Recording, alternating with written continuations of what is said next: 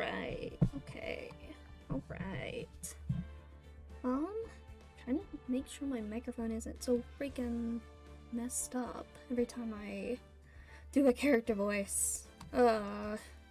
Maybe slightly down? I don't know. Because when I talk normally, it like gets too quiet. So let me go this way here for a minute.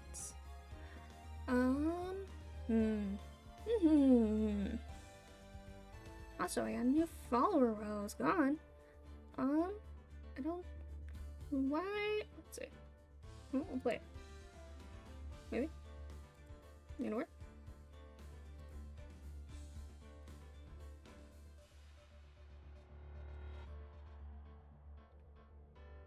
Oh, wait, is it not up on the screen? I don't know.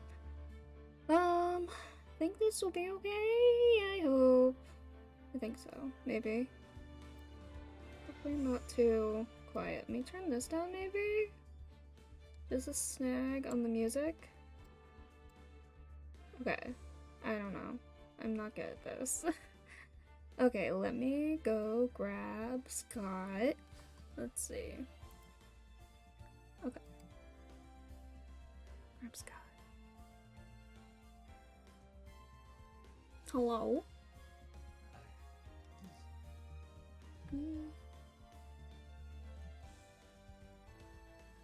Can you talk for a minute? Or say something?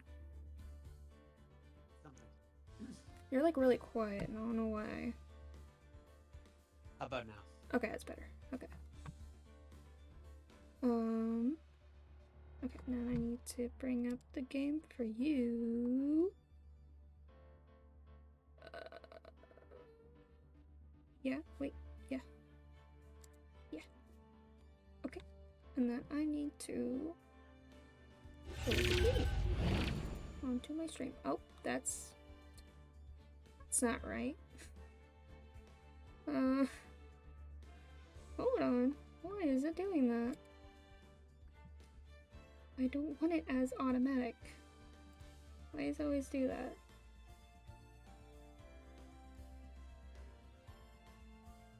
There we go. Weird. Okay. While I was gone, I think I got 2 new followers. Y7 is life and Dodger Dial. Interesting. There we go. It's like I know there's a way to make the alerts like replay again. And then do this one. There we go. Yay! 2 new followers. Okay. Last time we solved a murder for Mr. Powers, who was the Steel Samurai. That was fun. Yes, and then it went from we didn't think he did it to we think he probably did it because the timeline didn't add up to the picture or lack of a picture from our overzealous fan buddy proves that the Sneaky Samurai, or I'm sorry, the Steel Samurai lost. So that's why he didn't take the picture.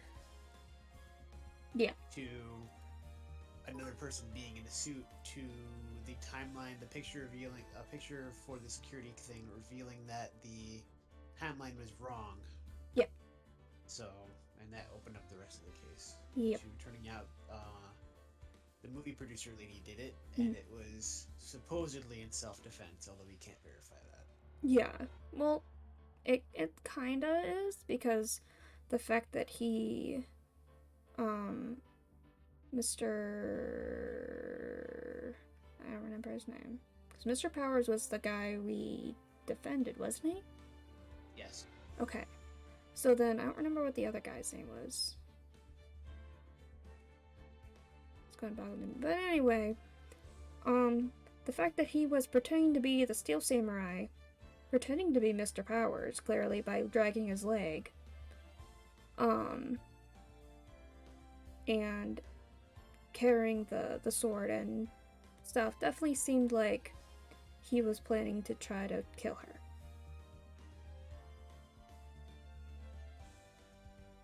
Yeah, I guess. Yeah, It looks it like it. definitely seems like it was a premeditated thing. Did we ever know why the dude wanted to kill her? Is because he was a washed up has been and who's playing second fiddle on a children's I think it had to TV do with show? the scandal that happened like 5 years ago, I think, of Okay. the accidental death of a co-star, That where was he his way of fell. getting revenge or something? Yeah, because I think the producer kind of held it over his head and kind of like messed up his whole career because she kind of kept him from being the star of the show and stuff afterwards. Um, yeah. So that was probably why. I don't remember exactly. I don't remember. But yeah, Mr. Powers, our client, was found not guilty. Hooray. Even Um, though at one point it looks like he was actually guilty and we were having doubts about him. oh yeah. But no, it's all good. We found out that the murder didn't even take place in the place where we thought it was originally, which was Studio One, because that's where the body was found.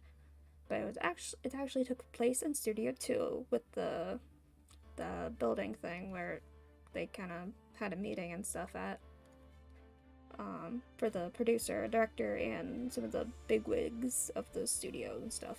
So, yeah, Fun. yeah, fun. But this case is the best. It's the best case. It's the best. It's the best. It's the best. Okay, It's so the that means we just play this absolute one. We don't play best. any of the other ones, right? No, we'll play the other ones, but this one's my favorite for so many reasons. No, you'll see. So, turnabout goodbyes. Day one investigation. We're gonna find out some suspicious activity, and you're gonna be pretty surprised, I think. Load? Yes, please.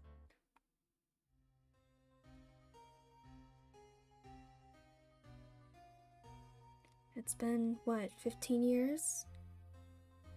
About that, yes. 15 years is a long time to wait.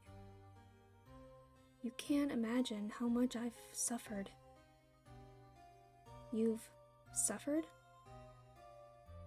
But now, the perfect opportunity has presented itself. At last, I shall have my revenge. Oh. Dong. What? Merry Christmas. Wow. Top 10 enemy betrayals. Oh.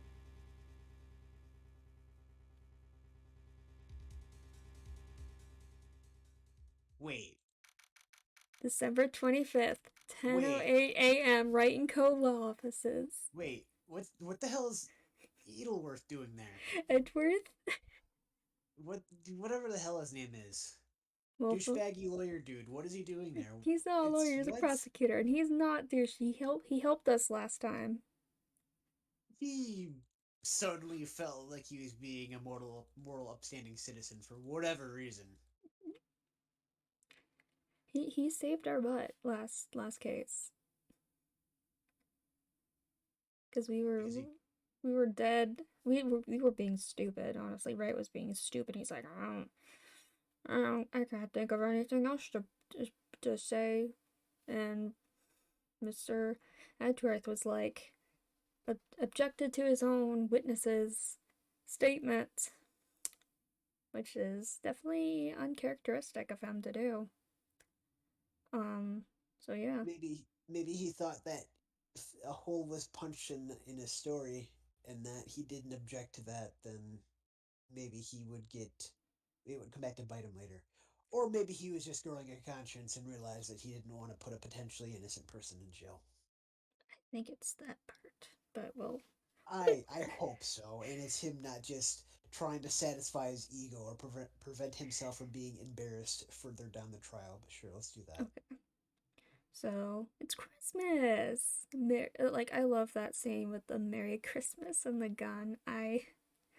Every year I post a picture with that and Merry Christmas.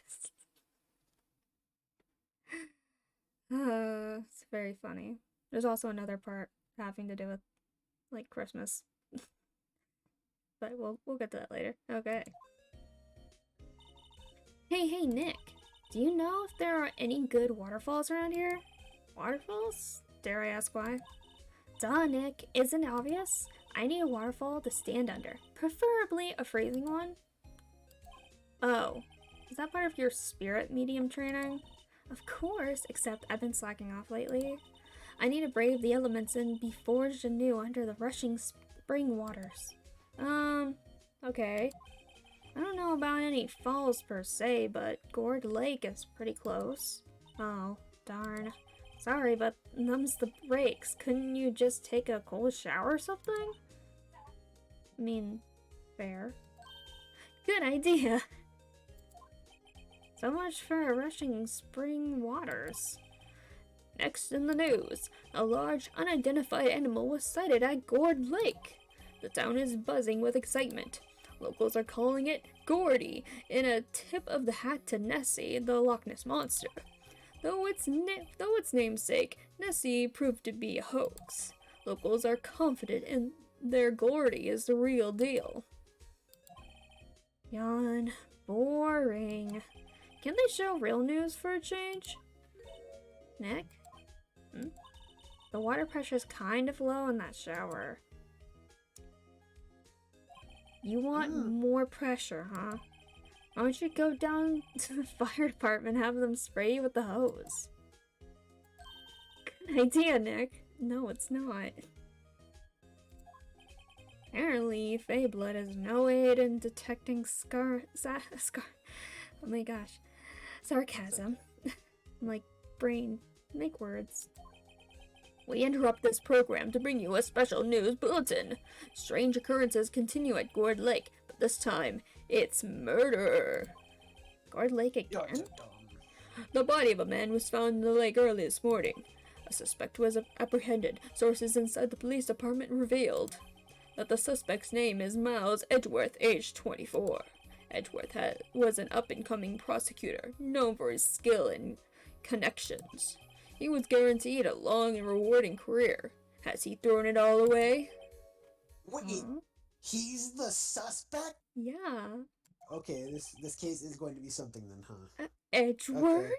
Okay, let's just throw the case so he's guilty. It's gonna be great. No, he's not. What's going on? Edgeworth would never do something like... Nick? Yipes, Maya. The fireman yelled at me when I called him. We've got bigger things to worry about than that. They arrested Edgeworth. What? You mean the prosecutor? Yeah, he's a suspect. In a murder. What? When? Where? Why? How? I don't know. Let's go find out, Nick. Alright, let's go to the... Oh, wait, no. Detention Center or... Detention Center first? Okay, well, the Detention Center first. December 25th, Detention Center Visitors Room. You know, Nick, we've all been in here one time or another, haven't we? Yeah, unfortunately. I guess it comes with the territory.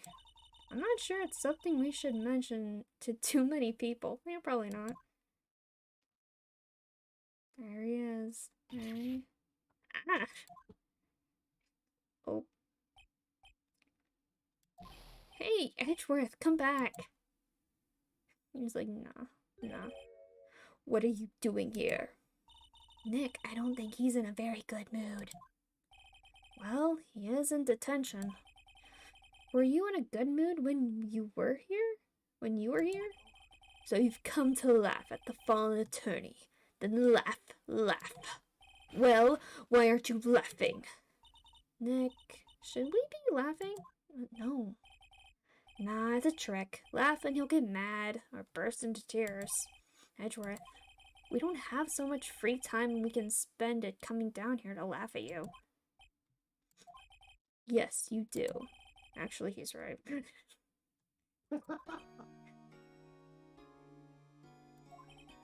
I hoped you wouldn't come. I didn't want you to see me. Not like this. I didn't want to see you like this either, believe me. Hey buddy, what happened? Edgeworth, tell me what happened. Why should I? What are you going to do about it? Duh, we're gonna help you, that's what. Help me? You. Don't be ridiculous. Sorry? You're a novice. You've only been in 3 trials. Hey! Sure, you got lucky in 1 all 3, but your luck's bound to run out someday. You need real skill, right? Experience. We've got something better than that. We've got main character armor, plot armor. Yeah, we got a ghost lady. Yeah, her too. Don't forget her. Nick, he's insulting you, Nick. Why am I the only one? Why am I always the one who has to get angry? Gourd Lake? The murder took place at Gourd Lake, correct? Yes, late last night. The lake is a long way away from your offices and the courthouse. Why were you down there? I see no need to tell you. Mr. Edgeworth, you didn't really... Gordy. Huh? I went to see Gordy. Gordy? What's that? I'll tell you later. Why won't Edgeworth talk to us? What do you think? Okay. So he's not gonna tell us much of anything. Let's head to the lake. December 25th, Gourd Lake Park entrance. This is where it happened? Yeah, Gourd Lake is in the middle of this park. I can see some police walking around in there. Questioning people, probably. Hey, isn't that Detective Gumshoe over there? Hell yeah. Well, pal, there's enough of us here. Anyone found anything? Sorry, sir, nothing. Idiot! The trial's tomorrow. We need clues on the double. But, sir, there weren't any clues. That's why we arrested the attorney, Mr. Edgeworth. It's clear, sir. He's the one who... Shut up! Just you try saying that again. I'll make you sorry if you do. Aw. He's working real hard to try to prove that Edgeworth didn't do it. Aw. So just get out of my face, pal. Yes, sir. Detective Gumshoe's kinda scary today. Recruits. Peh. Ah! Eek! Hey, you're that hairy guy. Hairy butts. No. No. We are not. We are not. Right. Phoenix Wright. Will he ever learn my name? No. Just what are you doing here, pal? Investigating? Huh? Well, yes, I suppose. Well, I'm here to help. Ask me anything you want. Bring it. He seems different than usual. Wonder what's up. Mr. Edgeworth hasn't actually asked us to defend him yet? Oh, you don't say. What happened, man? Detective Gumshoe? Do you know what happened here? You don't know, pal? No. Wow, okay. Mr. Head in the fluffy pink clouds lawyer? Head in the... Huh? Never mind, I'll tell ya. It happened last night about 15 minutes after midnight. There was a boat on Gourd Lake. In that boat were 2 men. One of those men shot the other with a pistol. And the shooter was Mr. Edgeworth? Cop who arrived on the scene arrested him. How did they get there so fast? Well, there was a witness. When their board came in, we raced to the lake. A witness? Edgeworth. You don't think Mr. Edgeworth is a murderer, do you? Absolutely not. It's impossible. I don't care if there's a witness either. I don't believe a lick of it. Right, who cares what the witness says? We actually do care about what the witnesses say. I care, yeah. You really believe in him, don't you, Detective? Of course I do. But the police are pretty sure he's the killer. Nobody's even really taken this investigation that seriously. Oh no. After all the help Mr. Edgeworth has been to us, hard to imagine that no one's standing up to take his side. Well, at least you are, Detective. At least you are. Alright, defense request. Do you know who will be Mr. Edgeworth's defense attorney in tomorrow's trial? He hasn't got one yet. What? The trial is tomorrow, isn't it? Well, I don't know the whole story, but apparently no one he's been talking to will take his case. Why not? Mr. Edgeworth won't tell me. When you guys showed up, I figured he'd ask you to defend him. Unfortunately not. Well, pal, then you got a job to do. Help out Mr. Edgeworth. Prove that badge you wear isn't just some fancy piece of metal. Prove it to me, pal. Show me you're an attorney. Okay, tell me about the witness. Who is this witness? Sorry, pal. That's confidential. Anyway, the witness saw everything, apparently. I'm sure they'll turn up at the trial tomorrow. Was there only that one witness? Yup, it was pretty cold out on the lake last night. And it was Christmas Eve after all. So we're being thorough. You never know when you're going to turn up another witness. That's why we're here today, checking things out. So far, we're coming up empty. Oh, it's Christmas today. I'd forgotten. What are you getting me for Christmas, Nick? Talk to Santa. Yeah, we don't have anything to show him, so let's go to the lake. Or no, we're going back to the detention center, I guess? Okay.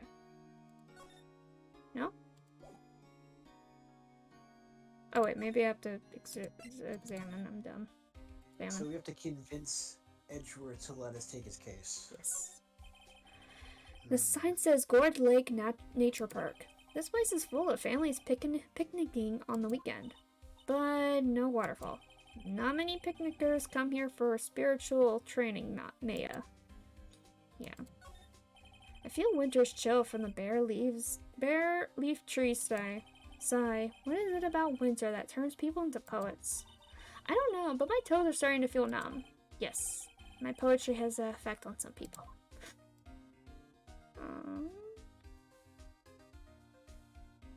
Can I? Okay. I think I know what I gotta do. I wasn't sure, but I think I literally have to show him my badge. Your attorney's badge, Edgeworth. Let me defend you. Ha ha ha. Good one, Wright. But I'm not that hard up. Not yet. What do you mean by that?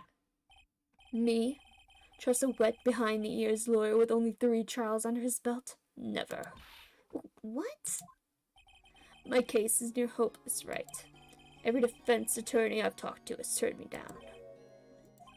Simply put, they were afraid they'd lose.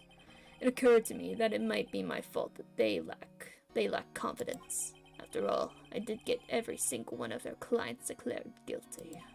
I don't believe it. Regardless, I don't want you involved in this. You in particular, I cannot ask to do this. Why not? Did you do it? It sounds, they told him that he would be declared guilty or they'd lose. When in reality, it just might be they hit him because he got all of their clients declared guilty. Yeah. So, yeah, no one's wanting to defend him because, He's kind of a jerk. Let's be real here. Well, you don't know which ones are actually innocent and guilty, but the fact that all of them were guilty is, yeah, not good. Such a suspect. You're telling me that there isn't a single person that he convicted of as innocent? It probably is, but there's also just the fact that it's bad reputation for the attorneys to constantly lose. Yeah, which goes back to what I was saying. they don't necessarily don't want to take his case because they think they lose. They just don't like the guy. Yeah. They dislike him, which Yeah. I don't really Which they blame them also, for. and also because they seem like the case is hopeless too. So it's I'm sure it doesn't help. a bit of A and B. Yeah. Edgeworth, this is really hard for me to ask, but you didn't do it right, right? Think what you will. I have only one request. Huh? Stay out of this case. Why? But Nick is trying to help you. I know that. But I don't want your help, okay? We're like kids with the cookies, right? Okay, if you tell us to stay out of something, we're just gonna want to go immediately beeline and go right into it, okay? Yeah. That's how we work. Well, why not? Look, just go away and leave me alone. Nick, Mr. Edgeworth did it, didn't he? Maya, don't go let's go investigate elsewhere. But, Nick... Oh, he left. Okay. Go back to the lake, I guess. Okay. Okay, defense request, I guess now? Is it true? No one will take Mr. Edgeworth's case? Yeah. He's a bit of a celebrity. If you defended him and lost, your reputation would be sure to suffer. What's more, the case against him is, well, it's pretty solid. Suppose it would be if they have a witness. Hey, pal, don't tell me you're gonna turn your back on him too. Remember the Steel Samurai case? Mr. Edgeworth helped you get your client declared innocent. Yeah, he did. Ooh. Yeah. I know. I went to Edgeworth. I tried. He really doesn't want us to represent him. Especially not us, he said. What? Well, that doesn't make any sense, pal. You should have heard him talking about you after the trial. He kept saying, right, over and over. Nick? I'm not sure that's a good sign. Neither am I. Why wouldn't he want your help? I don't get it. Detective Gumshoe, sir. What? Find something? No, sir. Not yet. But there was a call from the precinct. They want to hold an investigation briefing? Briefing? Right. I'm off. Oh. Sorry, Belle. I guess you heard. I gotta go. Any last things you want to ask me about before I head back? Yeah, autopsy report. Well, yes. Do you have any information on the victim? Nope. Sorry. They haven't worked up the autopsy report yet. I'm still waiting for it myself. Actually, say, if you get the time, drop by the precinct. We can talk more there, Belle. You're not coming back, Detective? Probably not, Belle. So what should we do if we have something to talk to you about? Alright, here, I'll show you how to get to the precinct. Come down and see me anytime. Directions to the police station received from Detective Gumshoe. Oh hey, Detective Gumshoe. What? We'd like to take a look around in the park. Can we walk around? Yeah, no problem, Belle. You got my permission. Cool. You know, Nick, I think there's something to be said for talking to people when they're busy. Yeah, they don't have time to think about not giving you information. Right? Now, let's get investigating. Alright. So now we can go to the beach of the lake. Yes. December 25th, Gourd Lake Public Beach. Wowzers, this is Gourd Lake? Yep. I'm not sure it warrants a wowzers, though. Probably not. But hey, look at that snack stand. Samurai dogs? I want a samurai dog, please. I bet they're great. With a name like Samurai Dog, how could they not be? They're a little behind the times, though. The kids are all into the Pink Princess now. I mean, like, you know? Nope. I don't know. I like how Maya is so trendy. She's super trendy. Hot dog stand. It's closed.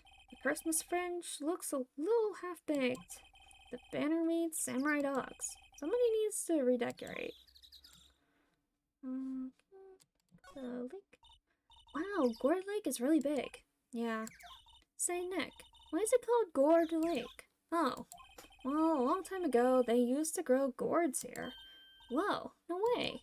I was sure it was because the lake looked like a gourd when viewed from above. You know, like an hourglass shape? Well, it is shaped like a gourd, actually, but that's just a coincidence. Oh, okay. Okay. Huh. Someone left some poppers here. You know, you pull the string, and it goes pop. Yeah, I know the ones. You see them a lot around New Year's. Hey, Nick, they might be a clue. Let's take them. Come on, admit it. You just want to pop them, right? Was it that obvious? Poppers. You take them. I suppose it couldn't hurt. Huh? Where'd they go? Into my pocket.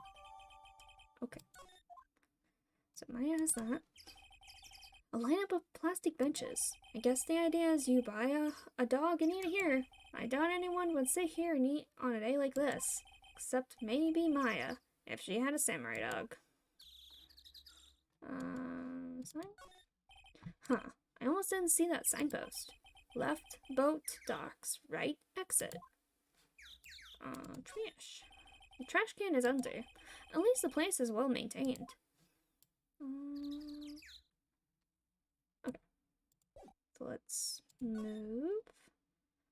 So there is the woods and the boat rental. Let's go to the woods first, I guess. December 25th, Gourd Lake Woods. I like it here, Nick. Look, someone's camping.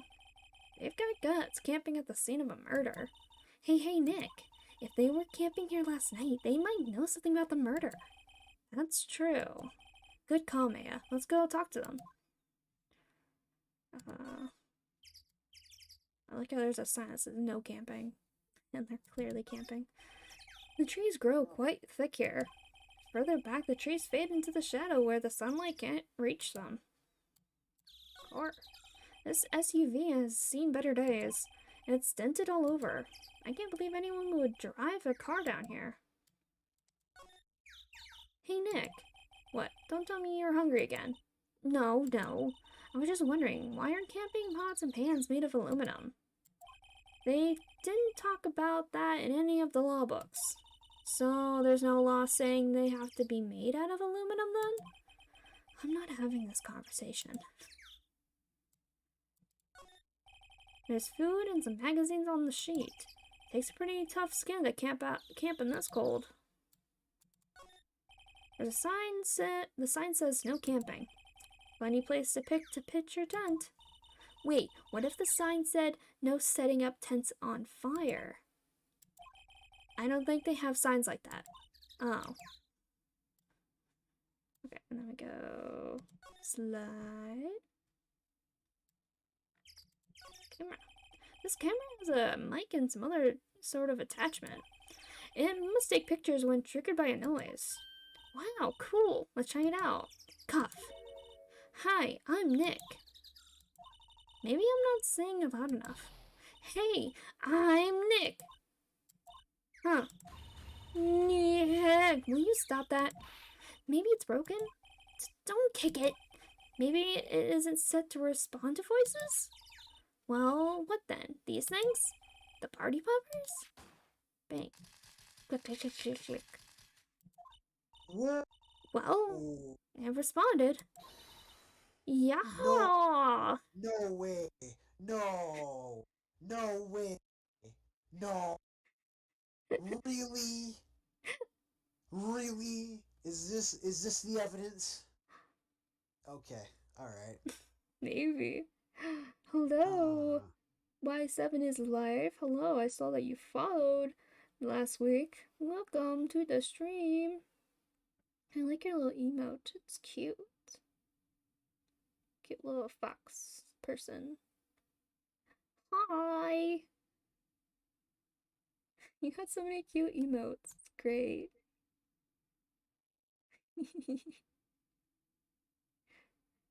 We're trying to prove that Edgeworth isn't a murderer.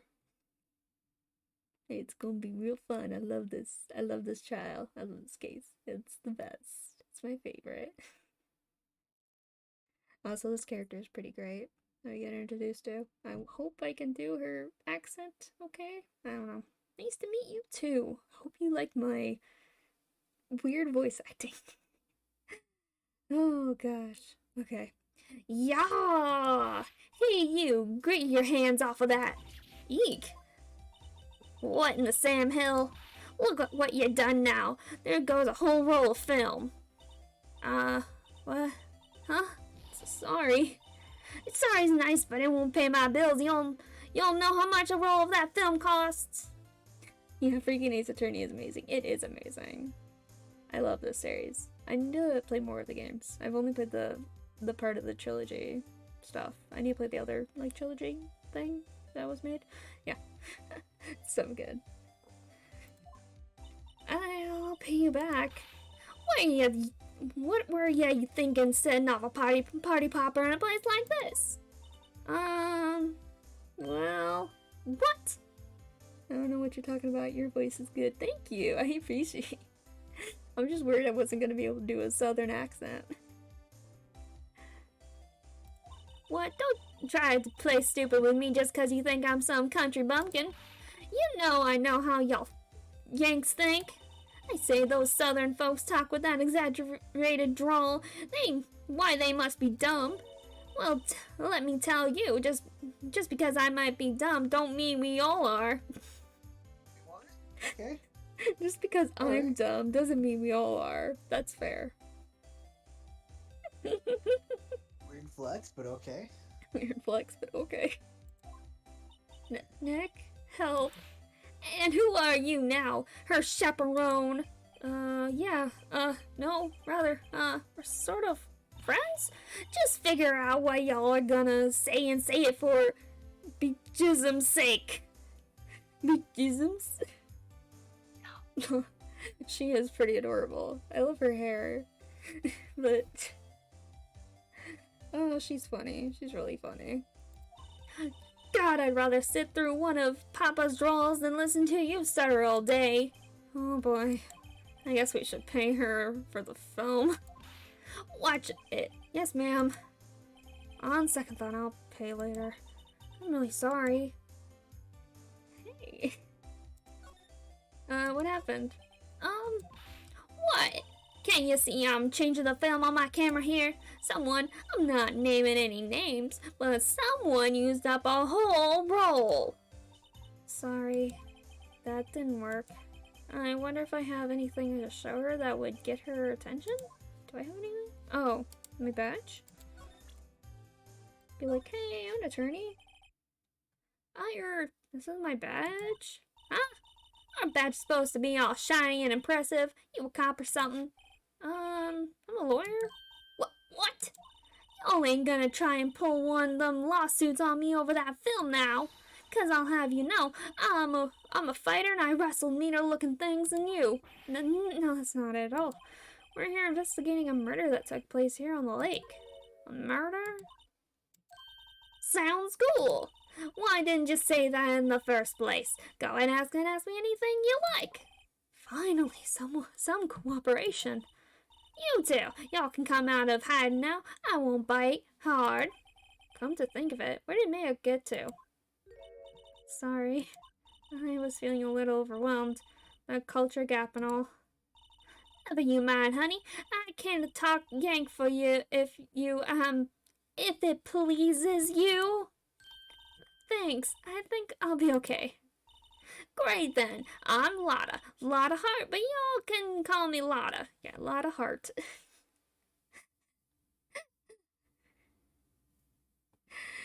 That is adorable, yeah. Matter of fact, yes, I'm suing you for the film, you dumb partner wasted. Right? She could sue us for tampering her with her, property. Even though there's a sign that says no camping and she's clearly camping. So... yeah. I'm here photographing meteor showers for a research project. Mighty pleased to meet ya. Okay. Now she's gonna talk to us. Yep. What happened? Oh yeah. When was that murder you said? Anyway, I ain't seen much television lately. It happened late in the night on Christmas Eve. That's so? Christmas Eve. A man on a boat was shot. Did you see anything? Well, let me see. A boat, you say? I reckon I might have seen one. Not sure, though. Y'all gotta remember I've been watching this here lake for a good 3 days now. I seen enough boats to choke a mule, and I don't remember which one I seen when. So what is it you do, Lotta? We lose a couple of bucks for film. Well, she has to do with the breaking the law. Yeah. Pay her for the film.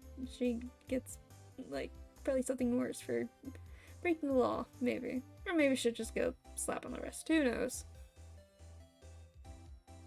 So what is it you do, Lotta? Me? Y'all don't really want to know that, do you? Actually, I'm a research student at Country U, right in the heart of the Heartland. Wow, neat. Nick, she's a research student at a university. Country U.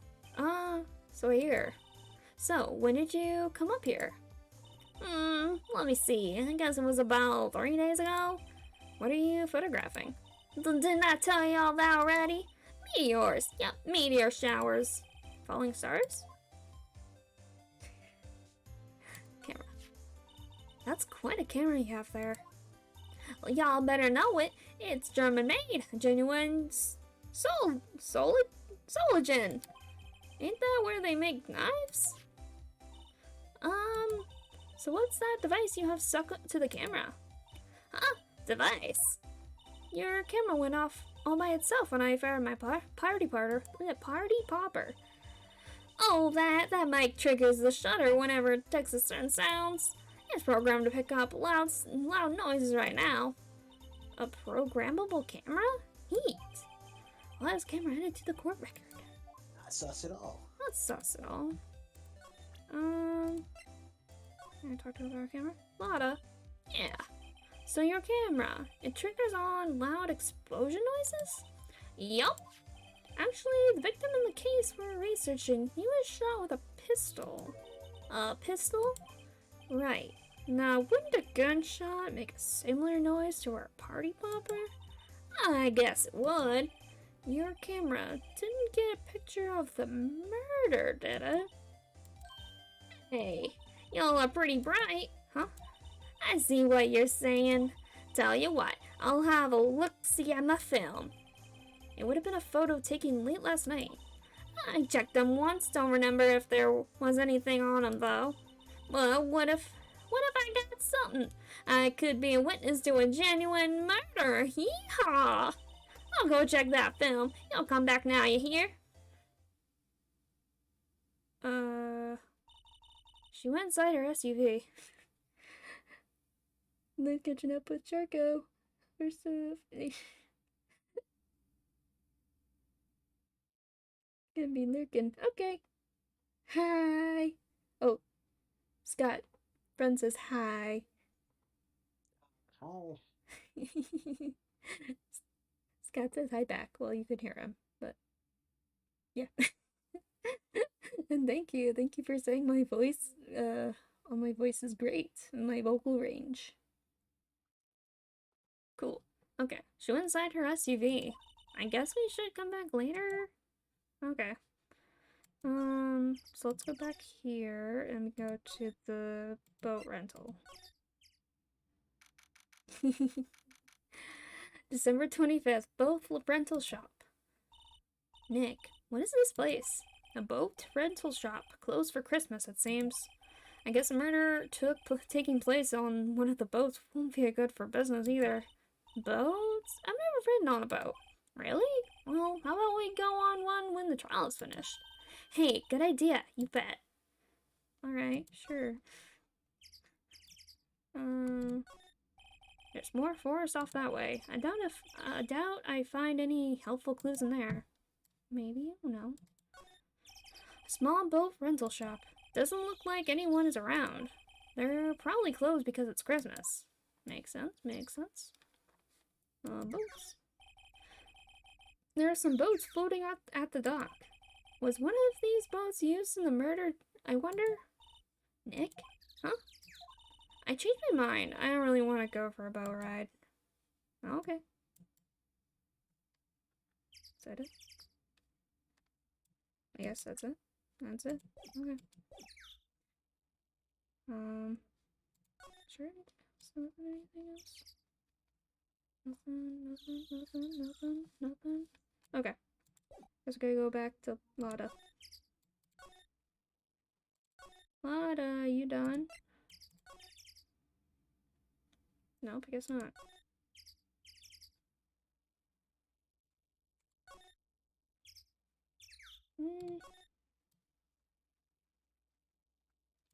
Okay, this camera's rigged to respond to noise, but it only responds to loud noises like a party popper.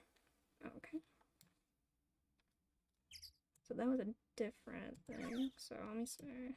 Any other newer? No, okay. Go back to the beach. See it around again. Make sure nothing's different. Nope, okay. So I think we gotta go to the precinct now. Yeah, we probably have to go see Gumshoe. Go see Gumshoe! The man, the myth, the legend, the Gumshoe. December 25th, Police Department, Criminal Affairs. I guess Detective Gumshoe is still in that meeting? Hey! Thanks for coming down, pal. Detective Gumshoe. We just finished the meeting, for better or for worse. I get the feeling we're in for some bad news.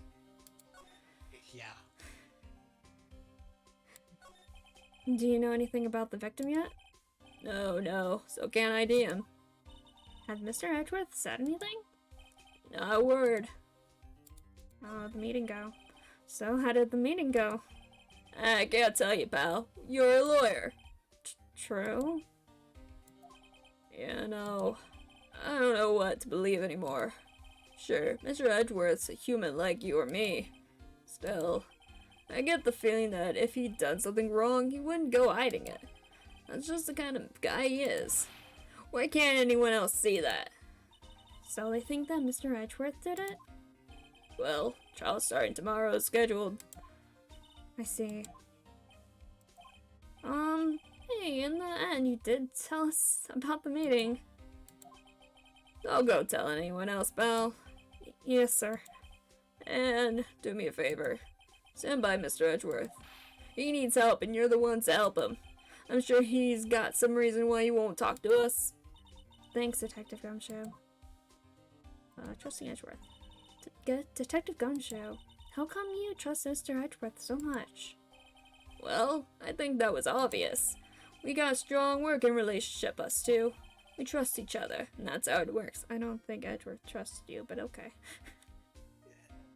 He relies on him, but I don't think it's because he has much choice. It's You- because he's the detective. But yeah. A working relationship? See, Mr. Edgeworth always gets his defendants declared guilty every time. Yeah, his methods might be a little extreme at times, but there's a reason. He trusts our investigations, see? He trusts us to get the right man. That's why I work extra hard, pal. We've got to earn that trust he places in us. I see.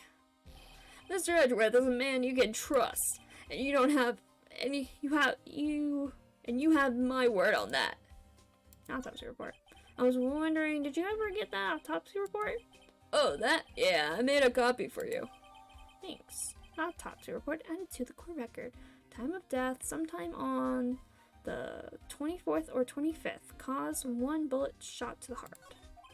Thank you. Nick? Huh? Can you show me that photo of the victim? That face. Someone you know? I don't know. I just have this feeling that I met him somewhere a long time ago. Alright. I think we can examine around because it's pretty. I think there's some funny stuff. These are the detectives' desks. There are computers and files on each one. Funny, they're a lot tidier than I expect. I guess the detectives don't spend a lot of time at their desks. Yeah, I think we can listen in to this guy. That must be one of the detectives. He's mumbling something to himself. Alright, hands against the wall, you. Don't even think about escaping. I got eyes in the back of my head. He must be doing image training for the rest. What's this little guy? Hey, is that the police department's mascot? That's the chief. That's the Blue Badger. It was my idea. I made it. It's my mascot. I see. How nice. I'll get him assigned mascot of the Criminal Affairs Department if it's the last thing I do. Good luck. This must be the chief of the detectives here. He's glued to his computer screen. Wah! Gord Lake! Gordy is cited. I don't believe it! Shouldn't you be reading something more important? Nah. It's fine. Poster. Poster of a female police officer. Wait, no. That's the latest Babes in Uniform calendar. My bad. How do I know that? Alright. We talked to him about this? Sorry. Okay. Well, I hope it helps you, pal. Thanks, detective. Okay, so nothing new with that. Okay. We talk to Edgeworth? Edgeworth? No, he's still gone. He doesn't want to talk to us. Okay, go back to Gord Lake. Go back to here. Back to the woods. Okay, she's done. December 25th, Gord Lake Woods. There she is. Hey, y'all. Lana. Wait a second. We got bingo. Bingo? My automatic camera took 2 pictures last night. Hey. This is them. Take a look. Wait. See, he's shooting them with that pistol. It looks like that, yes. But you can't really tell who that is shooting. Yeah, well, there was enough fog out there last night to strangle a bullfrog. But you know, seeing these photos reminded me of something. What? I saw the murder happen. I'm a witness. She's the witness. There she is. What? Are you serious? Of course. How do you forget? Never mind. Y'all reckon I should tell the cops? I guess so. It should. I reckon so. What's that? Don't y'all go trying to mock my accent. I'm a sensitive lady. Hey, so I'm off to talk to the cops. Y'all can have this photo. Later. Wait, Lotta. What? Can't y'all see I'm kinda busy? Tell us what you saw, too, please. Nice try, honey, but I wasn't born yesterday. I'm a witness, and that means I'm on the side of justice, and that means the cops. So I'd sooner eat the south side of a northbound skunk than tell you. Lotta. You're on the side of the cops, and the cops have never been wrong ever in the history of police work. Yeah, don't let it get to your skeevies, and don't let it get your skeevies in a bunch. Friends today, enemies tomorrow. Or was it the other way around? No matter. I'm gone. Hey, maybe they'll let me do some testifying. Hot darn! She left. Well, that's one more witness. What do we do now, Nick? Well, if she saw something, there's not much we can do about it. The question is, what exactly did she see? I guess we'll find out in the trial tomorrow. Well, she told us there were 2 photos, but of course she didn't show us the other photo, because of course not. Why would she? Looking at the camera again? Expensive looking camera faces the lake. Next to it is a large microphone and a blue plastic sheet. Looks like a computer is attached to the camera? Okay. Okay, let's go. Oh, now examine. Go back to the beach. Something else. Something. December 25th, Gordon Lake, public beach. Looks like the police have given up. They're interviewing. Hey! Nick, I think Santa's mad at you. Long time no see. Oh, I keep saying southern accent. Like, that's not... Nick, you know Santa? Wow, Nick. And Saint Nick? Hey, I see the connection. Don't be ridiculous. Dude, it's me. Larry? What are you doing here? Isn't it obvious? I'm working my day job. I sell samurai dogs. Want one? I get money for dates, you know? My girl, Candace, Cayenne deserves the best. Cayenne's another model, I hope. Oh, Cayenne's a fine woman, Nick. I keep doing southern accents now, I can't stop it. It was her idea that I wear this costume. She was all, you go, girlfriend, you know? She bought this costume for me. That's great, Larry. Wow, a Santa costume? She must be really nice. Whoa, cute! Nick, who's she? She's not my, what? No, she's not. Oh, I'm his partner, Maya Faye. I'm, the little sister. Sister? Wow, Nick, must be tough. Working 9 to 5, having to take care of a little sister. No, I'm not Nick's sister. I'm my older sister's little sister. Huh? Sounds great. Don't worry, Maya. He's not listening. What happened? Hey, Larry. There was a murder here last night.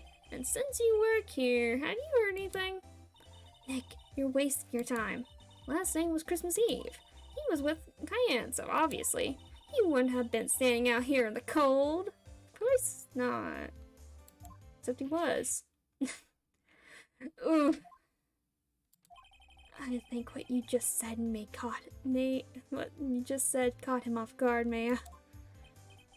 No, it's just Cayenne's not in town right now. She's in Hawaii on a photo shoot. She's a model. I know it. Well, anyway, there was a murder here on the lake. The trial's tomorrow. Ah, neat. The defendant is Edgeworth. Miles Edgeworth. Nick? Why would Larry know Edgeworth? Whoa, Nick! You don't mean that Miles Edgeworth? Old Yes. Edgy? Yeah, he's a murder suspect. Whoa, murder? Huh? You know Mr. Edgeworth, Larry? Yeah, of course. Edgy was in the same class as us in grade school. What? That's how they knew each other before. Let's talk about samurai dogs. Tell me about the dogs. Oh, you mean the samurai dogs? Why are they samurai dogs? I mean, they kind of look gourd shaped. Oh, well, originally they were gourd dogs. You know, like gourd dogs. Ouch. The samurai thing was Cayenne's idea. Oh, she's my woman, you know? She was all, change the name and you go, girlfriend. She made me that banner. Man, the kids can't get enough of those samurai dogs. Something about that just seems wrong. Oh, guess what? We're getting a ton of customers here at the lake with the big news. The big news? Yeah, Gordy. Gordy? Okay, talk about Edgeworth. So, Mr. Edgeworth was your classmate, Larry? Yeah, Nick, him and I used to hang out all the time. Wow, I never knew. Don't get me wrong, he's always been kind of a stick in the mud. Sunning all the time, trying to be like father. So, like his father? Yeah, Edgy's pop was a famous detective lawyer back in the day. Wow. Wait, you said defense lawyer? Yeah. Wait a second. But Mr. Edgeworth is a prosecuting attorney. What? Edgy's got a proboscis on his knee? No, he's a prosecuting attorney. That's like the total opposite of a defense lawyer. yes. Huh. I'll figure. He always used to talk about defending the weak who were unable to defend themselves. And he used to go on and on about man's duty to society and all that. What a bore. I wonder what changed his mind, though. Do you know, Nick? Nick? What's Gordy? You mean you don't know? It's here in this very lake, a giant mysterious monster, Gordy! Monster? Yeah. Check it out. This is an article from yesterday's newspaper. There's a photo. Wow, it's really real. There it is. Nick, a monster, a real monster. I like how the A is like very, like, stands out a lot. Anyway. It's the only letter from the paragraph you can actually read. Yeah. Yeah, it's probably just a log or something, right? Hey, there's a quote here from the person who took the photo. What's this? I set the camera to automatic, and when we got into the frame, I heard a loud bang, like an explosion, followed by the sound of something slipping into the water. I wish I could have seen it. Why would there be a sound like an explosion? Larry, can I borrow this article from you? Sure, no problem. That'd be $1 million. 1 million? Grow up, Larry. Okay. Don't think this will... What is that? It's a camera. You take pictures with it. Huh. Okay. Larry, you mean you don't know what a camera is? Of course I know. Hey, you're looking at a bona fide junior high graduate. Oh boy. I was talking about the weird contraption on the camera. Oh, that. Well, it's hard to explain. Just forget about it. Well, don't go showing me it then. Jeez. Okay. Probably not. Anything? Hey, Larry, you know this guy? Who's this? I don't know. That's why I asked you. Who's this, Maya? Well... Oh, wait. Maya said she had seen him before, didn't she? What's this? You know, my eyes have been getting pretty bad lately, Nick. Actually, the photo's blurry, Larry. It was taken last night. Last night? Okay. So don't think Larry has anything else for me. I'll try the boat rental. Nope, nothing at the boat rental. Okay, let's go back here. Let's go check the entrance. Okay, nothing at the entrance. Let's go, I think we go back here. Yeah, talk to her. What is it? Oh, nothing. Just something's been bothering me. Could you show me the autopsy report once more? Hey, I remember now. This guy. He's a lawyer that was at that office Maya worked at. I met him once when I went there to hang out with Sis. That office? Wait, you mean Grossberg's office? Right, that guy. That was the last name I expected to come up. Maybe I should go talk to him for old time's sake. Alright, gotta go to Grossberg. December 25th, Grossberg Law Offices. Ahem. How that old familiar clearing of the throat. Aha, you're Maya's something, are you not? I was her understudy, yes, Mr. Phoenix Wright. I knew you're Mia's something too, are you not? Her little sister, yes. You've grown. You've come to look a lot like your sister, you know? It takes me back. Ah, the days of my youth. Like the scent of fresh lemon. You see? Mr. Grossberg, sir? Yes, I beg your pardon. Of course you came here to discuss something. What is it then? Something the matter? Yeah, Edgeworth is in jail. There was a murder last night.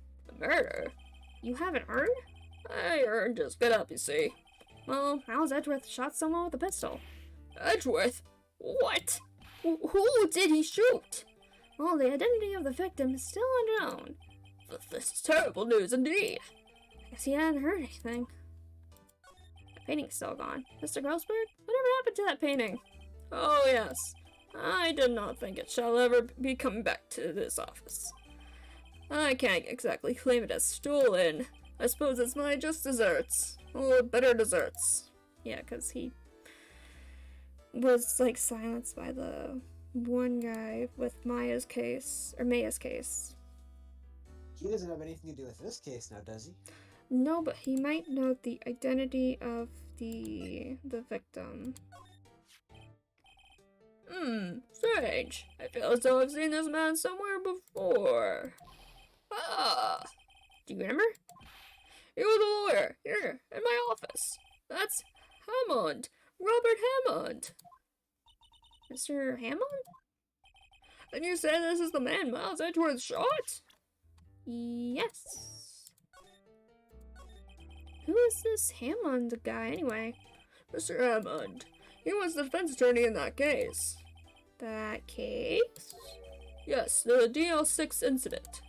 DL6? Why does that sound so familiar? Because I think we found a file on Mr. Grossberg's table. Or, yeah, on his table or I don't know.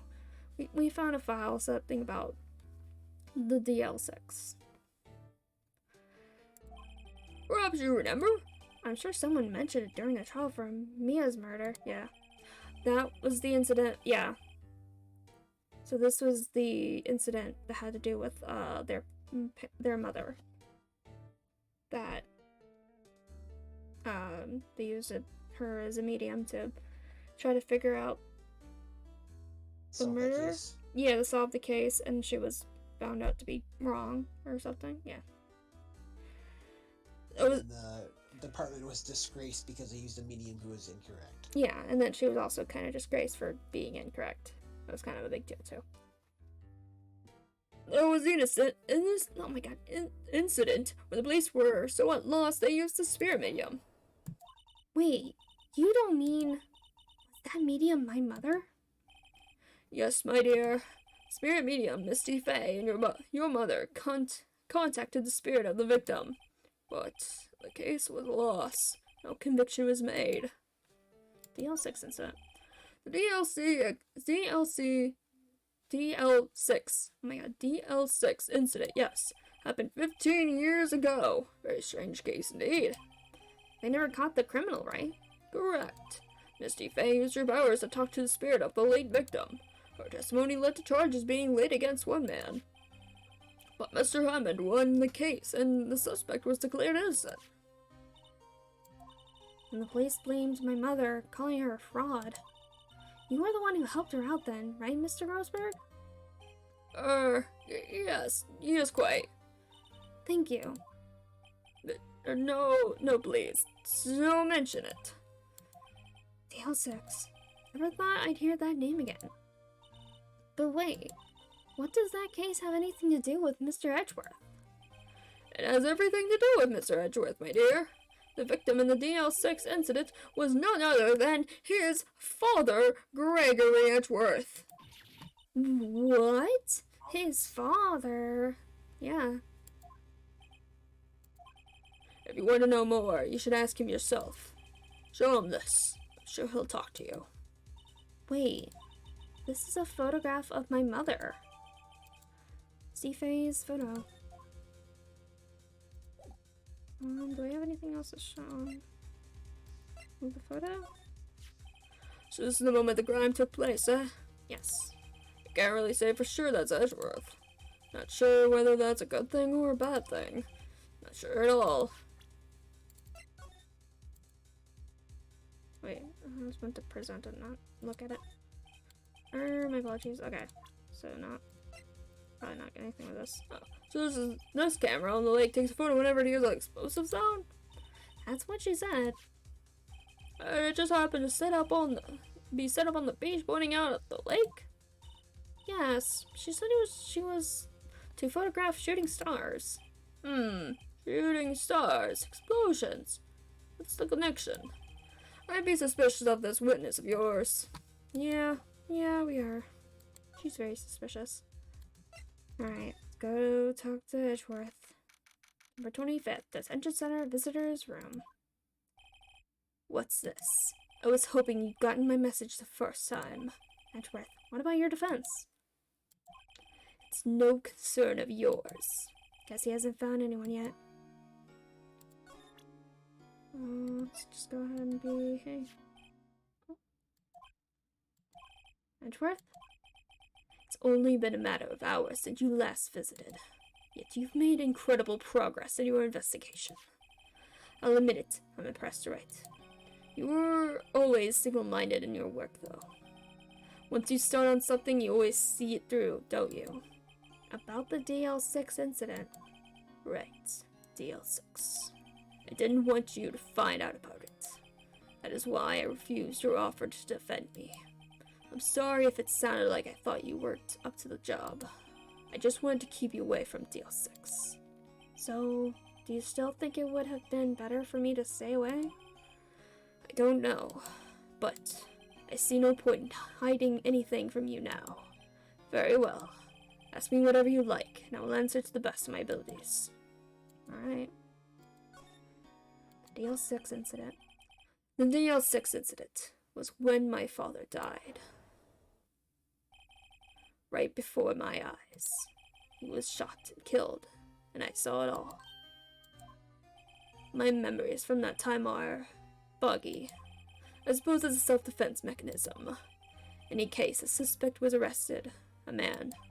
It's pretty clear he was the only one who could have killed my father. The spirit medium they used to talk to my late father said the same thing. It was an attorney by the name of Robert Hammond that cleared the suspect's name. And Hammond is the victim in the Gourd Lake murder? Correct. That spirit medium, that was my mom. What? You mean you're... Strange. I thought that terrible incident was about to end, and now, this. About to end? The DL6 incident happened 15 years ago. 15 years ago, on December 28th. December 28th? The statute of limitations on the case runs out in 3 days. What? Nick, what does that mean? When a case's statute of limitations runs out, legally the case never happened. 3 days from now, DL6 will be closed. Forever. Suspect. What happened to the suspect? The one who got off innocent? I don't know. He disappeared from public view. Nobody knows where to. Ugh. If he's still alive, he'd be about 50 years old now. I guess I can understand why he'd go into hiding. It'd be hard to live a normal life after being a murder suspect in such a big case. Father. Okay, here's a question. Yes. If it's in this world, if there's a murder, the statute of limitations is 30 years, 50 years, something like that? 15 years. 15 years. I thought, so in this country or world or whatever, there is a statute of limitations on murder. Yes. Here's a question. Was Edgeworth considering filing charges in this case? Well, they didn't have a different suspect. Okay. That was the thing. Because I thought that maybe if some conspiracies going on here, that what was happening was Edgeworth was going to file charges, and before he could do that, he was framed for this to prevent him from being able to file charges. Does that make sense? Until the deadline for the statute of limitations is up. Yeah, I get ya. Possibly. I won't say exactly, for sure for you. But we'll get to more of that stuff. I think we're gonna go into our first day at trial soon, I think. But we'll be finding a lot more information, and it's gonna get even crazier at the trial. So, was your father a lawyer? He was. Gregory Edgeworth. He was quite famous at the time, apparently. So, you were sort of trying to follow in his footsteps? I'd rather not talk about it. Okay. We're giving him some stuff. What's that? I'm not in the mood. Okay. Okay. I'm sorry. I can't think of anything I want to say about that. Okay? Who would have thought there'd be a photo? Edgeworth, did you shoot him? What do you think, Wright? I don't think you're the kind to point a gun at anyone, no. So you didn't shoot him? No, I didn't. It wasn't me. Right. It pains me to ask you this now. I know, you want us to defend you? Yes. Will you? Of course we won't. No, we won't. Get wrecked, Edgeworth. No, we will. We will. Who could have guessed this day would come? Not me. Phoenix is gloating a little bit, huh? A little bit. This is my chance to finally pay you back. Pay him back? Pay me back? For what? I don't remember ever doing anything for you. Never mind. I guess you don't really need to know. My letter of request. Please give it to Detective Gumshoe. Request. Well, I guess we should. What's that? Earthquake? Nick, it's a big one. Whoa, it's calming down. Phew, that was scary. Huh? Where's Edgeworth? There. He's on the floor in a ball, shivering. I guess he doesn't do so well with earthquakes. I've heard of running, but curling up in a ball? Well, I guess we're done. Mr. Edgeworth doesn't seem like he's going to stand up anytime soon.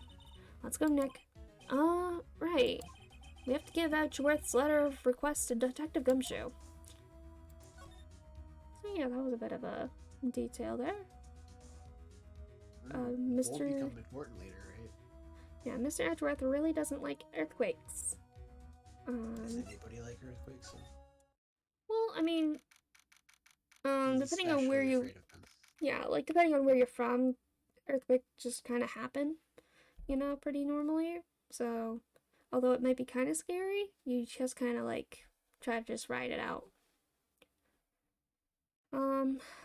December 25th, Police Department, Criminal Affairs.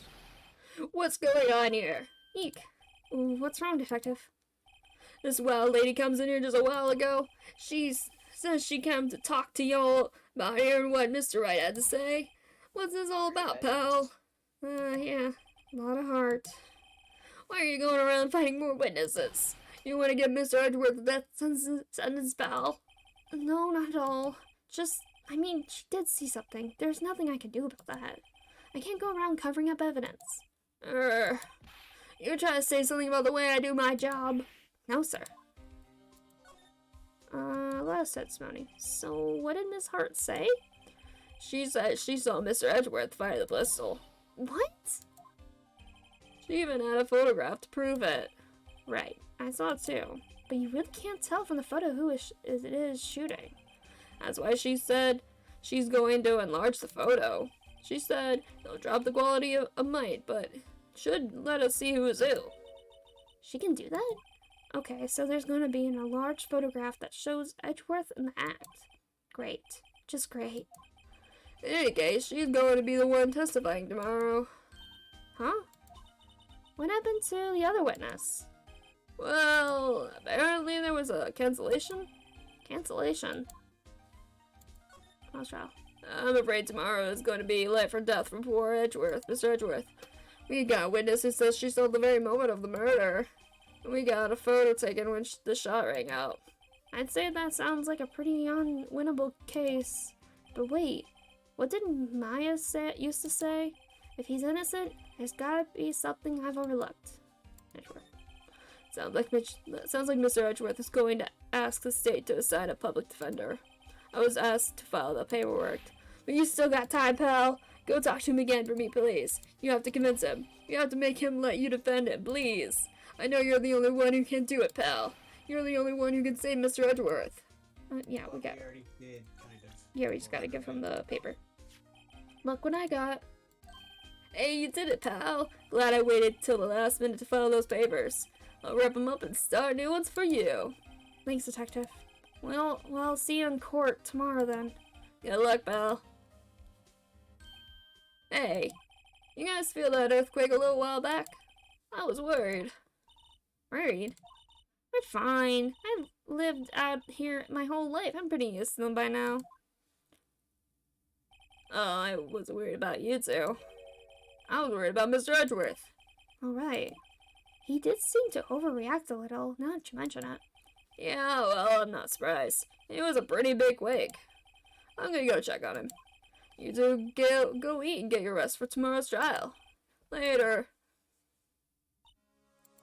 I wonder what it is with Mr. Edgeworth and earthquakes. I wonder. He was never that scared of them when he was in school. Yeah, so it seems like it's a pretty common thing in this area for earthquakes. Then again, I only really got to know him in 4th grade. He transferred to another school after that. I wonder what happened to Edgeworth. To be continued. Time for the trial. Our first day of the trial, at least. Save your progress. Yes, please. I would like to save. Let's go save Edgeworth. December 26th, 9:44 a.m. District Court, Defendant Lobby number 2. Karma. Karma? That's right. Manfred von Karma. That's his name. I couldn't remember his name. I was thinking about this earlier. That's right. Manfred von Karma. He's the best prosecutor there is. He hasn't lost a case in his 40-year career. He is a god of prosecution, right? God. Not a single case? He'll do anything to get a guilty verdict. Anything.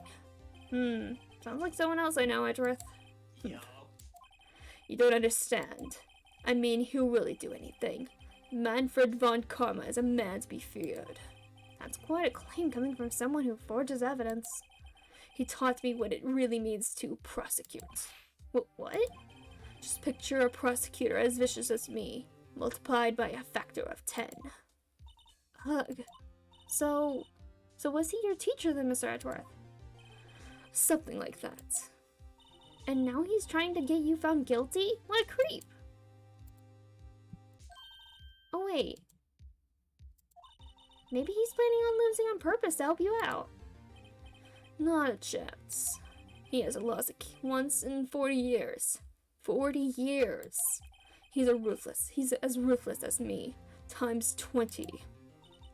That's pretty ruthless. That is ruthless. Like I said, he's a god among prosecutors. I guess that's something like Maya was to me. Speaking of Maya, Maya, huh? We could really be using Maya's help right now, don't you think? No, I can't. Sorry, I really tried, but I couldn't reach. You couldn't reach? I think it's because I haven't been training. My powers are weak again. Man, what bad timing. I'm really sorry. I'll try my best. Hope so. What are you whispering about? Yeah, don't tell him. Don't tell him we're trying to summon a spirit. She's psycho. I mean psychic. She will know because that has to do with the whole DL6 incident. Oh yeah, true. So yeah, maybe don't bring it up. Yeah, he won't. Oh, it's nothing. Well, it's time. Let's head in. Alright, let's go. December 26th, 10 a.m. District Court. Courtroom number 3. Court is now in session for the trial of Mr. Miles Edgeworth. Defense is ready, Your Honor. Mr. Von Karma, is the prosecution ready? Fool. You seriously think that I would stand here where I'm not completely prepared? Right, my apologies. He's even got the judge scared. Very well, your opening statement, please. Decisive evidence.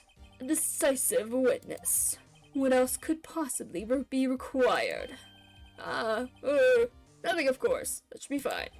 The prosecution may call its first witness. What's with this guy? Is he royalty or something? How am I supposed to... Yeah, how am I supposed to fight against this? I call it a detective in charge of this case, Detective Dick Gumshoe. Okay, Gumshoe's first. Let's see how this goes. There he is. Here's our boy. Describe the incident, now. Yes, sir. Detective Gumshoe looks nervous. Please take a look at the map. Murder happened late Christmas Eve around midnight. There was one boat in the very middle of the lake.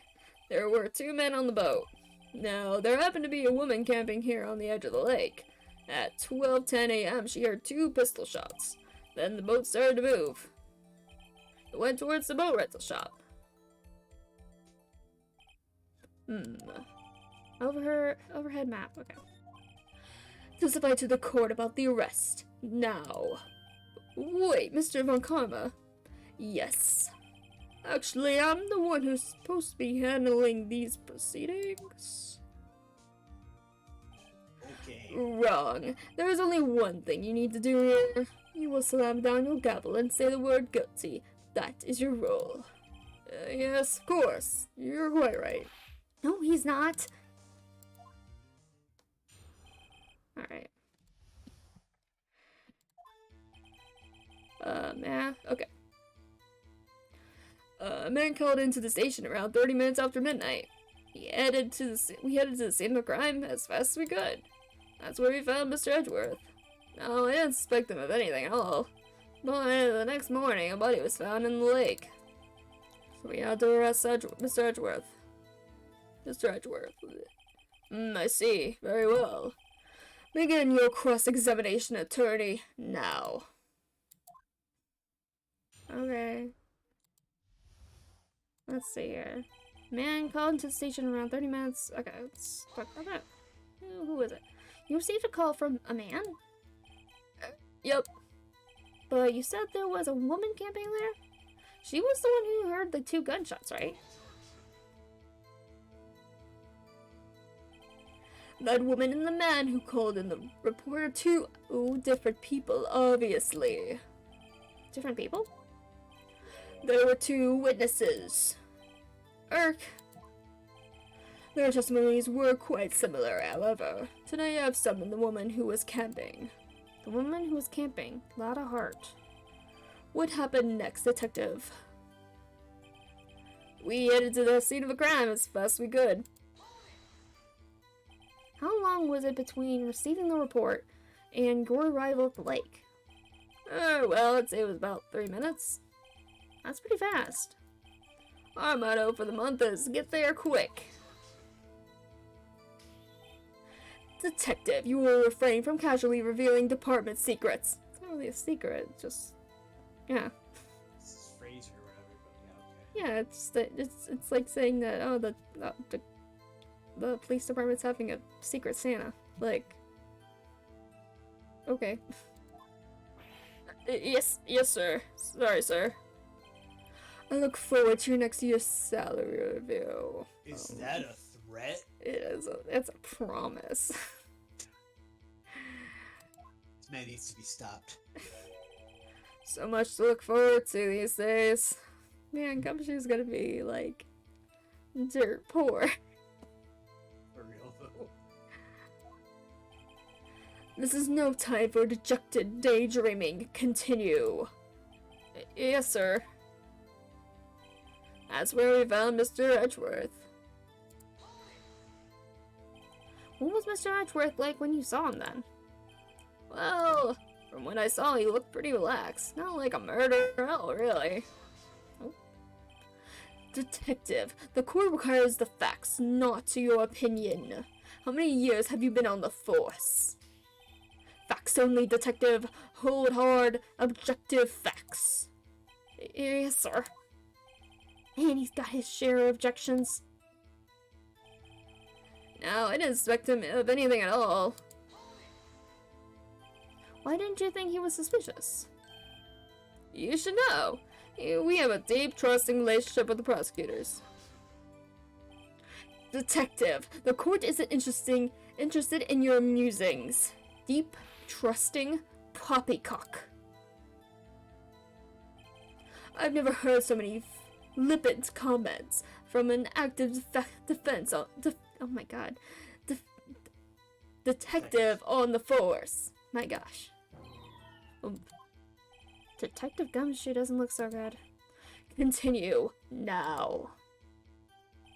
The next morning, a body was found in the lake.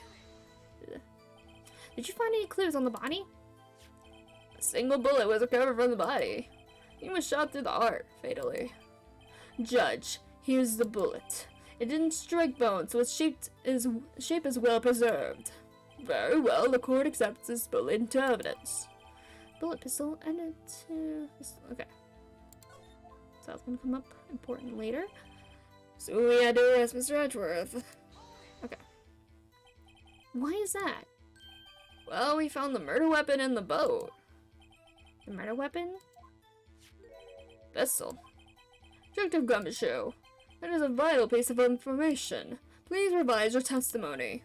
Right. Sorry, Your Honor. Okay. Murder weapons found in the boat. That was decisive evidence. Okay. What about the pistol made it decisive evidence? Tisk, tisk, tisk. Heck, he has the same evil laugh as Edgeworth. There were fingerprints on the pistol found in the boat. There were clear prints from Mr. Edgeworth's right hand. What? Order, order. So Mr. Edgeworth's fingerprints were found on the murder weapon? Yes, Your Honor. Judge, this is the weapon in question. Accepted into evidence. So that's the court record. Members of the court, we now have the pistol used in the murder and the bullet found in the body. Detective. Yes, sir. Was the bullet found in the body fired from this pistol? Yes, the ballistic markings on the bullet matched the pistol. Hey, Nick. What does he mean, ballistic markings? Shocking. To imagine someone here does not know something as basic as ballistic markings. Nick, he's glaring at me. Tisk. Very well, I'll explain. Actually, Judge, you do it. Huh? Me? Ballistic markings are like the fingerprints of a gun. The barrel leaves distinctive marks on each bullet it fires. You can examine these ballistic fingerprints to see which gun fired the shot. It's quite accurate. Indeed. This leads to one inevitable conclusion. The bullet found in the victim's heart was without a doubt fired from this pistol. This pistol which, as you may recall, was covered with the defendant's own fingerprints. Ooh. Order! Order! This is bad. This makes it look like Edgeworth did it. Well, Judge, I'd say it's almost decisive, yes. Honestly, I could declare a verdict at this point. However,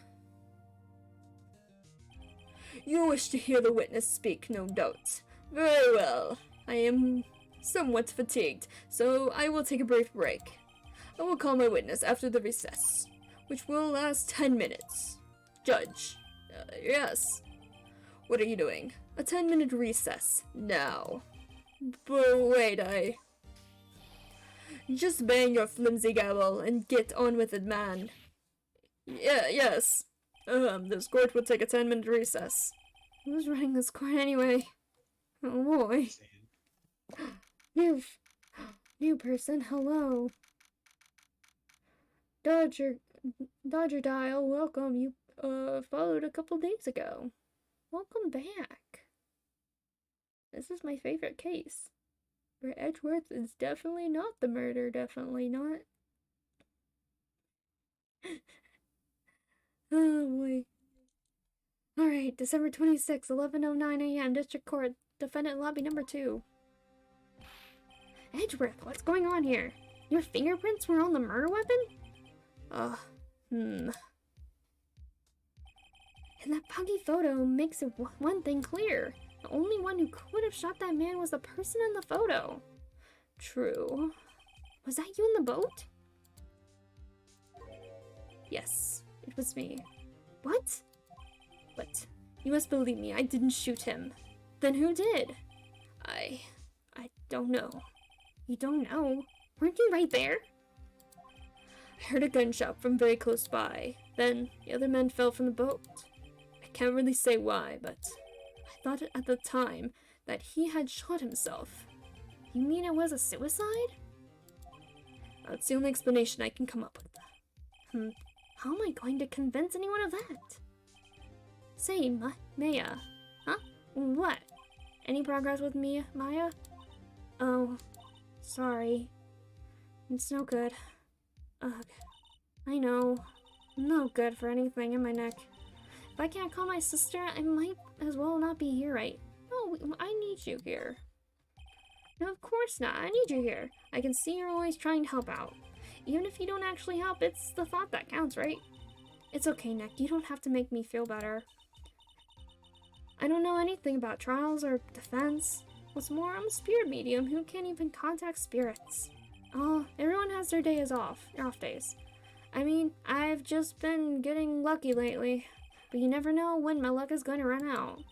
Really? Right.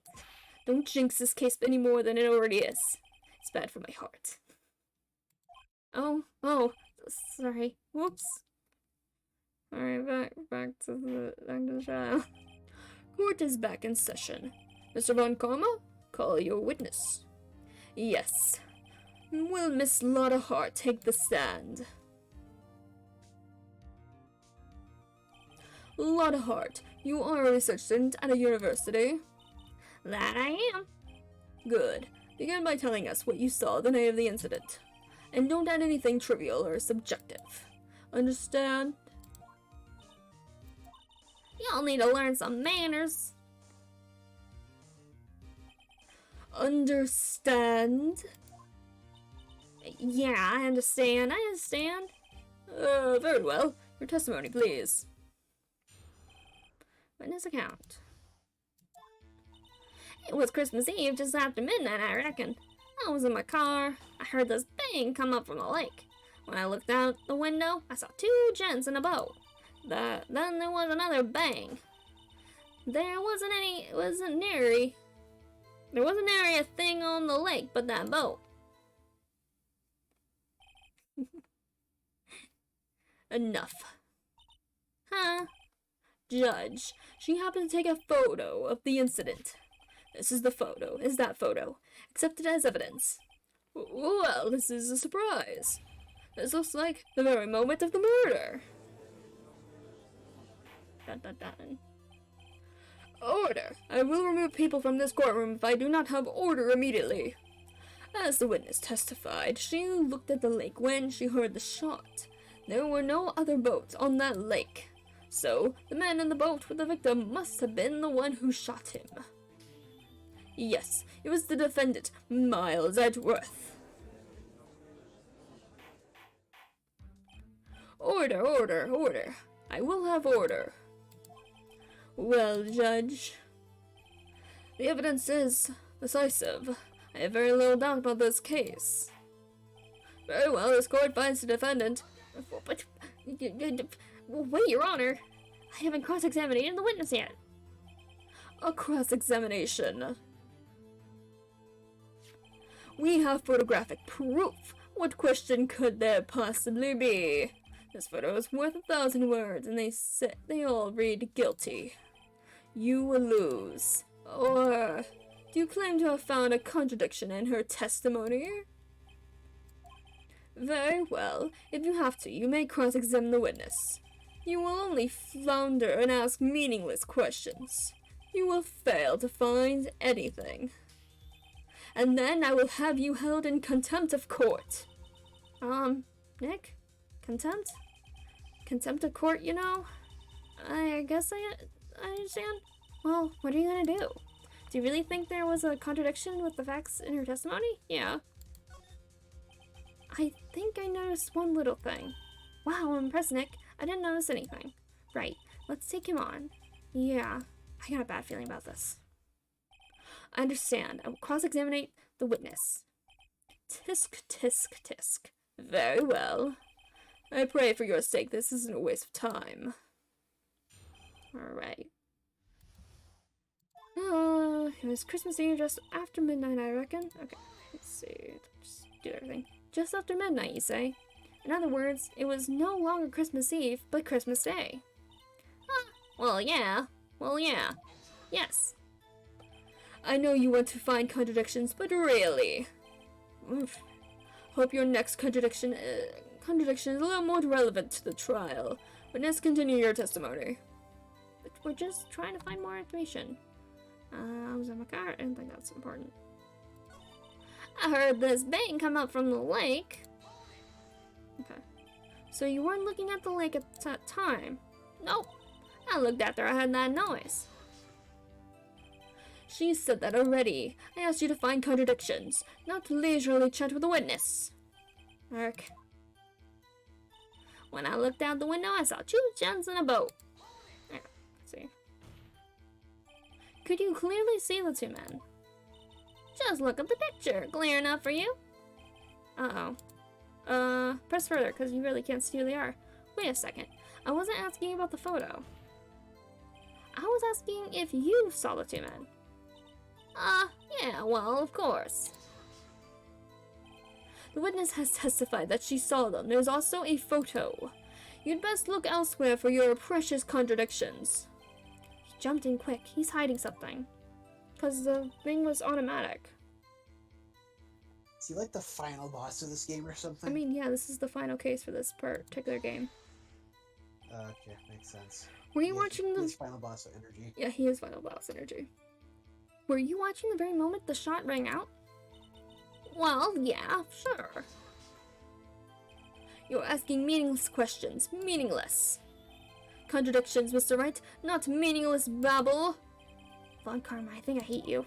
He's trying to keep me from talking to the witness. To what end? There was an area thing on the boat, on the lake, but the boat. But that boat. I think it has to do with that we only found one bullet. But we heard two. But there was 2 shots. Yeah. Yeah? No? No, I was wrong. Dang it. Witness statement is clearly false. Okay. Fuck. Fortunately, I'm not paying okay, must be on a wrong check. Okay. Another thing. I looked at the fingers at Chi-Chen's and about, I guess maybe show the photo. No?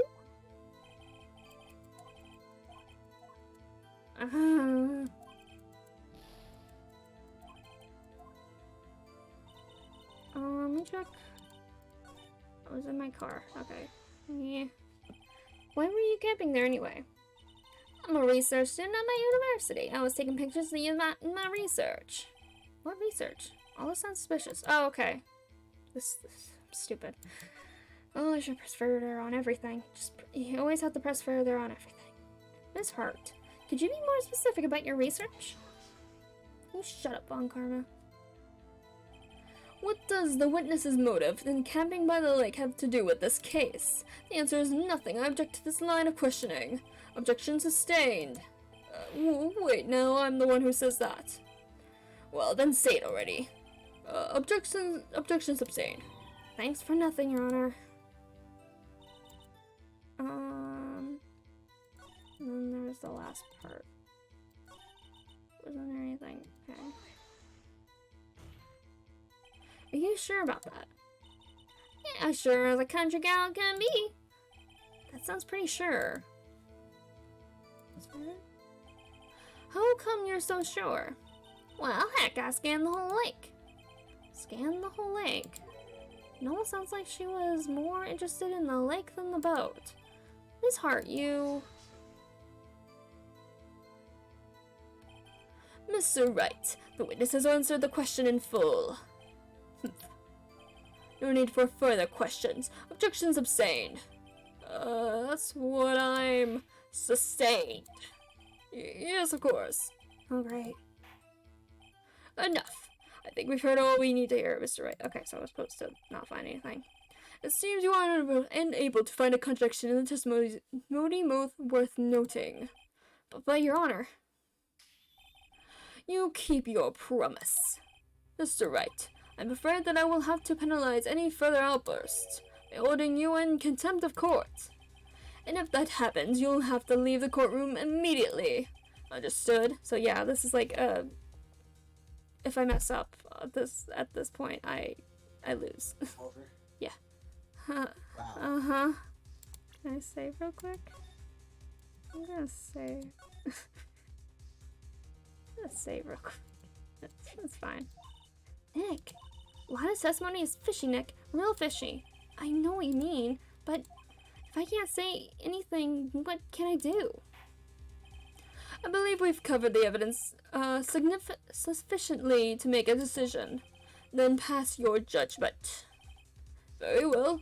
Mr. Miles Edgeworth, please take the stand. Hold it.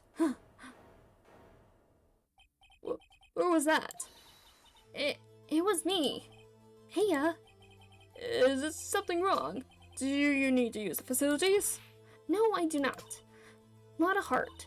Your testimony stinks. It's unclear whether you are actually looking at the lake. It's highly doubtful that you actually saw Mr. Edgeworth. Tell us the truth. Naya, to save the day. Yes. This is a matter of life or death. Lotta, did you really clearly see Mr. Edgeworth that night? Did you see him fire that pistol? You will stand down. The court does not acknowledge the defense's outburst. Answer me, Lotta. What's the big deal treating me like some kind of criminal? I saw him, I swear I saw Edgeworth. Enough, Judge. Declare the defense in contempt of court. Yes, of course. I'm sorry, but you were warned. Guard, escort Mr. Wright out of the courtroom. He is in contempt of court. He must leave. No. No. Wait. I was the one who made the outburst, Your Honor. Nick is innocent. Huh. What's the difference? Okay. Thank you. Thank you, Y7 is life. Thank you for hanging out. You have a good night. Thank you for coming to the stream. Come back next week for more Ace Attorney. Hooray! What's the difference? All that remains is for the guilty verdict to be declared. Isn't that right, Mr. Phoenix Wright? Wrong. Wrong. Wrong. What? Did you hear what Miss Hart just said? She said she clearly saw Mr. Edgeworth. That was not in the testimony. That changes her testimony, and I have a right to cross-examine her again. Oh, she... Thank you. Order, order, order, order, order, order. You're in contempt of court. It's too late for wild claims. Judge, sustain my objection.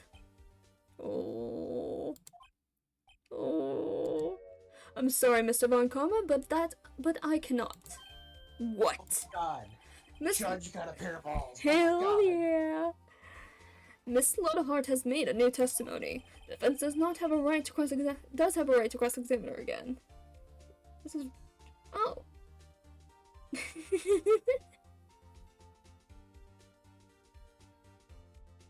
Wait, what do you mean?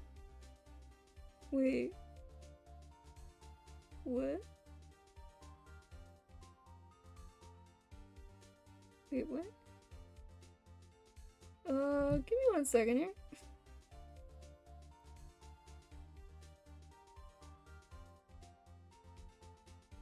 Wait.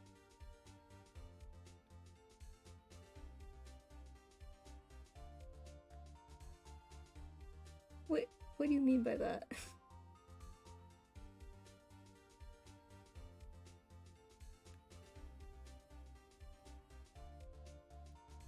What do you mean? What? Hold on. Like, wait a second. What? Oh.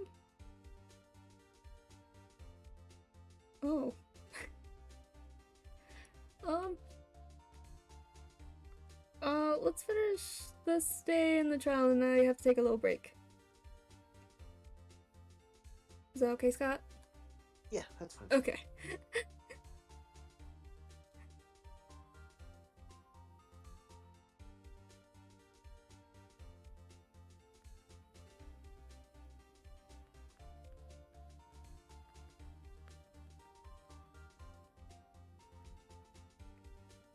Okay.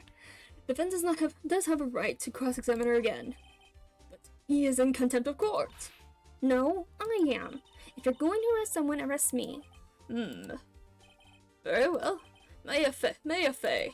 You will leave the courtroom immediately. Nick, I did what I could. You have to do the rest. Good luck. Maya. Maya. So she's going off to a jail cell now, or what? She's just being... basically, yeah, she's getting kicked out of the courtroom. I care not for this melodrama. Listen well, Mr. Wright. I do not tolerate badgering my witnesses. I'm running out of time. I better find a contradiction in here or else. Mr. Wright, begin your cross-examination. Okay, so I think we used the photo to be like, hey, how can you tell it's Edgeworth? I saw as clear as day the man on the boat was my Mr. Edgeworth. It was clearly not. Yeah, clearly not. Got you. Got you, Miss Hart. Finally. What? You got what? Look at this photograph. Look at this photograph. Isn't it foggy? Yes. Every time I see it makes me laugh. The photo I took? The very same. There's something I want you to see in this photo. It's quite clearly visible. The fog, Miss Hart. So? This picture was taken from professional, high-quality film, right? Yet even it could not capture the faces of the man on the boat. Yet you claim you saw Mr. Edgeworth. How? What? Mr. Wright has a point. That's why I told her not to say that in her testimony, please. Yet now she has said it, Mr. Von Karma. How could you possibly see Mr. Edgeworth? Explain yourself. Miss Hart, What? could you see the defendant that night? Of course, I said I could, and I meant I could. Then please testify as to the circumstances of your sighting. I did it. I finally found a hole in Von Karma's carefully vague testimony. Alright, how Edgeworth was saying. You're right, it was a cold night and the fog was thick as grits. So once I finished setting up my camera, I got back in the car. Still, I brought my binoculars with me. When I heard that noise out on the lake, I looked with my binoculars. See? No problem. Use binoculars. Very well, you may begin your cross-examination, Mr. Wright. This one better be good.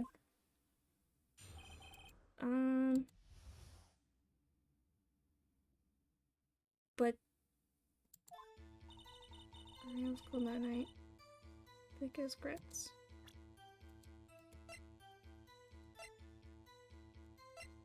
I think I just hit the press.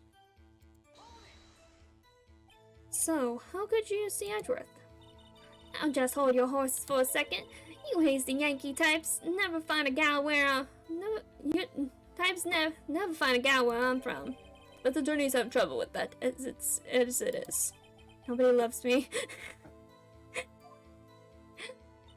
So once I finished getting up my camera, I got back in the car. Still, I brought my binoculars with me. Okay. Binoculars? Yeah, binoculars. Yesterday you mentioned that you were out looking for shooting stars, correct? Well, yeah. Wouldn't you need a telescope, not binoculars for that? I got doubts about your camera too. Was that really to take pictures of meteor showers? The camera is irrelevant to this case. You can't say that for certain. Mr. Wright, is the camera really relevant to this case? If you believe it is, you may continue with the line of questioning. But know this. If you find it nothing with this, there will be consequences. Well, Mr. Wright, do you wish to press further about the camera? Say yes. Yeah. I don't know about that. Why is there a mechanism attached to it to detect sound? That is very sus. If you ask me. Yeah, because why would meteor showers make a explosion sound? This is a make it or break it time. The camera is of utmost importance, Your Honor. It is perhaps the key to this entire case. Therefore, I will continue my line of questioning. Wow, maybe I went a little overboard there. Very well. Miss Hart, you will testify to the court about the camera. Yeah, I hear ya. The camera was set up to take pictures of a meteor shower. Miss Hart, what made you choose that lake to photograph meteors? You know the fog gets thick on that lake. It's not very suited for stargazing. Yeah, well, yeah, see, I guess I wasn't thinking too straight, huh? Mr. Wright, I will not have you badgering my witness because of her challenged intellect. Oh, wait a minute. Continue your testimony. You were saying how it was that you saw Edgeworth. Grr. No unnecessary comments, please. When I heard that noise out on the lake, I looked with my binoculars. I don't care how many one camera just like it. I'm going to find a hole in the steps. Okay, so wait. Right, it was cold and I missed it. And so I was finished setting up my camera, got back in the car with the camera. Let's set up to social media, sure. Nice. Wait. It's hard. Wait, make sure those photos stick. Okay. Okay. So just same thing. Oh, wait a minute. Okay. When I heard that noise outside, I looked with my binoculars. If there was a heavy fog, how would the binoculars change that at all? What do you mean? Even binoculars can't see through fog.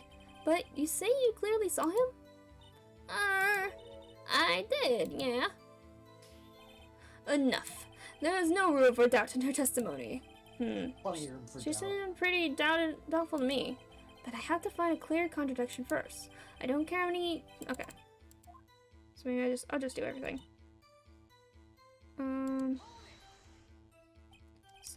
See Edgeworth. No, I just want to... Okay. So once I finished sending, I got back in the car. Camera? Yeah. Oh, here we go. Yeah, it's gone automatic. The issue we are concerned with here is Miss Hart seeing Mr. Edgeworth. The camera has nothing to do with this at all. It does. Jackson's insane. Ugh, he's not letting her answer any of my questions. Okay, no. Camera was set up to take pictures of a meteor shower. Miss Hart. Okay, what made you choose, okay.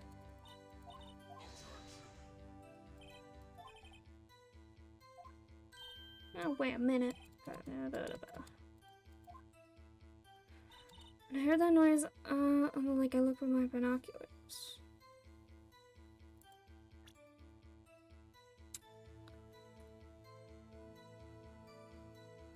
I think if I go back and I use the camera, because it only triggers with a loud noise. And I don't think meteor showers make explosion noises. So, hey. Alright. You were photographing shooting stars? That's a lie. Says who? I saw the camera you set up yesterday. It was pointed directly at that lake. You have to point a camera upward to take photos of the stars, Miss Hart. Plus, how would there be a trigger for the camera taking a picture of the stars if it's triggered by sound? Yeah. Especially, like, that's, I don't know what, do meteor showers take any sound? I don't know. No. I've never seen a meteor shower, so I have no idea. But... No, meteor showers are still in space. There's no air to conduct sound. Okay.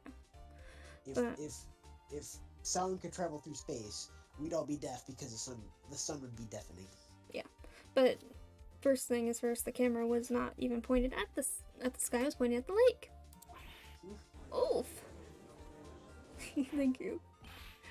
Mr. Wright, what are you driving at? The witness was not at the lake to photograph shooting stars, Your Honor. Well then, what exactly was she photographing?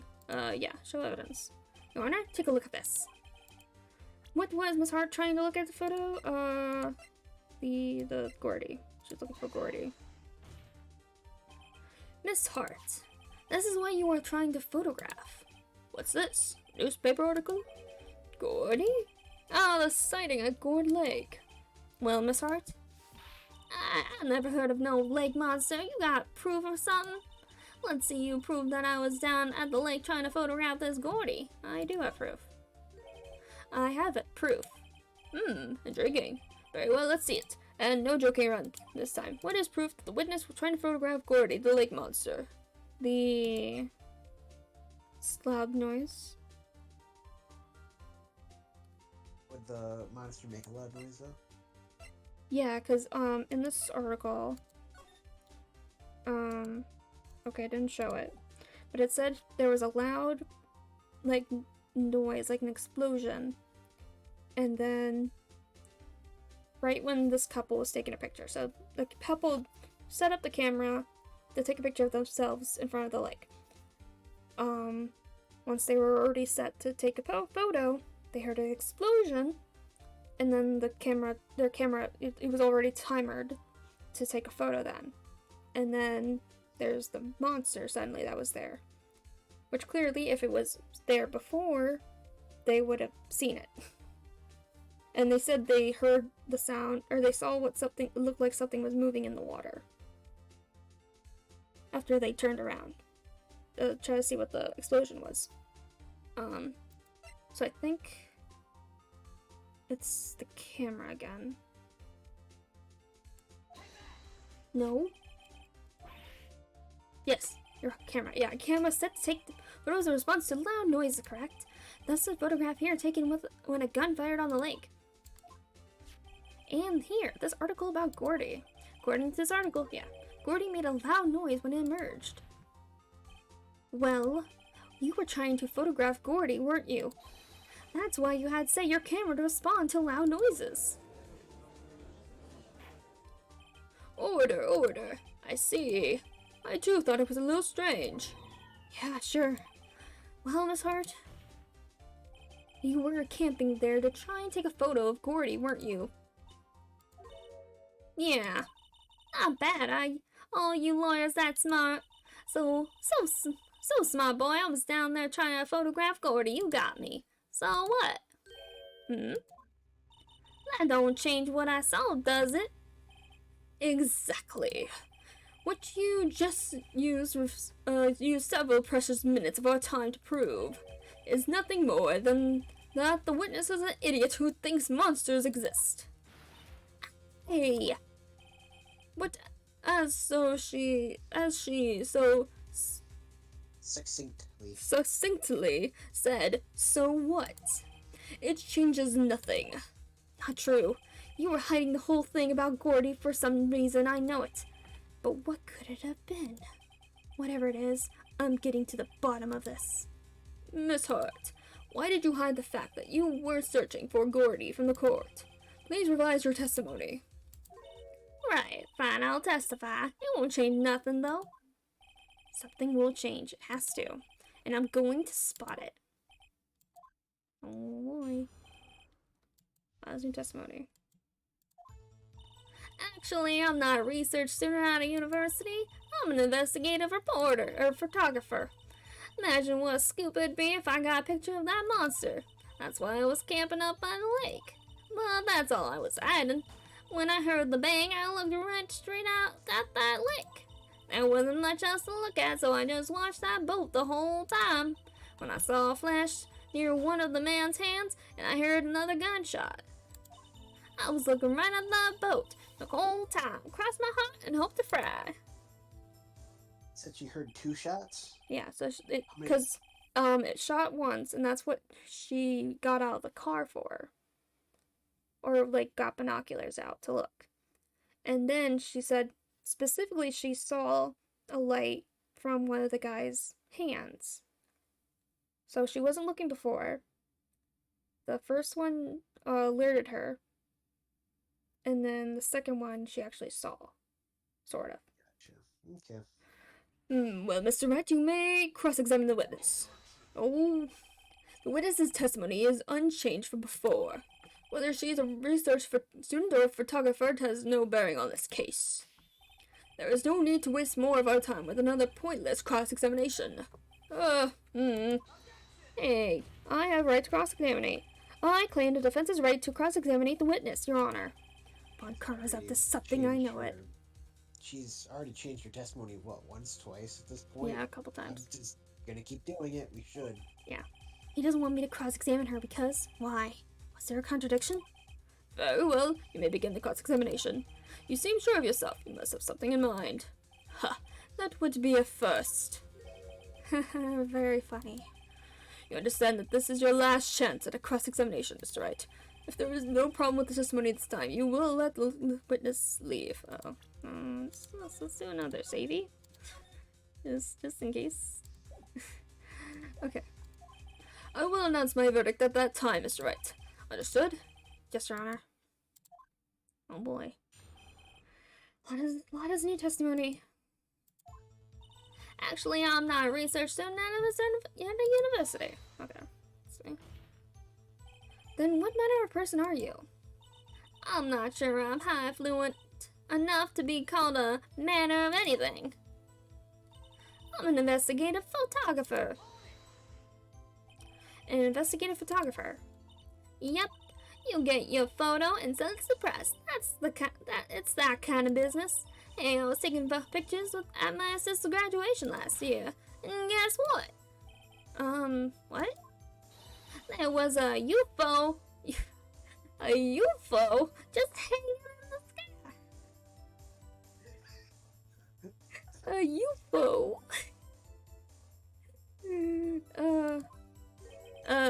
UFO? Yeah, no, an unidentified flying object. A UFO. That's when I had sort of a revelation. I knew I should become an investigative photographer. See, kind of shaky basis for a career. Imagine what a scoop it'd be if I got a picture of that monster. Is Gordy really all that newsworthy? Heck yeah, they even had him up on the TV. I'm not sure that appearing on the local news Rumor of the Month segment qualifies. Last month's segment was Bigfoot sighted on Acorn Hill, I believe. Hey, they also had a picture of him in the newspaper for real. Mr. Wright, this is one of fight. I do not believe you can win. Let's keep moving, shall we? Yes, Your Honor. That's why I was camping out by the lake. That's why you put the automatic sensor on your camera. Yep, borrowed it from a university professor. And analyzed every second it picks up, and when it gets a bang, it snaps a shot. Yep. So how many pictures has it taken so far? Only time the camera triggered was that night. Okay, but that's all you were finding, sure. I think it's time you told us why you felt you had to hide your true purpose on the lake. Heck, if word got out what I was up to, the lake be swarming with competitors. Competitors? Yeah, second-rate shutterbugs trying to steal my scoop. Is that the only reason you were hiding the truth? Well, actually... Oh. Mr. Wright, I'll not have you asking questions with no relevance to this case. Whatever you say, Von Carmine, you told her to keep quiet.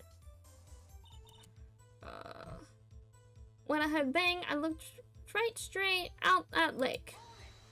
Okay. Exactly what sort of sound was it? Well, I never heard of one before, so I can't say for sure, but it sounded like a gunshot. It was a lot sharper a sound than I would have expected. There wasn't much else to look at, so I just watched the boat the whole time. There wasn't much else to look at. Yup. I don't know. If she heard a bang, she thought Gordy was out there. I kind of doubt she wastes any time looking at a boat.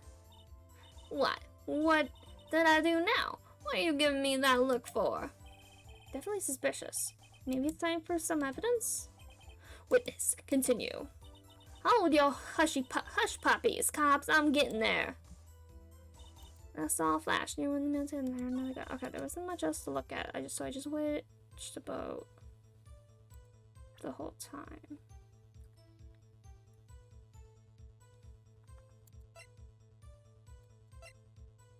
But you were looking for Gordy.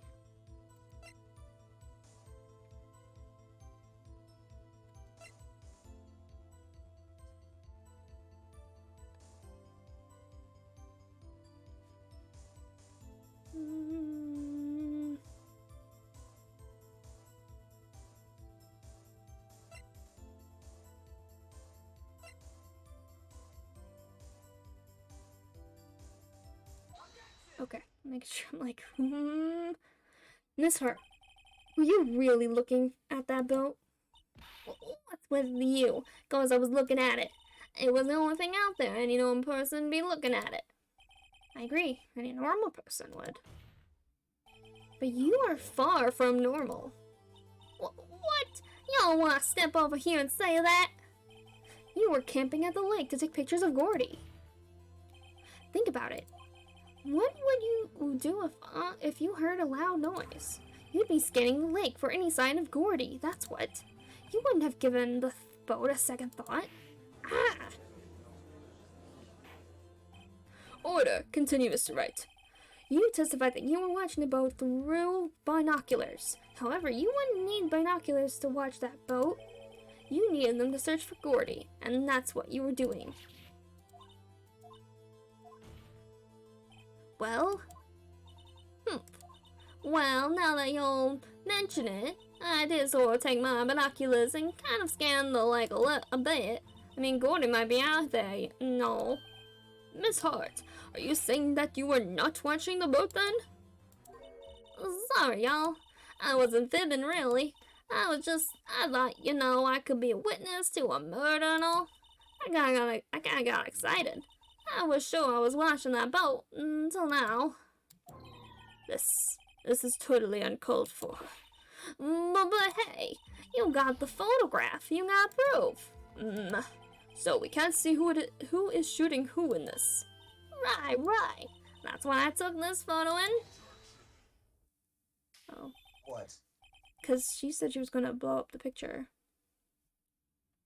Okay. But why does Von Karma not want that? Very suspicious. More than a little suspicious. Because here's the thing, we know that it was actually Edgeworth on the boat with the gun. However, he didn't shoot the gun. Huh. But why would Karma not want that photo? Very Because it would suspicious. show somebody else doing it. Yeah, it shows something else. Or shows some detail that he doesn't want being seen. Witness, that's enough. You've had a long day. Shut your pie hole. Shut my what? What was she going to say? She took the photo and what? Wait a second. She even had a photograph to prove it. But you really can't tell from the photo who is shooting. That's why she said she's going to enlarge the photo. She said it'll drop the quality a mite, but should let us see who's who. She enlarged that photo. Why won't Von Karma let her show it? I got a hunch. I bet that enlarged photo shows something bad for Von Karma. This is my chance. If I'm wrong, though, it'll mean prison for Edgeworth, or worse. What should I do? Yeah, make her show the enlargement. Miss Hart, look at this photograph. You enlarged this photograph, did you not? Yeah, I did. Why has the enlarged has the enlargement not been presented to the court? Because it does not exist. What are y'all talking about? You were the one who told me not to show it to the court in the first place. Oh. Let me what the goodness. Yeah, if they it's pretty clear that after a while witnesses aren't very good. Like after you prove that they're not exactly trustworthy. But it's also a part of like you just have to prove that they're contradicting themselves or have a contradiction. Basically.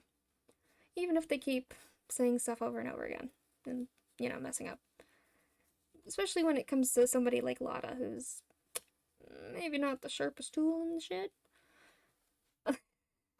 But, yeah, especially because she is said not to show it in the court in the first place. You old fool. Oh. What's the meaning of this, Mr. Von Karma? Miss Hart. Show the photo to the court. Show us the enlargement. Oh. Prosecution objects to the submission of this evidence. Objection denied. The witness will show the enlargement to the court. Here it is. Not great. We still cannot see who is firing in this. It could be the defendant, or maybe it's not. So there's something very important about what we're seeing here. But we'll get to that in a second. It could be the defendant, or maybe it's not. Regardless, I'll accept this as evidence. Like that added to the court record. Happy now, Mr. Wright. There has to be something. You asked for the enlargement. You got the enlargement. So she said. And little good it has done for any of us. That's why I requested she not show it. I suppose this means that the cross-examination is over, obviously. Then I would like to close the cross-examination of Miss Hart. And none too soon. It was a flagrant waste of my time. Mr. Von Karma, do you have anything to add? I said everything I needed to when this trial began. Decisive evidence. A decisive witness. Sure. Yeah, just super decisive witness. Super decisive evidence. What else could possibly be required? Nothing, of course. Then I believe it's time for me to declare my verdict. Wait, it's not supposed to go like this. There has to be a clue in this photo somewhere. I know where it is. This is bad, real bad. What should I do? Object. Your Honor, there is something decidedly strange with this enlargement. What might that be? Mr. Wright, you will show the court what you mean. What about this photo is strange? Okay, here goes nothing. I'll show the judge what's strange about this photo. Okay, just have to click. Boop. Here, Your Honor. The shooter? I'm not sure I understand. What about the shooter is strange? Look at the hand holding the pistol, Your Honor.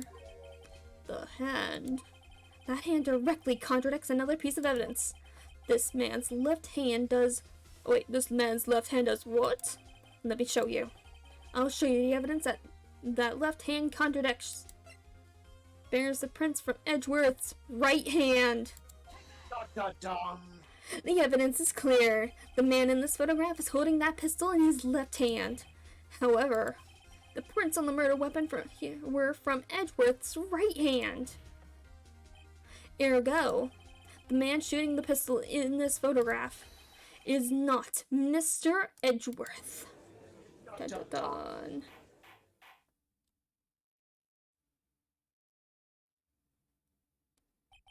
Now that everyone in the courtroom has quieted down, I would like to reconvene this court of law. Mr. Wright. Yes, Your Honor. You have given us definitive proof today. We now know that it was not Mr. Edgeworth who fired the pistol that night. However, this leaves us with a rather large problem. If Mr. Edgeworth didn't do it, then who shot our victim? Precisely. As we have seen, there were no other people on the lake that night. Except there was... But who of the defendants could have shot the victim? But the That was Larry. No. Well, maybe, but, no.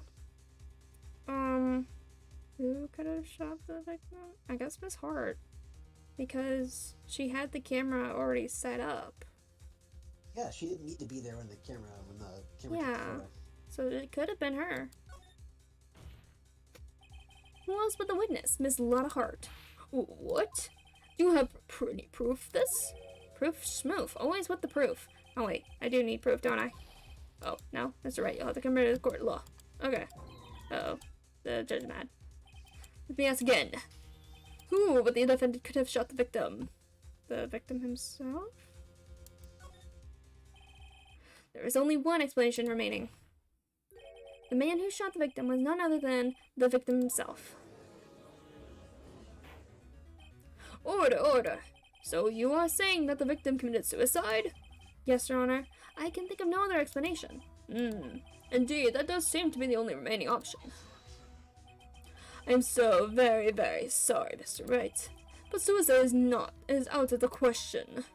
What? An examination of the victim's wound reveals the distance at which he was shot. The distance? The victim was clearly shot from further than a meter away. A meter? That's 3 feet. There is no way it could have been a suicide. But then, how is it that they were on a boat? Order, order. Mr. Von Karma, are you sure of the accuracy of this data, of your data? Of course, I had already considered the possibility of suicide, you see. Autopsy reported updated. I see. Very well, allow me to say my opinion. Considering the situation, the shooter had to be the defendant, Mr. Edgeworth. However, the prints on the gun revealed that the shooter was not Mr. Edgeworth. This is a conundrum. Therefore, I would like to suspend proceedings for this trial for the day. The court orders the defense and the prosecution to further investigate this matter. Understood? Yes, Your Honor. Karma's not happy. No, he's not. He thought this was a slam dunk and he'd already win with his totally legit evidence that didn't need to be questioned. Total decisive evidence and total decisive witness. That is all. This court is adjourned.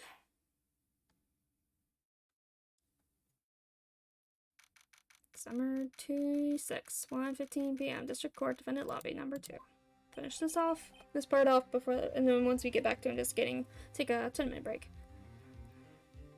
Phew, that was a close one. Hey, don't you have anything to say? No, I have yet to be declared innocent, right? Well, yeah, but what happened out there on that lake anyway? If he didn't commit suicide, then who? The shooter was about a meter away too. What? Don't give me that look. I did not kill him. I was just kidding around. Look, I'm going to go check on Maya. Oh, right. What? Tell her something for me. What?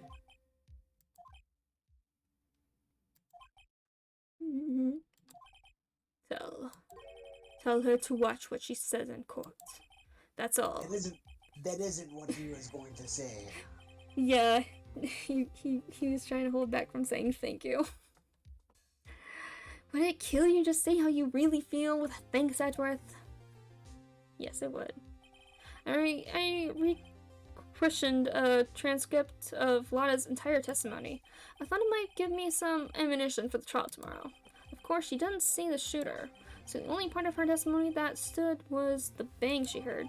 Yeah.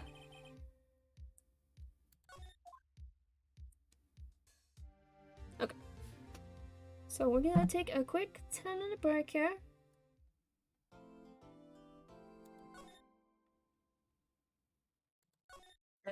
We'll go saving. Let me go just to this part. Just so there's music playing, maybe? Is there a music play? Maybe? Okay, December 26th, Event Center Visitor Room. Music? Maybe? Music play. Maya! Hey, Nick, it's you!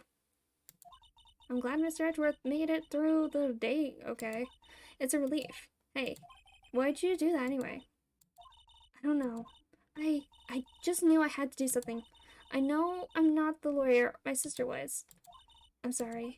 Well, you did save the trial. Just behave from now on, okay? Oh, okay. Okay. Now we'll pause it. Now that there's music playing, because then it'll be boring for the be right back screen. So we'll be right back in just a couple minutes. Won't take me very long. Ruby.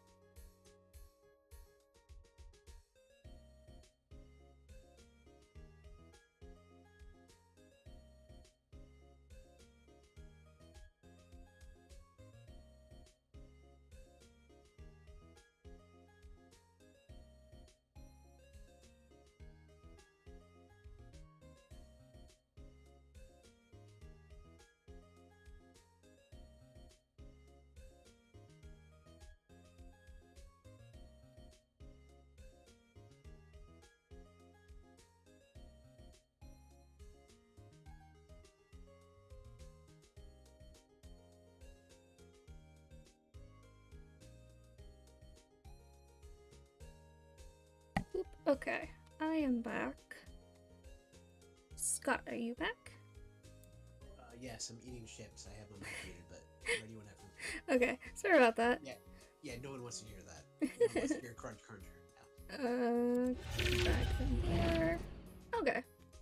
Back from our little break. I need to make a timer thing for the, like, break thing, but I'll do that some other time, maybe.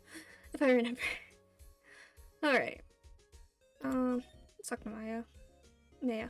Not Maya. Maya. Maya. Gosh. Okay. Have you been questioned yet? No, not yet. Detective Gumshoe was here just now. He said, seeing as this is your first offense, we'll let you go after questioning. Technically, she was a suspect in murder, but okay. Woo. Oh, and he wanted me to get bail money ready. You can pay for me, okay? Huh? How much? I don't know. I guess they'll send you a bill or something? Oh my god. Why do I picture giant bales of money every time I hear the word bail? Because bales? Like bales of money? Ha ha ha. Funny joke. Got it. Very funny. Any luck with Mia? None. I can't get through to her at all. I tried. I really did. I don't know what to do. I think I probably shouldn't have stopped my training. She sounds like she really did do her best. I should check and see if there are any waterfalls in the local area. I wonder if I'll ever see my sister again. I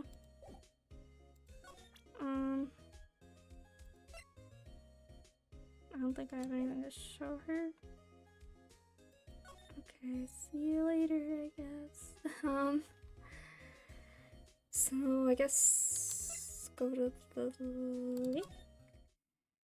Okay, December 26th, Gourd Lake Park entrance. There are fewer than there were yesterday, but the cops are still around in the park. Wonder if Detective Gumshoe is here today. Go to the beach. December 26th, Gourd Lake Public Beach. Haven't seen Larry around today at all. Probably off paying through the nose on a date with the lovely Kyance. Nothing seems different, so... Go to the woods. Check out the woods. December 26th, Gourd Lake Woods. Hey! Hey, Detective Gumshoe. Hey, pal. The trial today, Yes? What about the trial? Well, I was going to say good show, but it wasn't really all that. Though you did say Mr. Edgeworth, I guess. I just wasn't sure how to thank you, you know? Thanks? Okay. Tomorrow's trial. Detective Gumshoe? Any idea what strategy Von Karma is planning for tomorrow? It sounds like he's bringing in another witness. Another witness? Oh, right. He said something about that in the trial today. There were 2 witnesses. But the other one canceled? Or was it? Or they canceled the first one? I was wondering who that other witness was. Who was it? Sorry, Belle. As much as I'd like to, I'm not at liberty to divulge that information. Right. Prosecutor Edgeworth. Alright, I wanted to ask you something about Edgeworth. What's up? Is he afraid of earthquakes? I never heard anything about that before. Mr. Edgeworth doesn't talk about himself too much, see? But there's one thing that's clear as day. Him aiding crime the way he does, and him becoming a prosecutor, and him being scared of earthquakes. It all started with that incident. The DL6 incident? Yep, that's the one. 15 years ago. When he saw his father shot before his very eyes. He still feels the pain now. You can see it in his eyes. Maya Fey. Want to talk to you about Maya Fey? Huh? She's not out on bail yet. That's strange. I told him to let her go as soon as they had their report written up. Man, I don't know what would have happened in that courtroom today if it weren't for her. Seeing her getting dragged out by the bailiff. I'll be honest with you, pal. I shed a tear or two. Mr. Edgeworth, he was so moved I saw his lip trembling. Really? Cold as ice, Edgeworth? He was really grateful for what she did, you know? I'm gonna head back to the station. I'll get the report on Maya and get her out of there as soon as I can. Thank you. Oh, wait. I was wondering, how much is bail going to be? Don't worry about that. Mr. Edgeworth is posting the whole thing. The whole amount. What? Edgeworth? Of course. Of course he is. Didn't I tell you? He's grateful to her for what she did. Alright, pal. Well, don't forget to pick her up, okay? Maybe I can get Edgeworth to pay this month's rent, too. Okay. Dreaming, man. Yeah, keep dreaming. Okay. I'm gonna go pick her up now.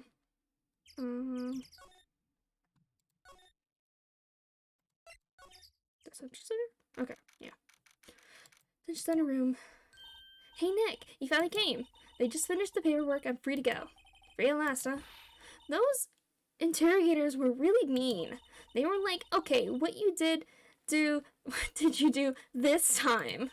Like, I was some kind of criminal. Can you believe it? Again, you were a suspect for murder. Oh, they let you out in the end, didn't they? Oh, that reminds me. Thanks for bail. Thank Edgeworth. Huh? He posted bail for you. He said he was grateful for what you did. Mr. Edgeworth did that? I have to make it up to him. We've got to win this case, Nick. Alright. What to do? Oh, okay. What do you think we should do next? We're kind of lacking in the clues department. We could go to the park and look for Gordy. Oh, I was kidding. Still, if there are any clues out there, the park's good. Okay, what do you say? Shall we head down there? Yeah. Okay. This is just talking to her is kind of like the figuring out where should we go next kind of thing. So go back to lake. Back to lake. There aren't many cops around today, are there? They're probably back at the precinct working up the case against Edgeworth. Hey, y'all. Hey, it's Lotta. Y'all really did it today. What did we do now? No, I'm not complaining. See, I did a little thinking, a little self-reflecting. Not self-reflect. Oh my god, self-reflecting. Oh my god, self-reflecting. Screw it, I'm just saying it with like an accent. You might say. I realized that being a witness is a mighty big responsibility. I just went up there and started blabbing any old thing that came to mind. Lotta. So you see, I wanted to make it up to y'all. Make it up. Yeah, today's trial. What did you think of the trial? To be honest, I was doing it half just to say I'd been a witness.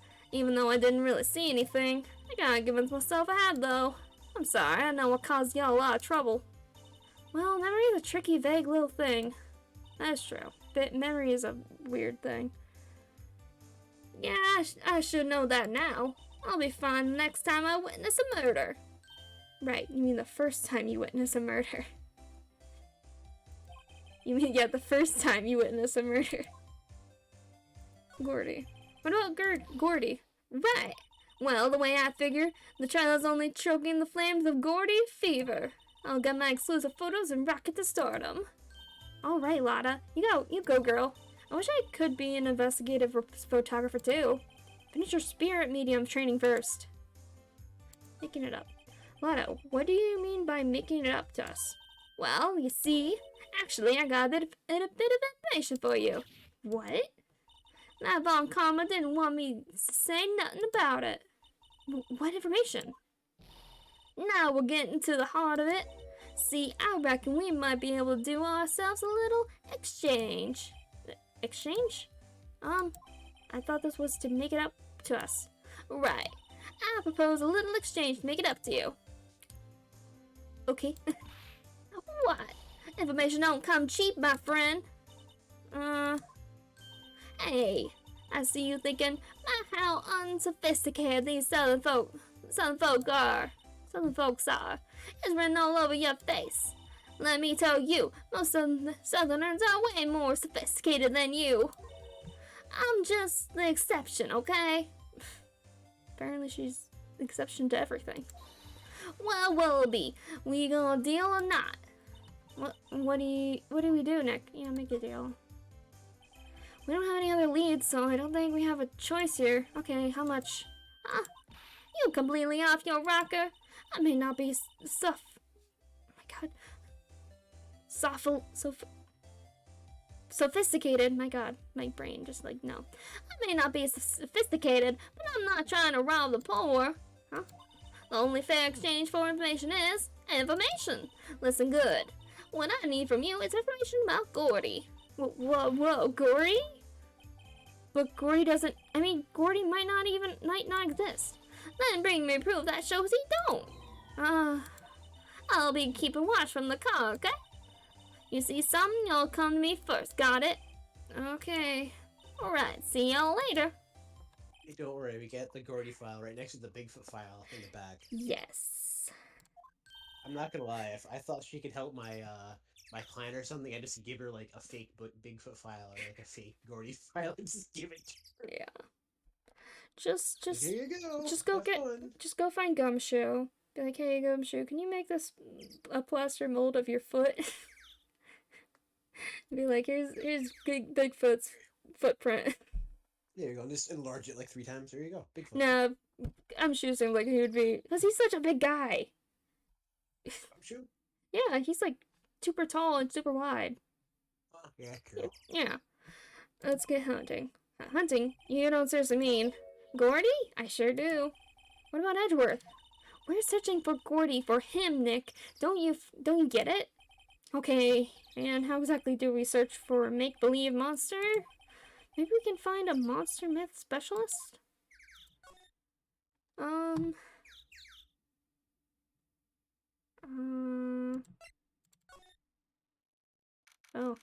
that's new. What's that? The Steel Samurai, Nick. Yo, Maya! Larry, what the heck is that? Oh, it was my girl Cayence's idea. She was all, if you like, put this here, it would be like really cool. Dude, she gave it to me along with the banner. Wow, that's a real impressive. She could find those for you. Well, she knows a lot of people. And that show's finished now, so she got them for free. Right. Edgeworth. Yo, Nick, what happened with Edgy? Well, we made it through the first day in court, alright. I don't know how good our prospects are from here on, though. Hey, Larry, did you know Mr. Edgeworth's secret weakness? He's terrified of earthquakes. He acts like a little boy. Why would you just say that? Okay. Huh? That's weird. I don't think he was ever like that in school. No? Really? Well, we were only in the same class for a little bit. He transferred schools pretty quickly. Transferred? Right, when the DL6 incident happened. Doesn't look like Larry knows about it, though. Hey, Larry, when did you get that big thing? Huh? Oh, the big guy? I've had that for about a month, yeah? It's a big hit with the kids. Why wasn't it there yesterday? Right. The compressor was busted. Compressor? Yeah, it's that little unit by my hot dog stand. That's what I used to put the air in the Steel Samurai. It broke a little while ago, so I sent it in for repairs. Oh, and here I thought you inflated it by yourself.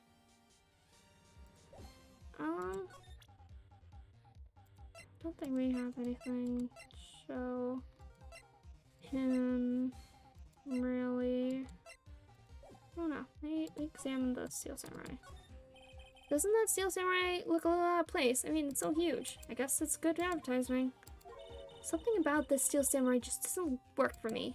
Oh, really? It looks pretty well made to me. Since it's still a novice, aren't you, Nick? Really? True connoisseurs like Cody and me don't fall for this kind of stuff. The Steel Samurai fans are obviously in a league of their own.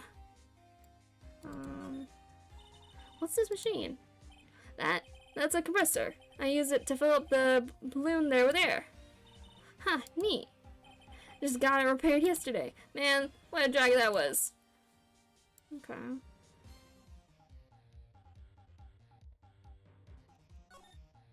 Wow, really big, yeah. Dang, Nick, why is it going? Okay.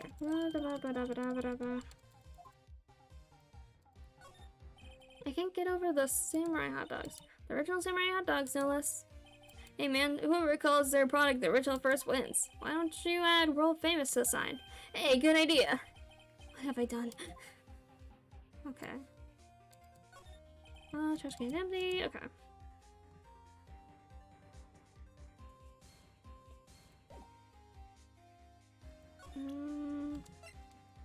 don't think any of these are, yeah.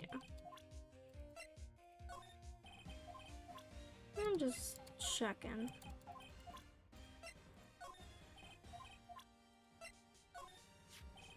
That's the guy that's selling my dogs faster than I can cook them. Do you really, Gordy? It really exists? Nah, I think somebody probably saw something else that they just thought that was Gordy. But I'll keep selling samurai dogs till the truth's out. Okay.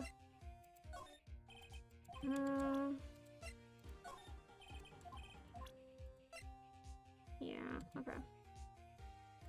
So I think we're done with him. Let's go to boat rental. December 26th, boat rental shop. It's always so quiet. It's so quiet here. I wonder if the boat shop is closed for good. Well, with the murder on the lake and all, they're probably just taking a vacation till it blows over. I get it. Small boat rental shop. Doesn't look like anyone is around. They're probably closed because of the murder. Okay. Boat. There's some boats floating at the dock. Murder took place in a boat from the dock. Apparently, the police took away the actual boat that was used that night. Indeed, there's space for one more boat on that dock. Is this important, maybe? Maybe there's more for us off that way. Okay. So I guess nothing else to look at this part. Okay.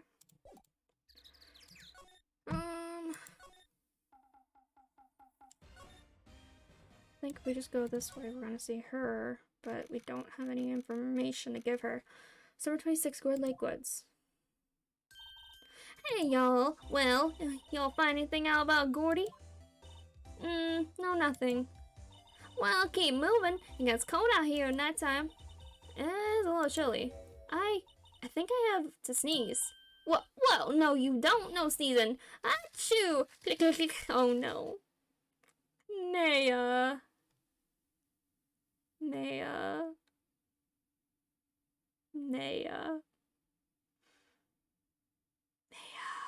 You gonna change? No, Maya freaking sneezed and caused the photos to be taken again. I told y'all no sneezing. The hands of the camera to respond to things a little softer than a bang. I trigger one of phone karma's finger snaps now. Oh, I'm sorry. Yeah, no. Well, sorry's nice, but what about my film? Nick, hey lady. Sob. Okay. So I don't think there's anything new here.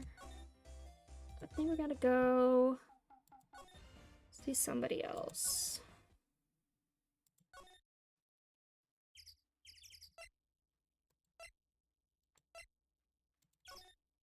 Check the criminal affairs office, I guess.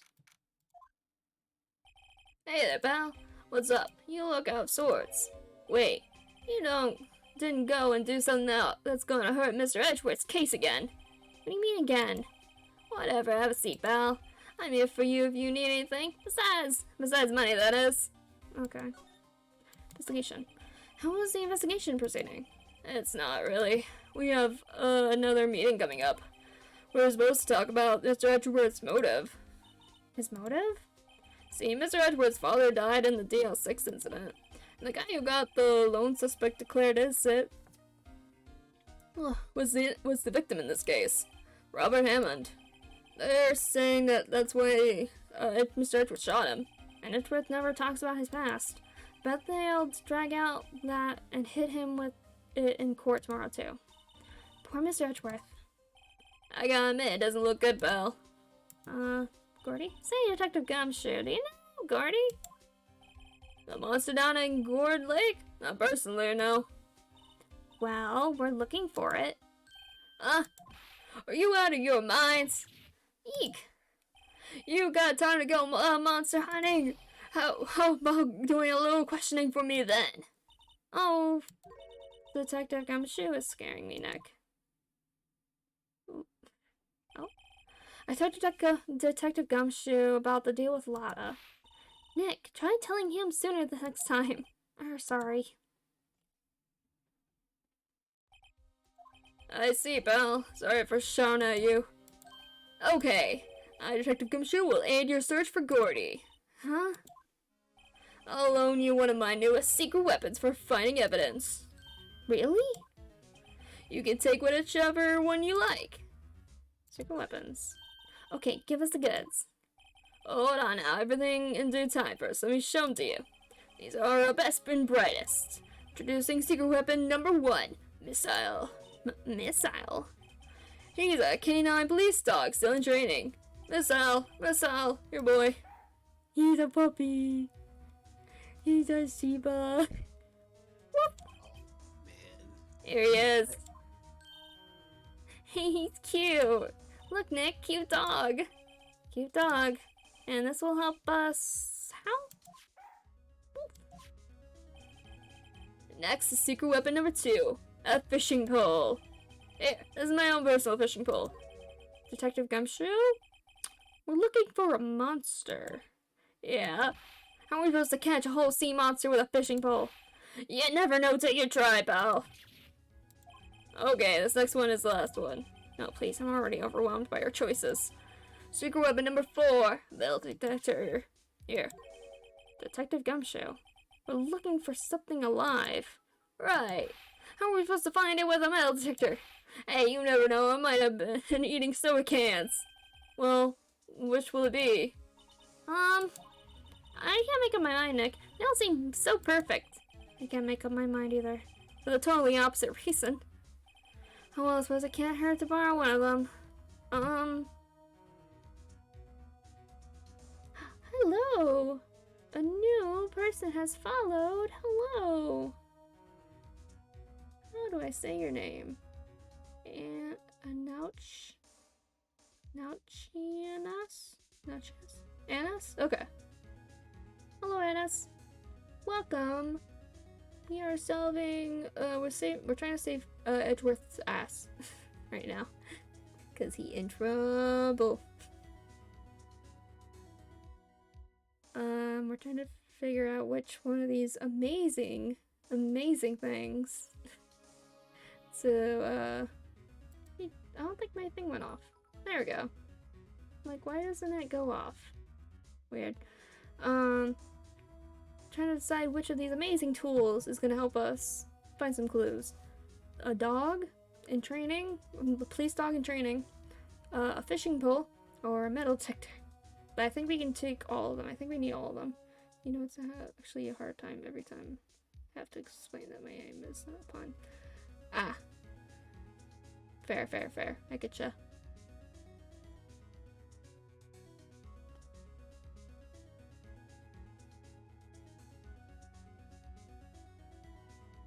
Annas?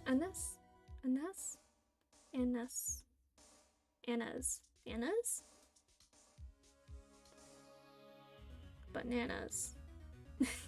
Annas, okay. Like Anna, but Annas. Multiple Annas. Gotcha. Okay. Let's take the dog. Can we borrow a missile? Sure thing, pal. Be good to him.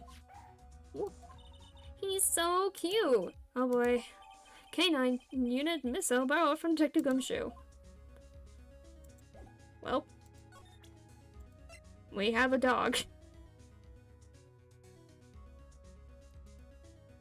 Dog. This is a big star in criminal affairs. Why is his name Missile? Not to mention it, I'm not sure.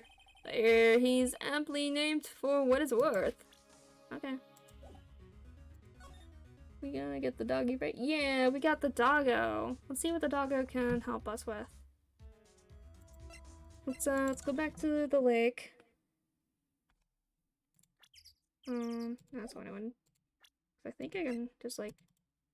No, I can't like use him. Okay. So let's go to the beach. Oh, Nick's gone. Yes, he is a very cute dog. He is a Shiba. Hey, Nick. Missile's been acting strangely. Missile? Alright.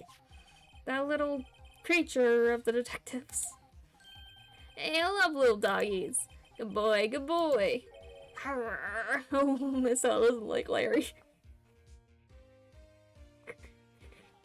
I like that face. What's wrong, Missile? Eek! Missile's not happy. Missile! Missile! Munch, munch, munch, munch, munch. Oh, he's going after something. Whoa! Stop that thing! Cannibal! It's eating the samurai dogs! Oh, he's eating the hot dogs. So, you might call that dog a missile. Oh, yeah. He really zoned in on the hot dogs. No, Nick is selling. He has a hot dog stand. Samurai dogs. The dog just ate his supply of samurai dogs. My samurai dogs. Sniff. Wow, he ate every single one. I'm sorry, Larry. Sorry, don't pay my bills, Nick. It's going to have to this time. I'm I sorry. think we're all out of money after this case. Oh yeah, we're gonna be spending so much money on this case. Hey, dog. Hey, Larry, look, it's Missile. Isn't he cute? Keep them away from me. What am I gonna do? I'm gonna tell the big boss. There's a big boss in charge of your hot dog stand? Nick, maybe the stand is a front for a mafia money laundering scheme. Maya, I think you should probably try to look a little sorry about what happened. Oh, right. My poor dogs. Okay. Well, we're gonna leave Larry crying. Or Larry. Poor Larry. Okay. Anything here, dog? Doggy? Guess not.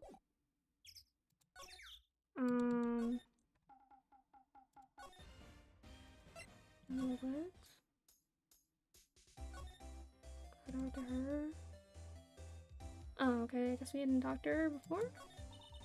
I learned something in today's trial, that's for sure. Testifying is serious business. That's why I decided not to talk about that case anymore. Huh? Whoa, didn't you say you had information about the case? Tell us that at least. Like I said, I'll trade it for the dirt on Gordy. Okay. Dog? What do you gotta say, dog? Hey, Lotta. Oh, cute, he yours? He's a canine police dog. His name is Missile. Huh. Canines are the ones they use to sniff for things, right? Wonder what Gordy smells like. I hadn't thought about that. Okay.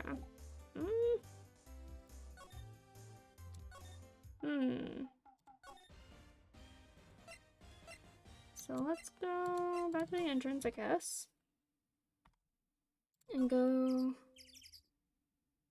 Attention center. Attention center, I guess. Hey, we brought a dog. Edgeworth, we got a dog. This is helpful. Totally helpful. Very helpful. Center visitors room. Looks like Edgeworth is in questioning. Let's come back later.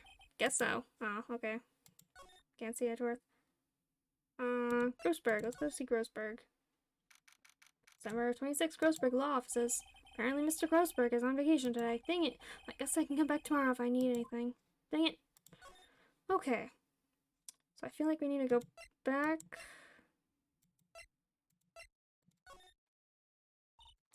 Fresh air. I gotta say, freedom feels great. Pay yourself in the courtroom tomorrow, okay? Misbehaving is much more fun. It's not going to be so much fun when Edgeworth refuses to pay your bail again. Right. I'll behave. Oh dear. You know what? You anything? Well, what should we do? I don't know. I've been in detention this whole time. I think I'll let you decide what you should do. No. Okay, I think we gotta go back to the criminal affairs department and trade the dog out for a different thing. Detective Gumshoe, can we wear one of the other things? Yeah, sure, Bill. But I have to take back the last thing I lent you, department policy. We'll take your pick. Which one will it be? Okay. So we'll put the fishing pole now? Can we borrow that flimsy-looking fishing pole? Sure thing, Belle. Oh, if it breaks, be sure to dispose of it properly, okay? Right. Okay. So we got a fishing pole. Let's go back here.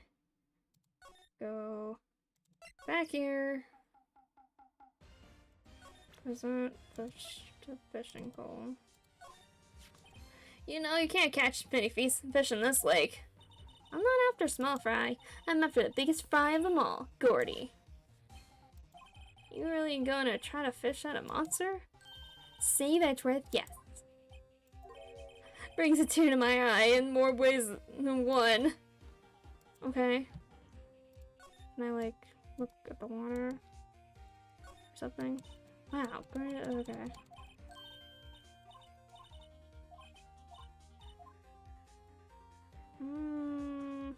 Wait, did I not look at the flags?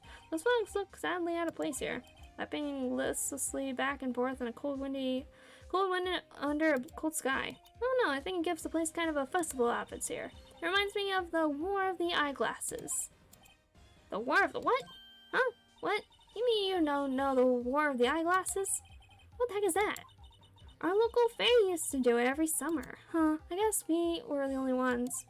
I ask again, what the heck is it? Okay, so that wasn't very helpful. Okay, signs maybe? I almost didn't see that signpost left, okay.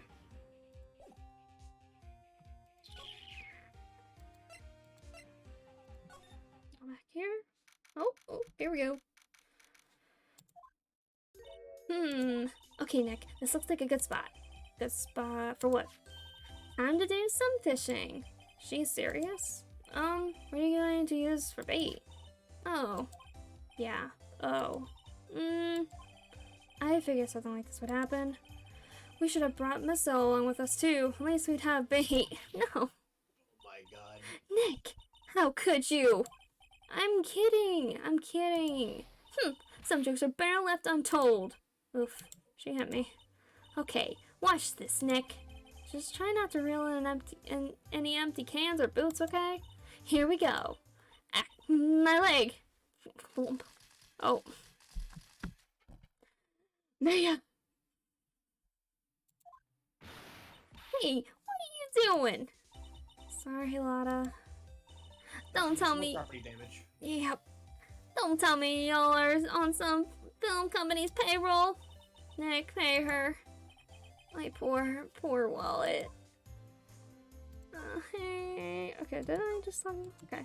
What are you going to do if Gordy doesn't exist? I'll quit being an investigative photographer. What?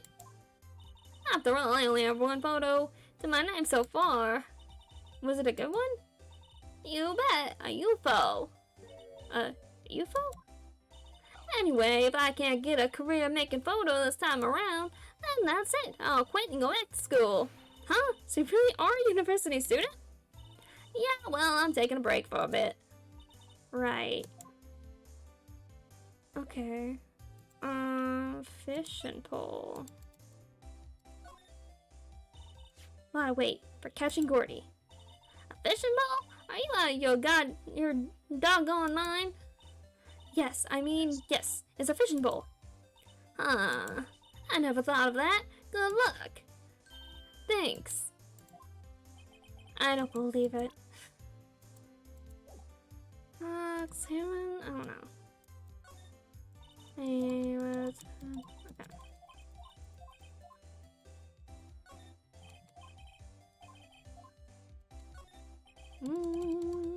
No, not the trees again.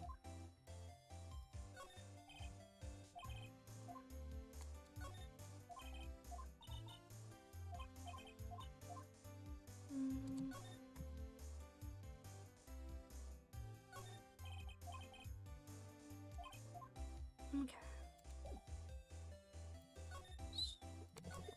Here, let's go to the boat rental shop. Nothing here. Okay. Great. Awesome.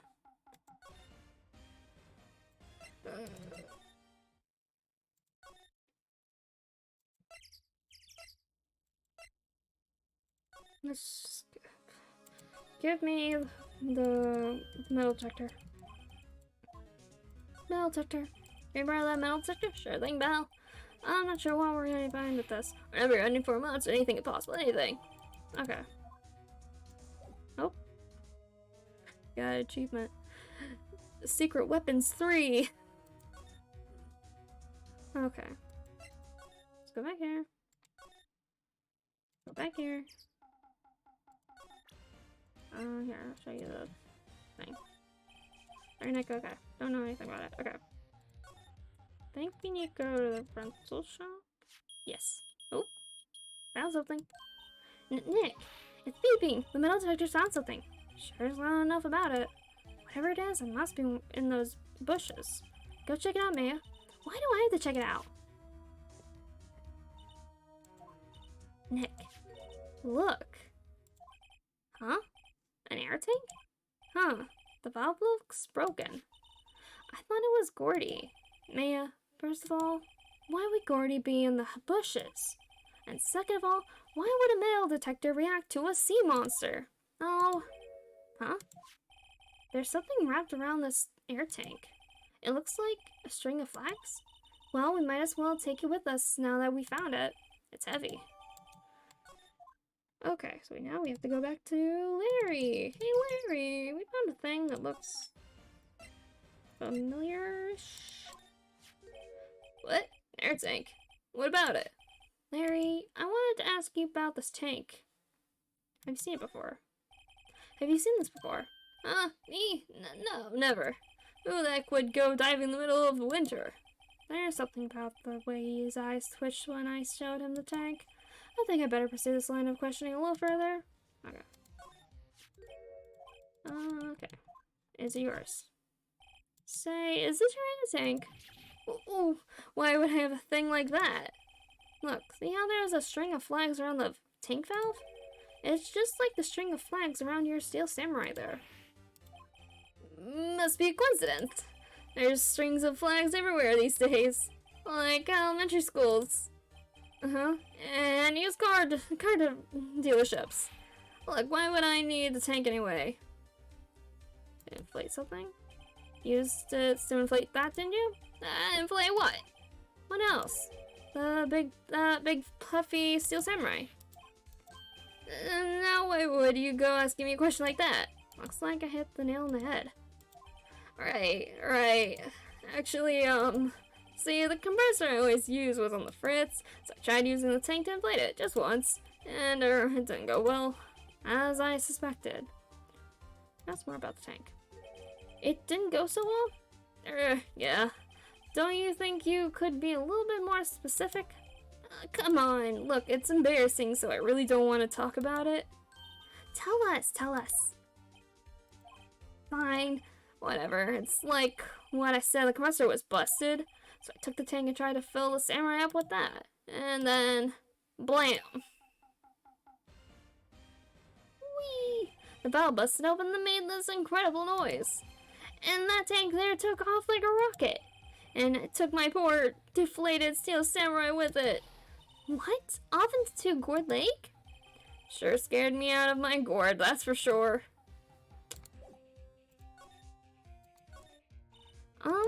So the tank and the steel samurai you were trying to fill up flew away. What happened next? Well, that happened on the 20th or so. 20th, a week ago. Now, as far as I could see, the tank went flying into the lake. So I went out every night in a boat looking for it. Hey, I mean, Kayans gave me that steel samurai after all. And what did you find? Did you find it? Just the night before last. It flew away out there. It took me 4 whole days to find it. The night before last? That was the night of the murder. Sorry for not telling you, Nick. Actually, I was here on the night of the murder. But you see, I went home before midnight. So you didn't know about what happened? No. That's too bad. It's not all bad. We've solved one mystery at least. A mystery? Maybe we should go tell her. Okay. So, he is talking about,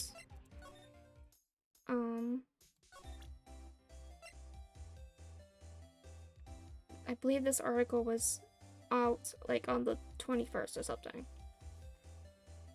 Which means what they saw was, in the sound, was Larry. Well, Mr. Malloy, I've got the info you'll need. Y'all got the scoop on Gordy for me yet? Gordy doesn't exist. Lada, there's no such thing as Gordy. What? How can y'all be so sure? Really, Nick? Y'all got some proof Gordy don't exist? The proof that Gordy doesn't exist here. Of course I have proof. No lawyer worth his badge would make a claim without the proof to back it up. Here's the proof that Gordy doesn't exist. This. Larry's air tank? What are y'all doing with an air tank? This is Gordy. Excuse me? What exactly are you saying, Nick? There's a stand near here, a hot dog stand. There's a giant inflatable samurai doll there. But a week ago, an idiot, who happens to be a friend of mine, tried to fill it. He used the air tank, and when the valve blew, the tank flew into the lake. Apparently, it made a pretty loud bang when it flew. A bang? The tank, along with the still deflated samurai, fell into the lake. At the time, a couple was taking a photograph of the lake. This photo. Wait, so you're saying that Gordy is really the Steel Samurai? Well, that's a fine way to ruin a gal's dreams. I'm sorry, Lada. Nah, it's okay, you win. I'll give you your info like I promised. Poor Lada. So tell us this information you have. A promise is a promise, I guess. I've heard the cops around here saying something about the witness tomorrow. They said he's the caretaker of the boat rental place up the path here. The boat rental? There's someone there. I mean, it looks so deserted. Just an old guy living all by himself. Y'all should go check it out. Thanks, Lada. We will. Let's get cracking, Nick. Hold on. Something else? Yeah, the night of the murder. I gave him a click twice, you know. Wait, so you have another photo? Well, yeah, but there's nothing in it at all. Just the lake. I figured it wouldn't be much use as evidence, so I kept it to myself. Well, it may not be helpful at all, but yeah, take it. Bye now. Y'all take care. Time for me to pack up and leave. Poor Lada. It's all Larry's fault. The legend still lives on, I guess. Legend? Yeah, the legend of Larry, familiar to all who know him for any length of time. When something smells, it's usually the butts. Someone should whip that butts into shape. Can we look at it? No. Okay, it just shows an empty lake. Okay. Maya says, let's get cracking, but you know what? If the Gordy doesn't exist, I don't think Kraken exists either. So 11:50.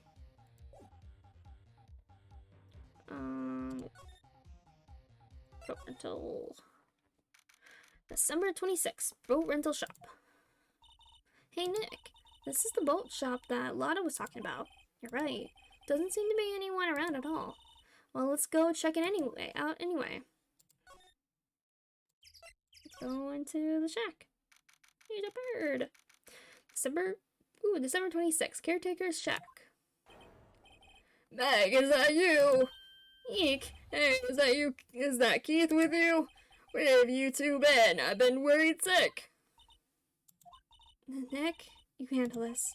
I think I'll leave this one up to you, Maya. Meg! Yes?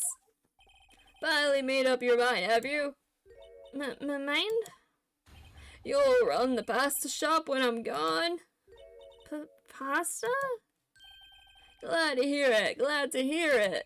You make your old man proud. When you kids left the house, I didn't know what to think. How am I supposed to keep this place running an old man like me? Polly, the kids are home. Hello, squawk. Nick, what was that? A parrot. The one on that perch. Keith, Yes? I leave the wet noodle in your capable hands, Sonny. Nick, what's the wet noodle? Based on the available evidence, I'd say it's the name of this pasta shop. That's a relief, isn't it, Polly? Hello, squawk. Yup.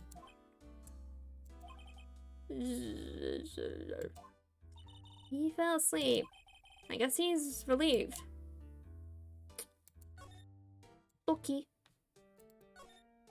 Looks like a kitchen unit. It's pretty clean. Funny, he doesn't look like the type who would keep things tidy like that. You're forgetting Nick. He's running a pasta shop here. Wow, what an amazing parrot that is. Good morning. Hello? It ignored me.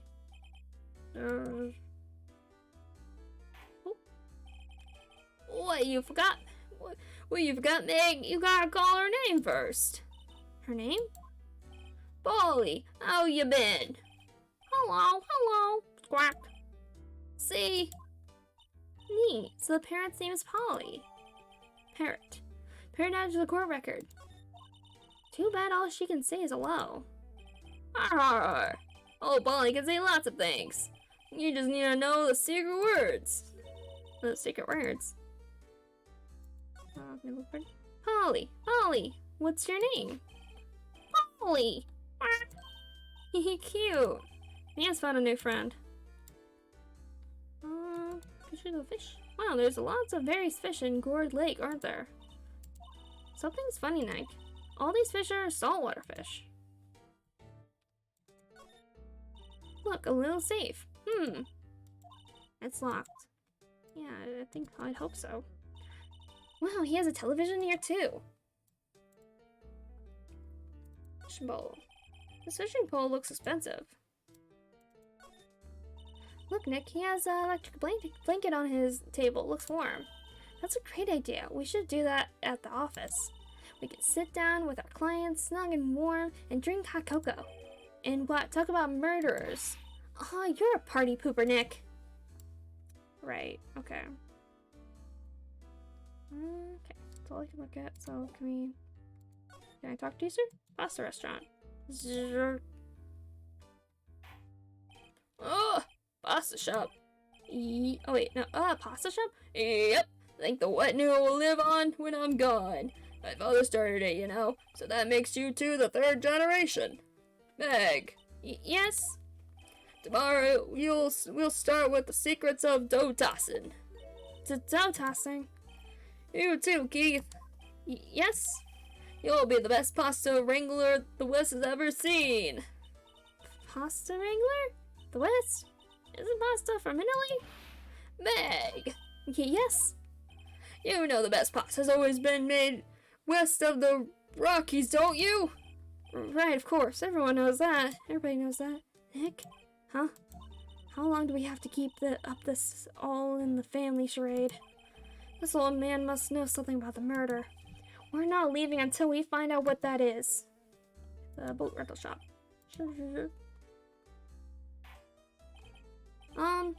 This is a boat rental shop, right? What are you talking about? Here's the palace of pasta, the wet noodle. Oh, now that you mention it, we haven't got many orders for spaghetti lately. All the kids come up and say, yo, dude, we want to ride in one of your boats. That's why I keep them boats out there. Youngsters these days, not if I understand them. I'm pretty confused myself. Nick, this isn't going anywhere. But this old man is the witness tomorrow, right? We've got to find some way of getting information out of him. Oh, Polly. My memory's gotten worse of late. That's why I just tell everything important to old Polly here. Everything? Important? I wonder. Polly, what's the number to the safe? 1228. Fuck. All right. Hey, Polly, watch it, will ya? See, Nick? All it takes is a little clever thinking and a criminal mind. Quick, Nick, write that number down. Hey, don't get me involved in your little heist schemes. Can we... No, not move. Can we go ahead and open it or no? No, probably not. Okay, we have to wait till he leaves. Show him stuff? Hey, I'm an attorney. You care? That's a law. Oh, hey, he's reacting to it. That's a lawyer's badge? Yes, it is. I don't believe it. This old guy is the first person to recognize my badge. I get it. Huh? Yep, I got you figured out now. You're not Keith. That was your first clue? Nick, now's our chance to clear things up. Sir? No, I'm not Keith. And I'm not Meg either. We're here investigating a murder that took place on this lake the other night. Please help us. Lara? Please, mister. Alright, I'll help. But on one condition. What's that? When this case is over and done, you'll run the whole wet noodle. Sure. Okay, we promise. Nick, are you sure about this? Hey, anything to get this case solved. Also, who wouldn't want to eat Phoenix noodles? I guess so. That's my boy. Good for you, Keith. Wait, didn't I just say? You too, Meg. Yes? You bring a tear to the old man's eye, you know? Now, what was that you wanted to know? Speak up, Polly. Hello, squawk. Now he's talking to the bird again. How do we get him to talk to us? Camera? Oh, no, I'll just go through everything because I'm like, I don't know. Okay. Fall asleep. Okay, don't know. Probably not gonna work. Yep. We're just playing the show him all the evidence game. Yep, I've seen this. Do you know something about this, sir? Keith. Yes? It's okay, you can call me Dad. Dad, you know something about this? Yep, the other night, out on the lake. Yes? I know all about that. I've seen it. What? Tell us what you saw. Well, I suppose, since you're taking over the shop and all. Okay. What you saw? I forgot the time, but it was pretty dark outside. Probably night. Yep. It was after midnight, but okay. And I heard this bang, so I looked outside. Another one. Bang!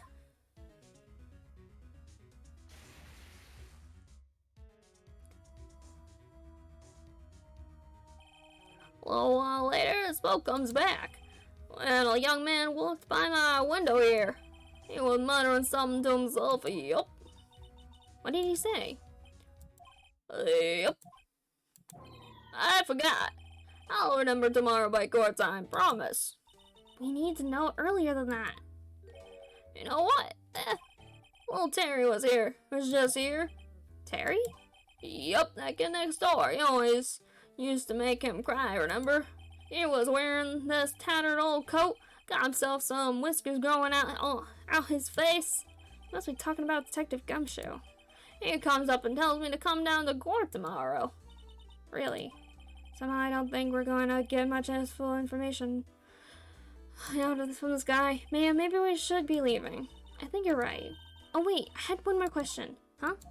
Polly, have we forgotten something? Squawk! Don't forget DL6, squawk! Huh? Oh. What did she just say, Nick? One more time, Polly. Don't forget DL6, quack. What? The DL6 incident? Hey, Dad. This is getting weird. Who is this old guy? Why would that bird Polly know about DL6? We have to figure out who that old man is. Oh, what?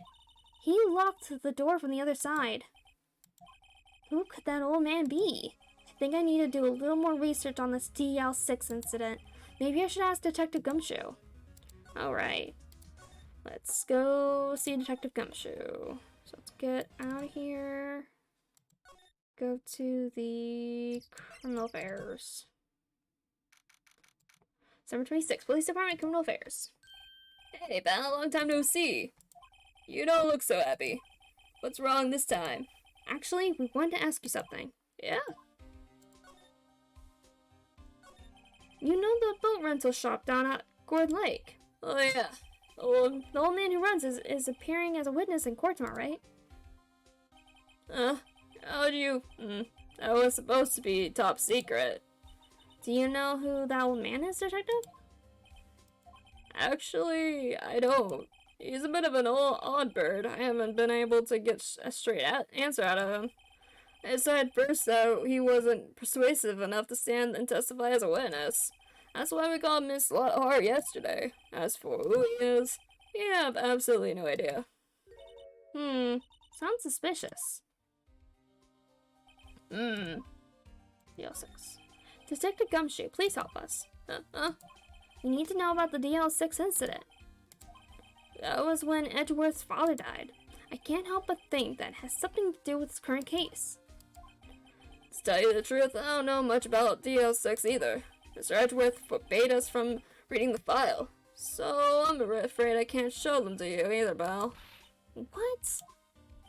However, if you can convince me to somehow that the DL6 incident is related to this case, well, I guess I'd consider opening the file up.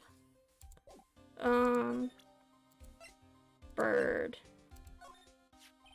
What's that? Parrot. The old man at the boat rental shop's Parrot. The parrot knew about the incident. That incident? DL6. What? Polly, have we forgotten something? Squawk. Don't forget DL6. Squawk. Huh?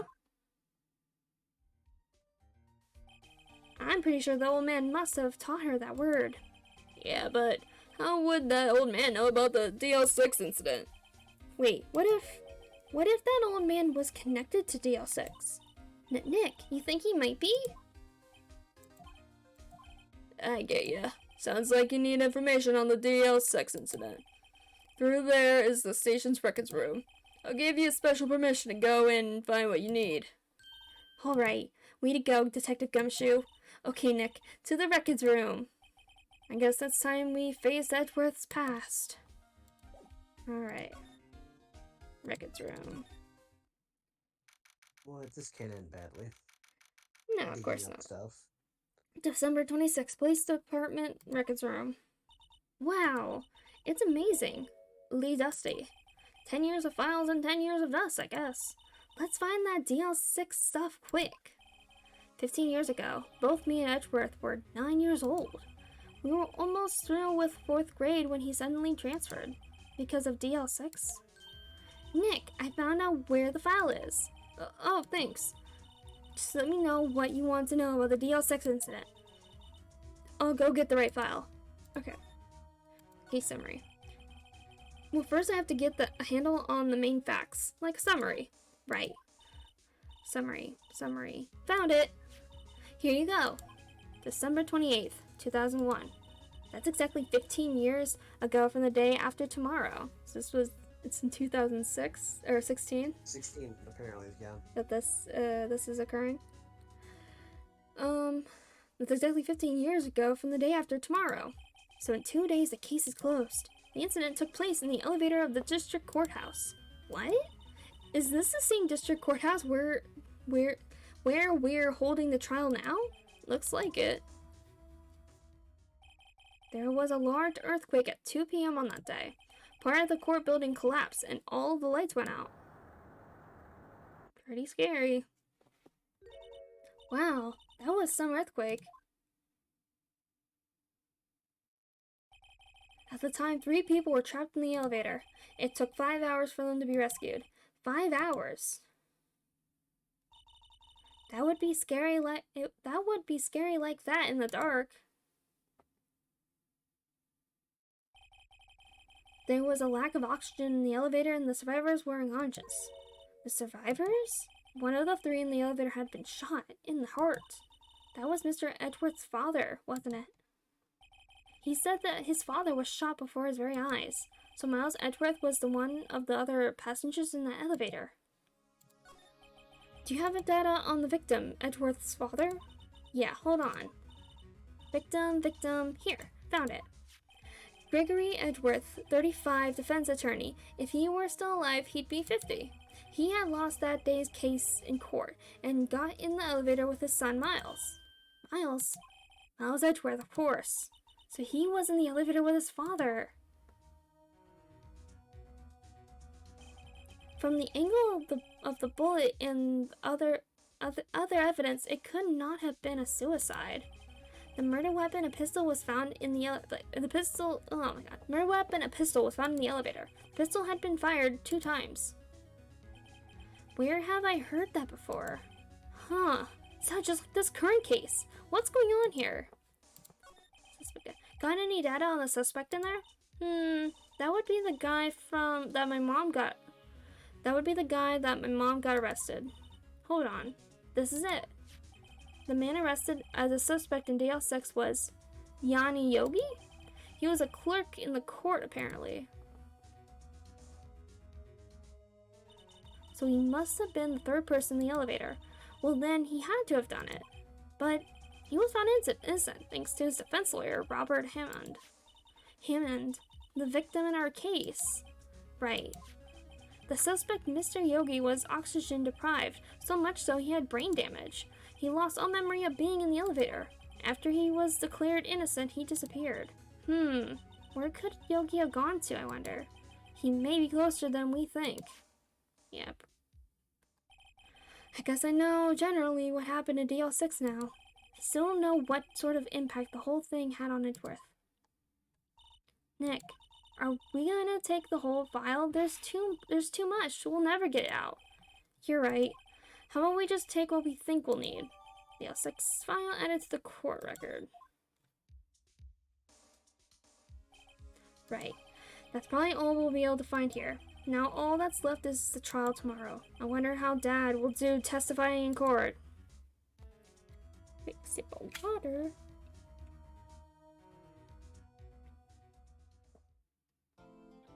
Ugh, thirsty. Let's see my progress. Boop, boop. Alright. Here we go. December 27th, 10 a.m. District Court. Courtroom number 3. Oh, going straight to the courtroom. No pre-talking with Edgeworth.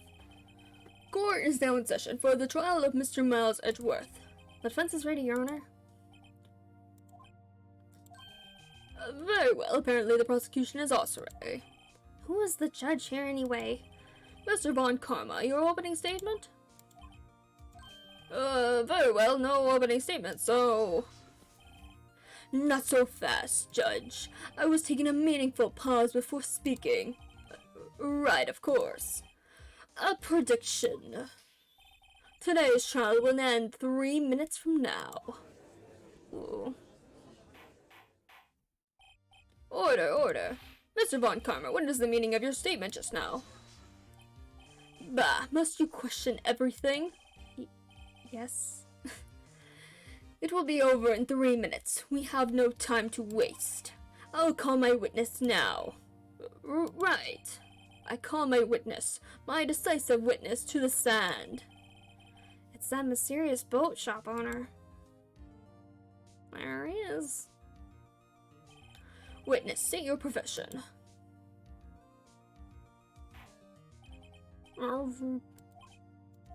I am the proprietor of the restaurant, the Wet Noodle at the Gore Lake.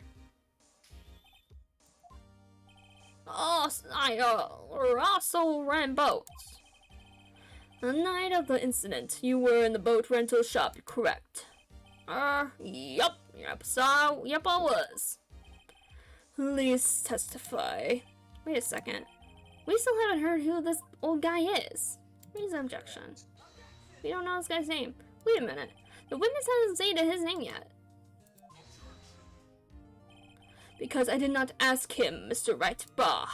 I have predicted this trial will end in 3 minutes. Stop asking trivial questions and cooperate. Yeah, right. The witness will state his name.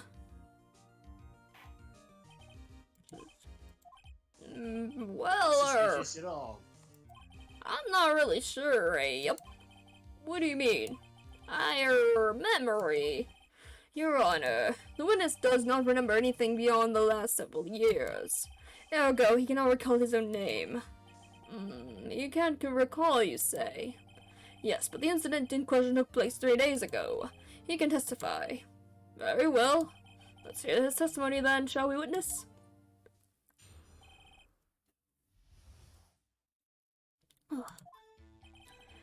It was the night of the 24th, just after midnight. Yep. It was in the restaurant, where I ran boats, as usual. I heard a bang. Yep. When I looked out the window, I saw a boat just floating on the lake. I heard another bang.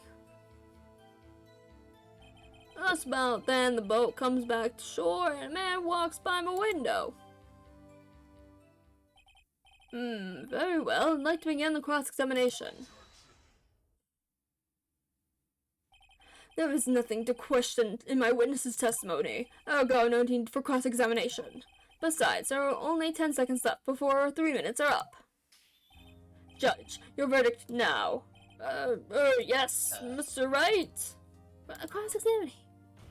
What the hell? What are you saying? Of course I'll cross-examine the witness. Very well, you may begin. Excuse me, Mr. Von Karma. 3 minutes just passed. I see. Well then, let's just take our time. You may cross-examine the witness. The night of the murder. It was the night of the 24th, just after midnight. Yep. Just after midnight, you say? Yep, it was around then. Are you sure? Pretty sure, yep. When I talked to you yesterday, you were rather vague about the time. I'm surprised you seem so sure about it today. I asked him and he remembered. Isn't that enough? Right. Don't glare at me like that. I remembered it clearly, I did. Yup. See, continue. I was in the restaurant where I ran boats, as usual. Is there anyone who can verify that? Well, I guess Polly could. That's not good enough for a court of law. Mr. Wright, exactly what's not good enough? Your Honor, this Polly is a parrot. Parrot. Don't be so hard on the girl, Keithy boy. Keithy? The prosecution concedes that we cannot prove the witness was in the shop. Witness, please continue. And I heard a bang. Yup. And where did the bang seem to come from? From the lake, I figure. Are you certain? Yup. Good. Continue. When I looked out the window, I saw a boat just floating on the lake. And I heard another bang. Wait.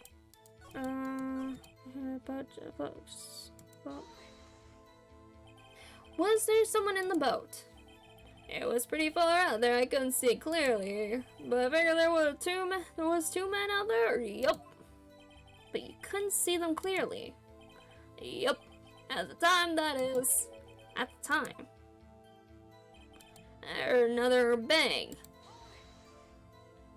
So you heard 2 gunshots total? Yup. That's what Lotta said in her testimony yesterday. Just about then, the boat comes back to shore and a man walks by my window. By your window? Yep, by my window, right outside the window of my little shack. And could you see the man's face? Well, the fog was pretty darn thick, but he was right there in front of me. I saw him. This is rather important detail. Please add it to your testimony. Tisk, tisk, tisk. I have a bad feeling about this. That man wasn't offended. He was saying, I can't believe he's dead. Are you sure? Uh-oh. Dad! Dad is certain, Keith. He said, I can't believe he's dead, as he walked by too. Oh boy. Witness, are you sure that the person you saw was Miles Edgeworth? It was him, that Edgeworth boy! This sounds like decisive evidence. Decisive evidence indeed. I see no room for doubt. On karma, he lured me into cross-examining so he could set me up for a fall. Tisk, tisk, tisk. Nick, I don't like the way things are going here. Everyone in the courtroom is glaring at us. I better act quick, or this trial's going to be over. Raise an objection. Your Honor, we proved in yesterday's trial that it could not have been Edgeworth who fired that gun. Mr. Wright, are you referring to the fingerprints from Edgeworth's right hand found on the gun, and the photograph showing a man firing with his left hand? Exactly. That is easily explainable. He could have wiped his prints off after he fired. You are ignoring the truth of the matter here. Everything in this witness's testimony is true. Judge is lost in thought. What should I do? Raise an objection. Your Honor, this witness claims that Edgeworth said, "I can't believe he's dead." But his words is all we have. If he were telling a lie... Mr. Wright, in a court of law, the evidence tells all. Apparently, you have yet to realize even this basic fact. If you say his testimony is a lie, show us proof. Nick, do we have evidence? It's no good. There's nothing I can do. Are you sure? To be honest, I don't know what to do anymore. Please. Can you hear me, sis? Please. We need your help.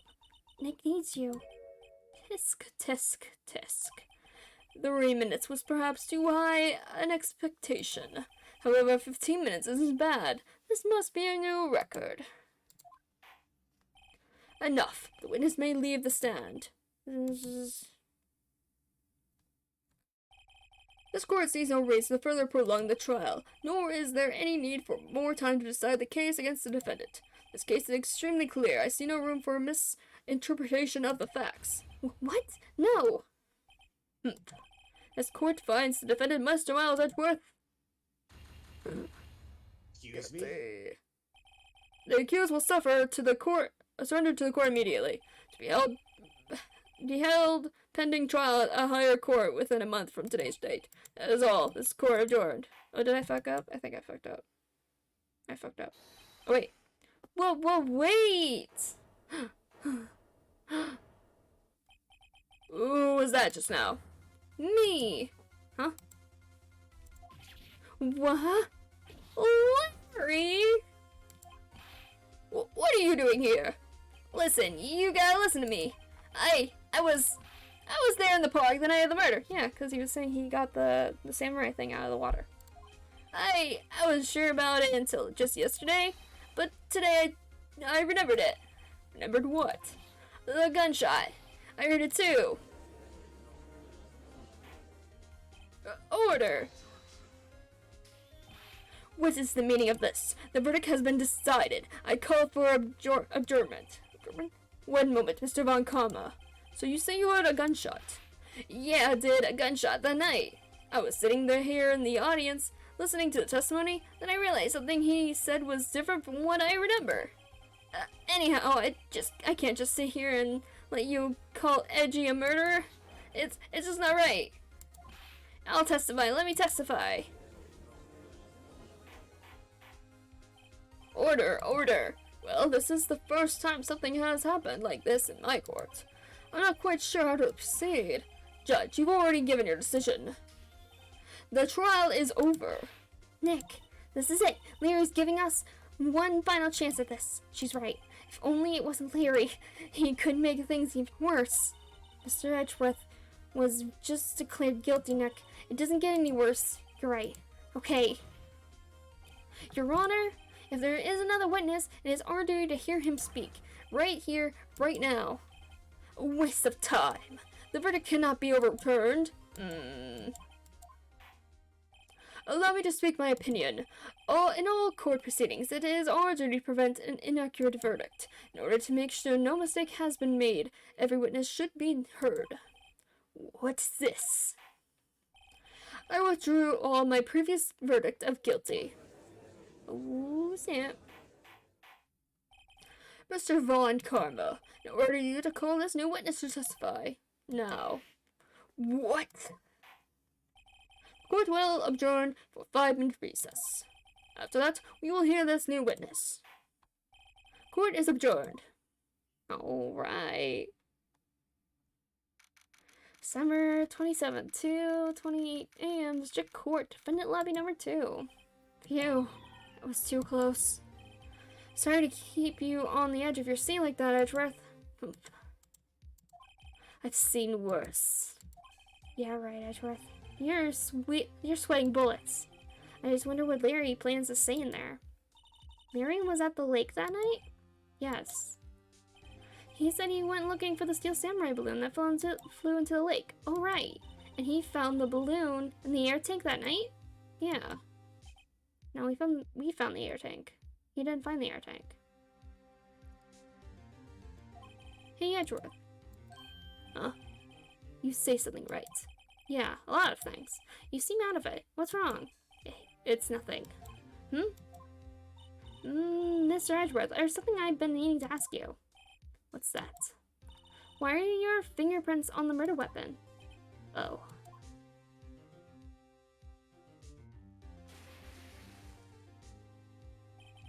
When he fell into the water, I went into a daze. I couldn't understand what had happened. I couldn't think straight. Then I saw the pistol laying on the floor of the boat in front of me.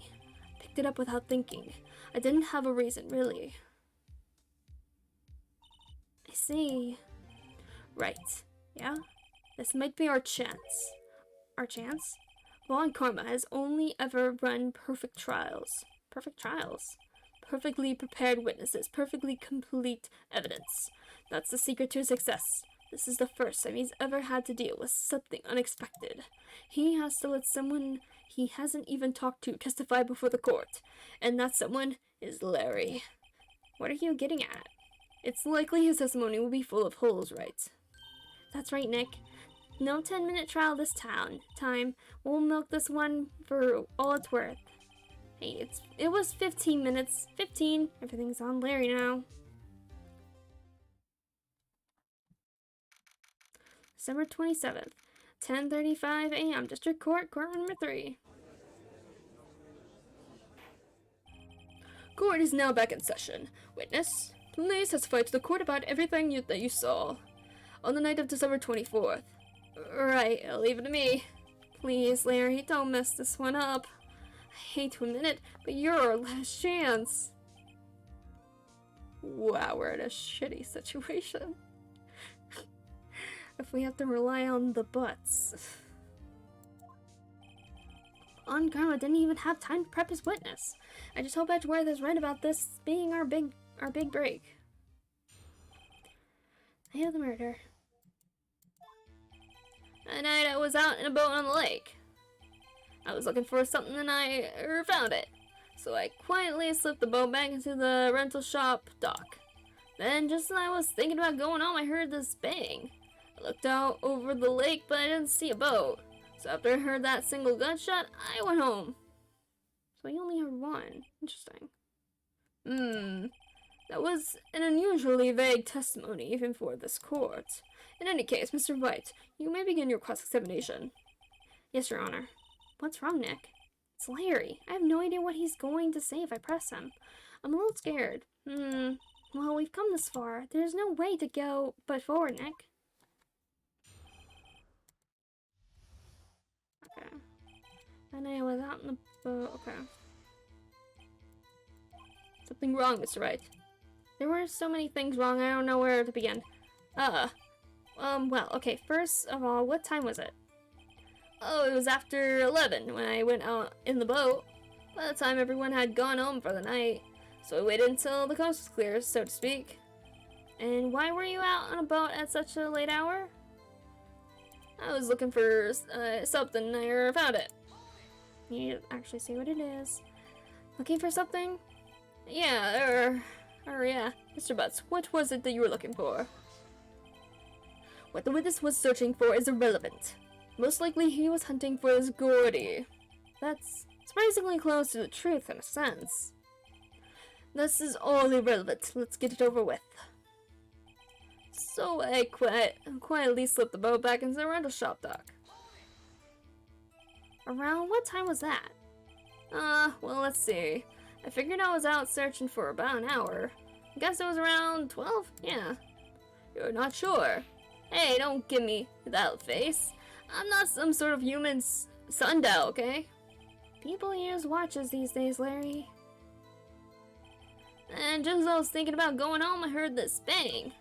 I looked out over the lake, but I didn't see a boat. So after I heard, I was thinking I heard a bang.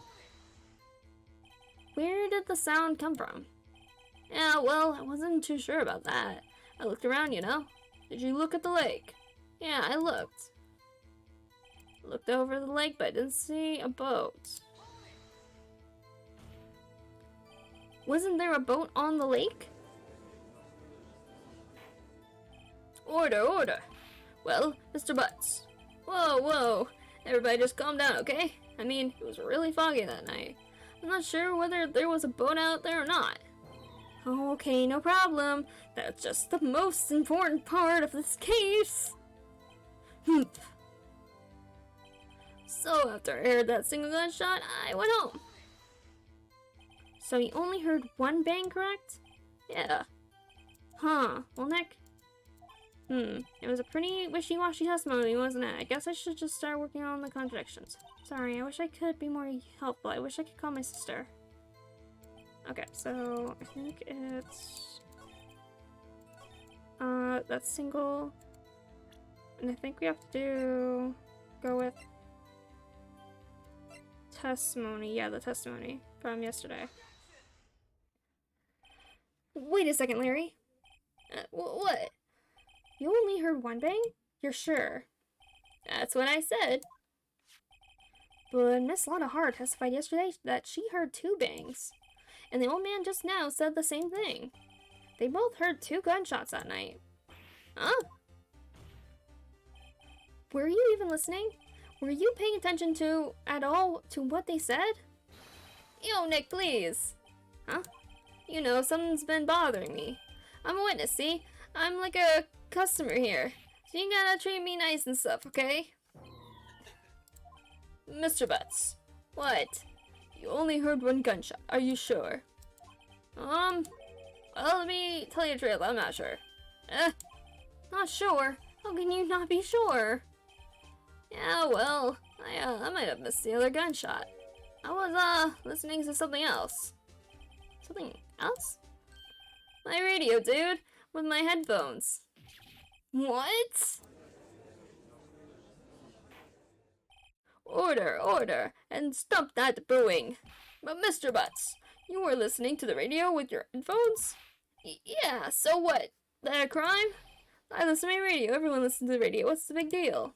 Mr. Von Kama, your opinion? Waste of time. I do not accept this witness nor his shabby testimony. Well, Mr. Wright, should he continue this testimony?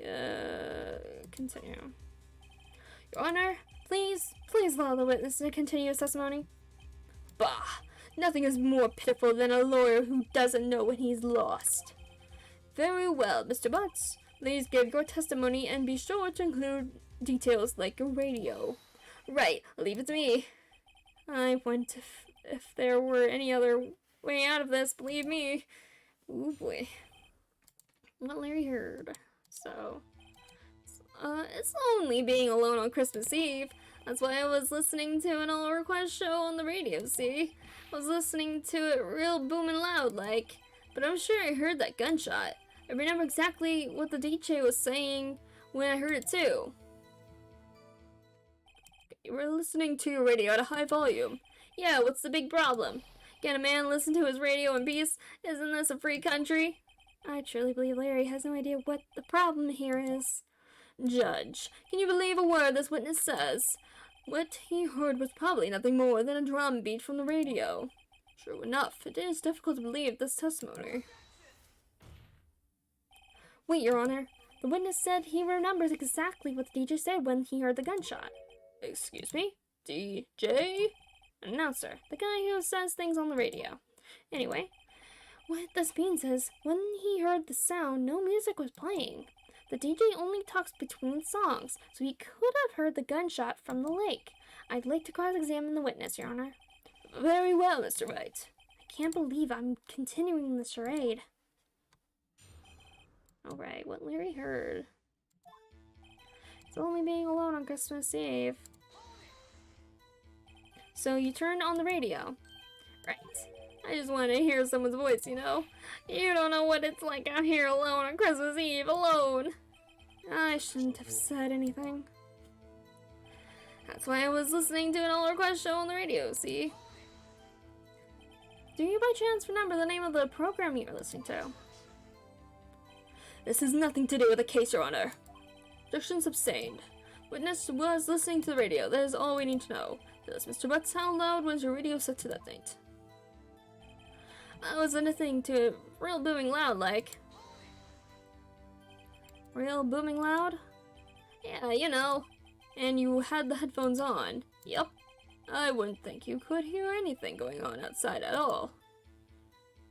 But I'm sure I heard the gunshot. Can you prove that? No, of course you can't. I can't prove it. I remember that moment real clear. I mean, while I was talking about it, it came back real clear to me, you know? I remember exactly what the DJ was saying when I heard it, too. What did she say? Mr. Wright, please cease these pointless questions. What possible good could come knowing what a radio DJ said to us? Indeed, Mr. Von Karma has a point. I'll allow the question only if you see some reason why we should care. We do care. We should care, Your Honor. Of course we should. Why? Well, how do you know if we don't ask, Fine, very well. Mr. Butts, please testify to the court. What was the radio announcer saying when you heard the gunshot? Just when he said, hey, it's almost Christmas, I heard the gunshot. That's important. Wait, let me press it first. Are you sure? Of course I am. She had this real sexy voice. Maybe Von Karma was right. I'm not sure how that helped us all. This is the most ludicrous testimony I ever heard. But there is one gleaming ray of hope in there. I've got to press it until we get to the bottom of what happened. Okay.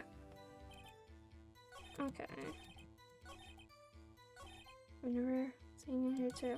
Just when it's almost Christmas. Just after midnight.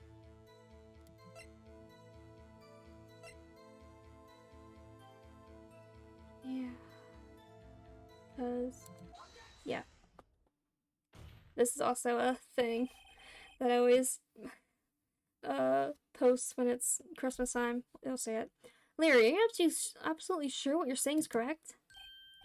What's with the face? You look scary, dude. Hey, if you're trying to scare me, you better know I don't scare that easy. Something the matter, Mr. Wright? Your Honor, did you hear what the witness just said? The DJ said, hey, it's almost Christmas, when he heard the gunshot. Indeed, and almost Christmas means it wasn't Christmas. That's the line. Always on Christmas Eve. Almost Christmas means it wasn't Christmas. Technically true. Yeah. Do you realize what this means? When he heard the gunshot, it was still Christmas Eve. That would seem to be the case, yes. But that contradicts the two testimonies we have heard so far, Your Honor. Both Miss Hart and the old man said it was after midnight when they heard the shots. In other words, when they heard the gunshots, it was already Christmas. This is the clear contradiction, Your Honor. Order. What does this mean? The two prior witnesses heard gunshots after midnight. However, this witness says he heard a gunshot before midnight. Judge, the answer is simple. The current witness is plainly mistaken. Just look at him. Suspicious. What? Well, Mr. Wright, what do you think about Mr. Bust's claim he heard the gunshot before midnight? He's right. Larry's not mistaken, Your Honor. He heard that gunshot before midnight. Intriguing. I'm assuming you have evidence for this claim. Show me evidence that there was a gunshot before midnight. No, not this.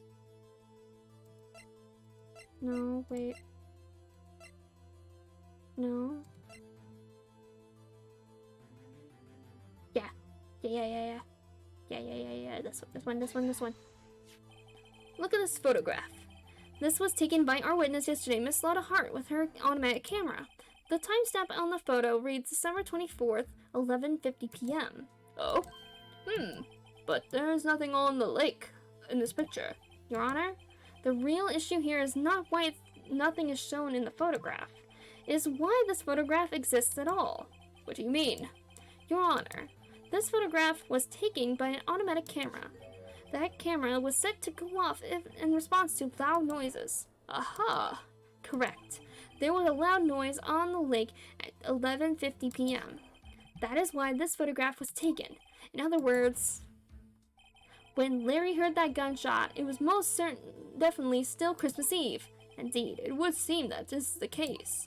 Then, where does that leave us? Mr. Hart testified that she heard the gunshots after midnight. Are you claiming she was mistaken? Not at all, Your Honor. It is a fact that the camera also triggered at 15 minutes after midnight. Your Honor, that night there were 2 sets of gunshots with a 25-minute pause between them.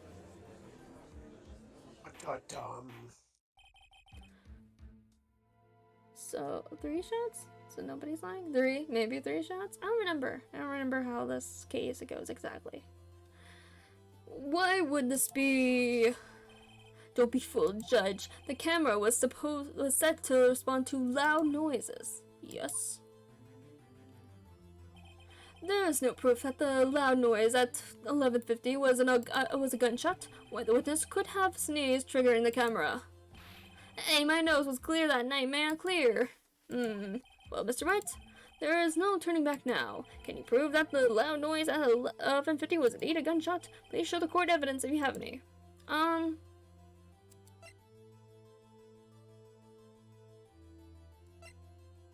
No.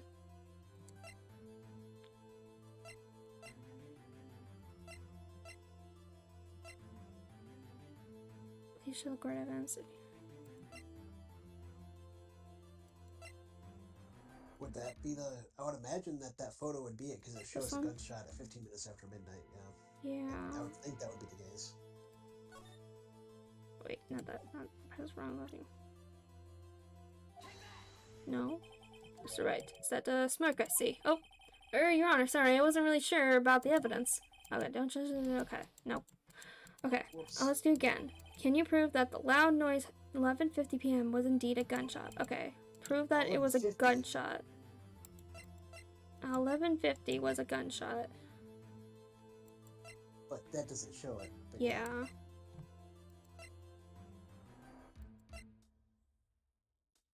Oh wait, fired 3 times. Hey. Yeah, you're right. You're right, Dodger Dial.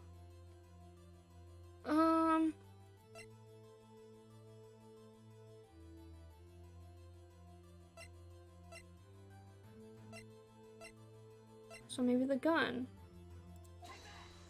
Gun? Okay, this is my evidence. The murder weapon. Something about this pistol was bothering me, Your Honor.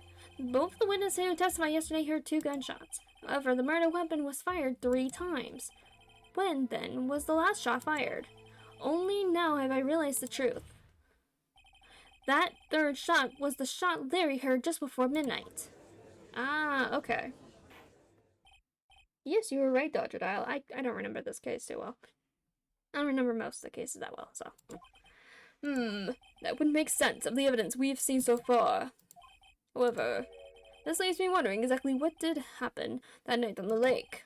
Exactly. If this is true, there were 2 sets of gunshots separated by 25 minutes. One at 11:50, another at 15 minutes after midnight. Why, I ask you, why? Oh, I better think of something quick. Wait a second. Gunshots separated by 25 minutes. Ah! What's wrong, Nick? I have it. Huh? Remember the case with the steel samurai? Huh? Yeah, of course I remember. The murderer in this case had the same idea as the murderer in that case. What do you mean? Maya. Yes. If we don't figure this out now, we'll never overturn Edgeworth's guilty verdict. Okay. I've got a hunch and I'm going to run with it. Right. I mean, is it safe? Safe. We've already gotten a guilty verdict. We have nothing to lose. You just watch and let me know if I say anything that sounds fishy, okay? Right, Nick? Your Honor, Yes, Mr. Wright. The testimony just now has cleared up this entire case. What do you mean, Mr. Wright? Tisk, tisk, tisk. So you finally realized the truth. There can only be one other murderer there than Master. There can be no other murderer here than than Miles Edgeworth himself. Wrong, Fawn Karma. A man was shot that night, but it wasn't Edgeworth who did the shooting. Listen, rookie. Take a deep breath and consider the facts. At the time of the murder, one boat was on that lake. This was shown by the witness's photograph. The defendant, Edgeworth, and the victim, Robert Hammond, were on that boat.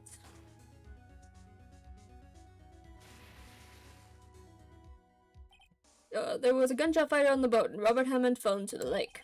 The distance of the shooting was 1 meter. It couldn't have been suicide. Well, the guilty party has to be the other man on the boat. I admit it is hard to imagine any other possibility. Yes, but this assumes that the victim was shot at 15 minutes after midnight. What do you mean by that, Mr. Wright? We have photographic evidence of the time of the shooting. The timestamp on the photo says 00:15, but Larry heard a gunshot 25 minutes before that. Robert Hammond was killed then, 25 minutes before the shot on the lake. That's the only way that Edgeworth could be innocent. Mr. Wright, are you quite mad? Explain who the man on the boat are. Edgeworth and the murderer. Yeah. Of course, it was Edgeworth and the murderer. After the murderer killed Robert Hammond at 11:50, he assumed the guise of Mr. Hammond and met Edgeworth. What? Are you serious? Yes, Edgeworth won't tell us why he went to the lake that night. However, I have a hunch. That night, Robert Hammond called Edgeworth to the lake. Now, Edgeworth didn't know Robert Hammond's face that well. That's why he didn't suspect anything when the murderer took Robert Hammond's place. I'm not sure what to make of all of this. Ludicrous. Mr. Wright. Tell us the name of the murderer, then. The murderer's name? Right. It's, I don't know. Actually, I don't know the name of the murderer. You don't know? Bah, again, you waste my time. I don't know because he never told us. The murderer is the caretaker of the boat shop, that old man. At 11:50, he was the one who killed Robert Hammond. The caretaker of the boat shop? Where did he do this? There weren't any boats on the lake then. Why would he have to go all the way out on the lake just to shoot someone? May I suggest that the real scene of this crime was not on a boat? What? Well then, where did the murder take place? Show the judge where the murder really took place.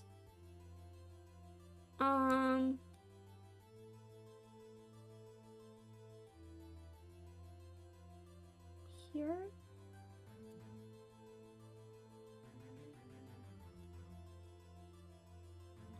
I would think it would be in the boat shop. Well, it's because of the, I think, yeah, because that's where we found the air tank.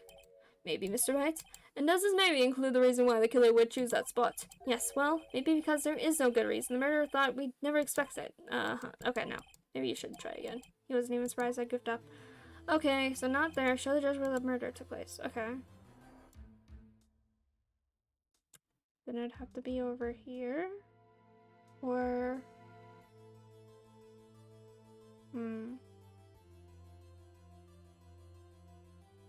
Yeah? Okay. Around here, maybe. Maybe. Oh, okay, no.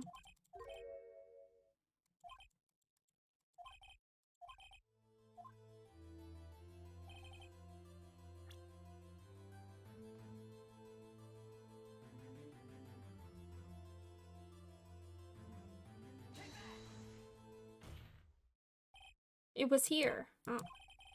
where Miss Hart and the photographer was camping. Yes. Why would the caretaker of the boat shop go there to kill someone? It was probably an honest mistake. Caretaker made a mistake? Oh, 'cause the photo. Right. The first photo was taken at 11:50. So that was when the guy was killed. It was 11:50. No, I did. Maybe you'd like to show us again? Oh, no? No? Show the just where the murder really took place. Gates? Around here, maybe? Okay, no.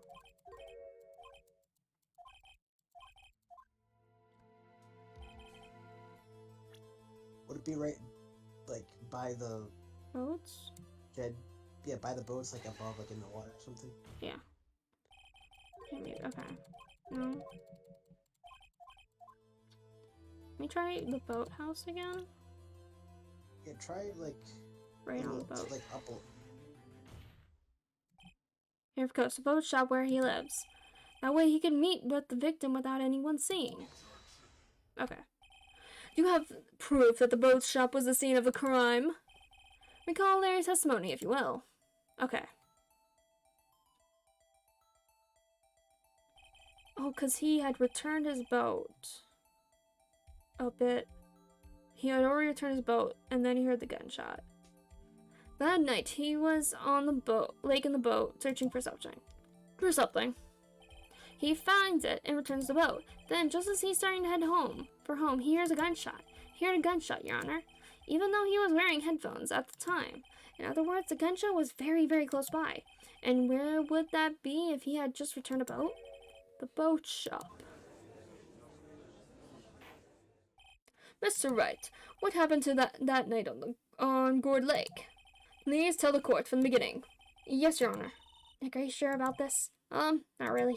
But I think if I start at the very beginning and I take it slow, I might just be able to figure this out. Alright. That night, the caretaker of the boat shop called Robert Hammond to his shop.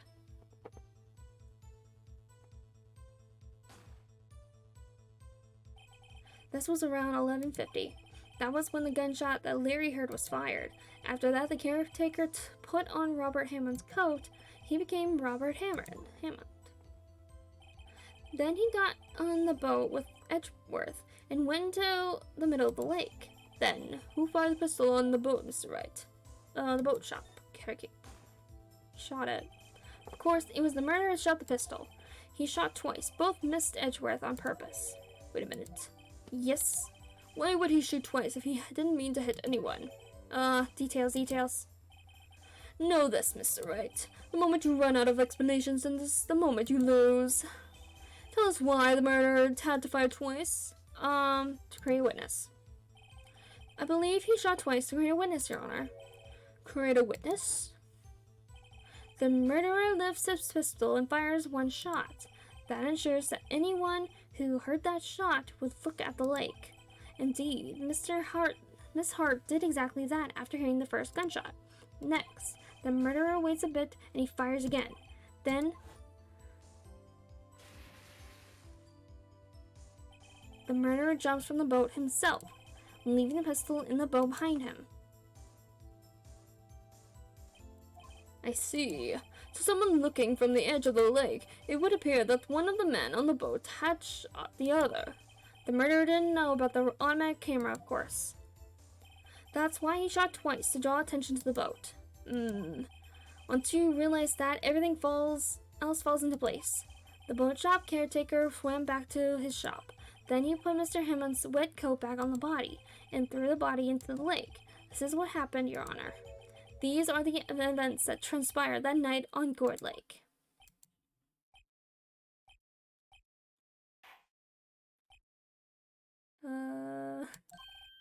Bailiff, bring out the witness from before. Boat shop caretaker, quickly.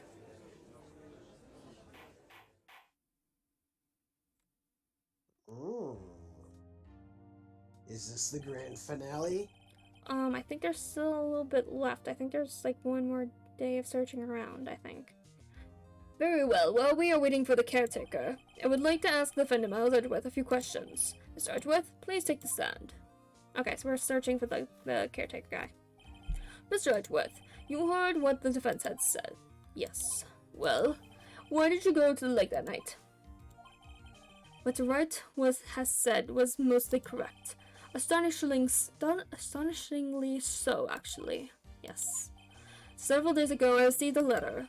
The letter was signed Robert Hammond. He asked me to come to the boat shop at the lake at midnight on Christmas Eve. He said he had something very important to discuss with me. Something important? I'm sorry, I can't say what it was. Your Honor, sir. Bailiff, we are conducting a trial here. I ask that you remain quiet. The witness has disappeared. He isn't at the boat shop either. What? What should I do? Find him quickly. We cannot allow him to get away. Oh, shit.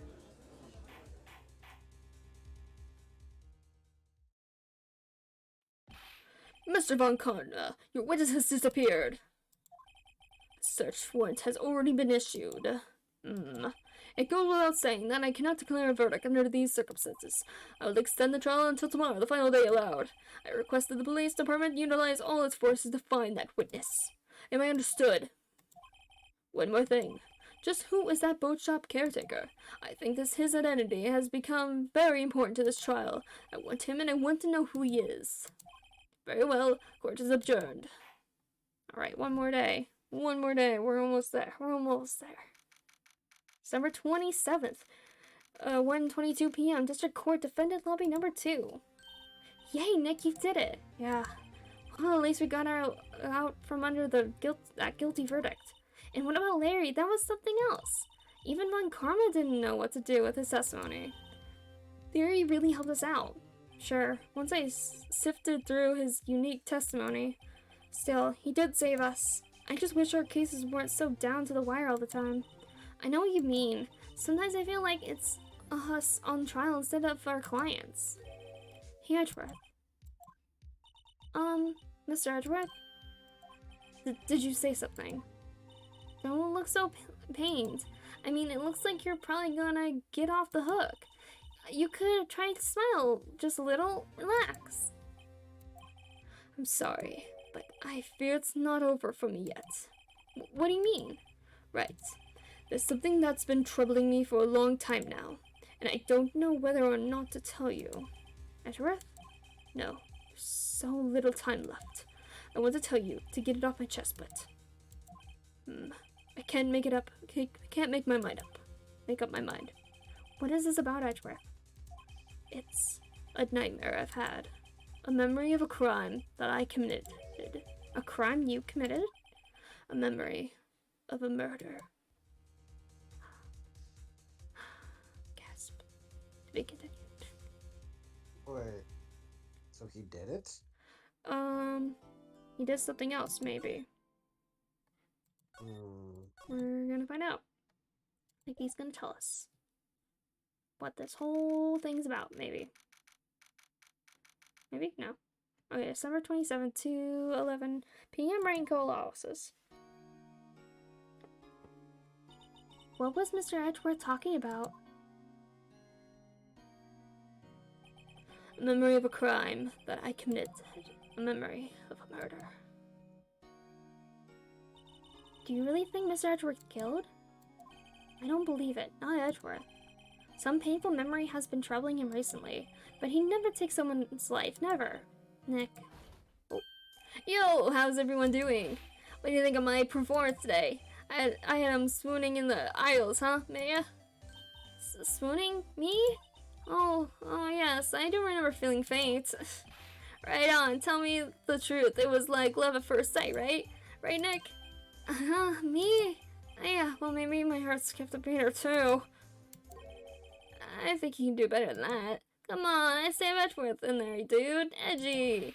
You guys should be bowing before me, yeah. Bow before your hero.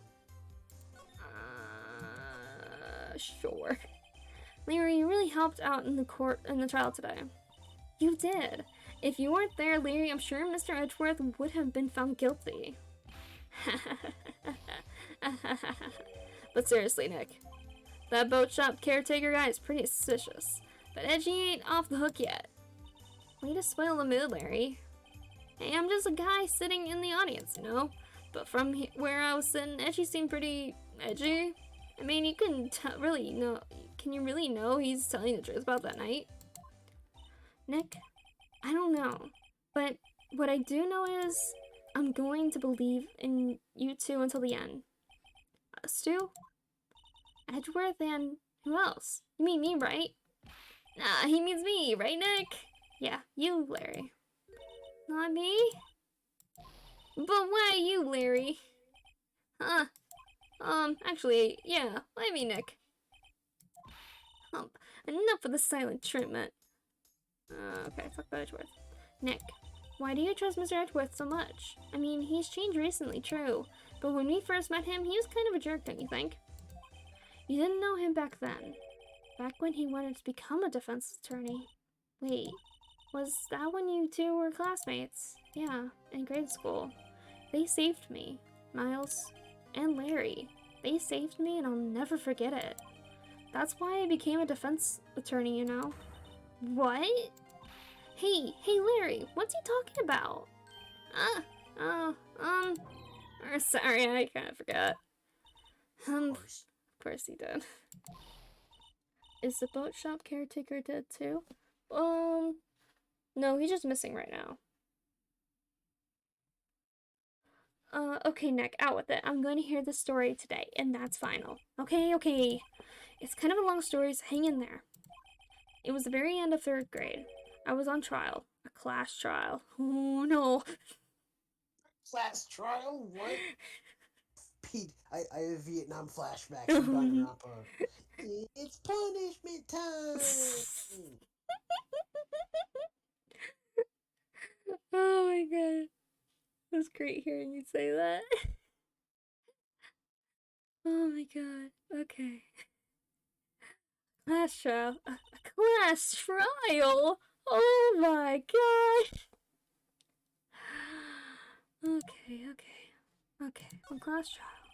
You remember, Larry? Spring end of 3rd grade? A kid in our class got his lunch money stolen? Lunch money? Our school was really small. Every month, kids would bring in an envelope with money for lunch from home. Huh, I see. Anyway, this kid's envelope disappeared, with $38 still inside. Oh yeah, now that you mention it, I do remember that. I can see why you'd forget though. You were out of school that day. Anyway, the envelope had been stolen during PE class. I was coming down with a cold, so I'd skip PE that day. I was the only one not in class. So they thought you did it? Yeah. The kids in class said I should be put on trial. Trial? So the next day we held a classroom trial, with me as the defendant. I didn't do it. Guilty, he did it. Guilty, he has to give the money back. You're such a meanie. No one plays with him. Just admit you did it. You can't hide the truth. Tell us the truth. We're not gonna play with you anymore. Yeah, no borrowing erasers. You shouldn't be allowed in the relay race. Give me back my 50 cents I loaned you. Hey, did you... Now, Phoenix, you know you shouldn't steal people's money. It's not right. In the end, even the teacher thought I'd done it. Go over and apologize, Phoenix.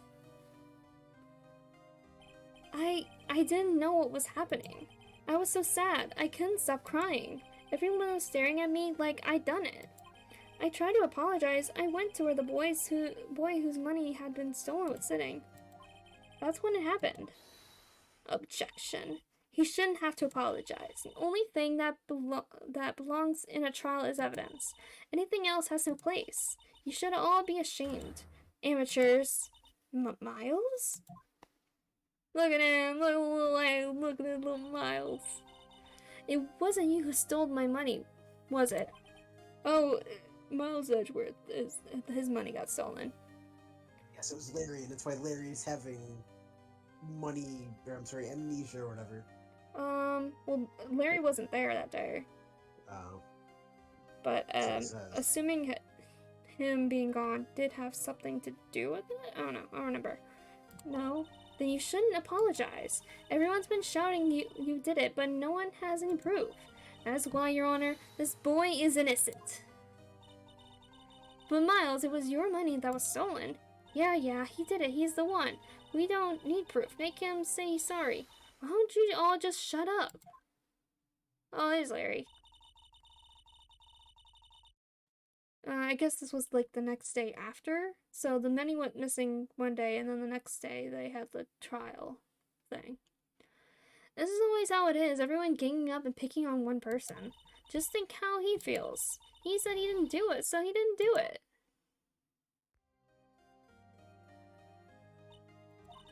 Very well. I will replace the money myself.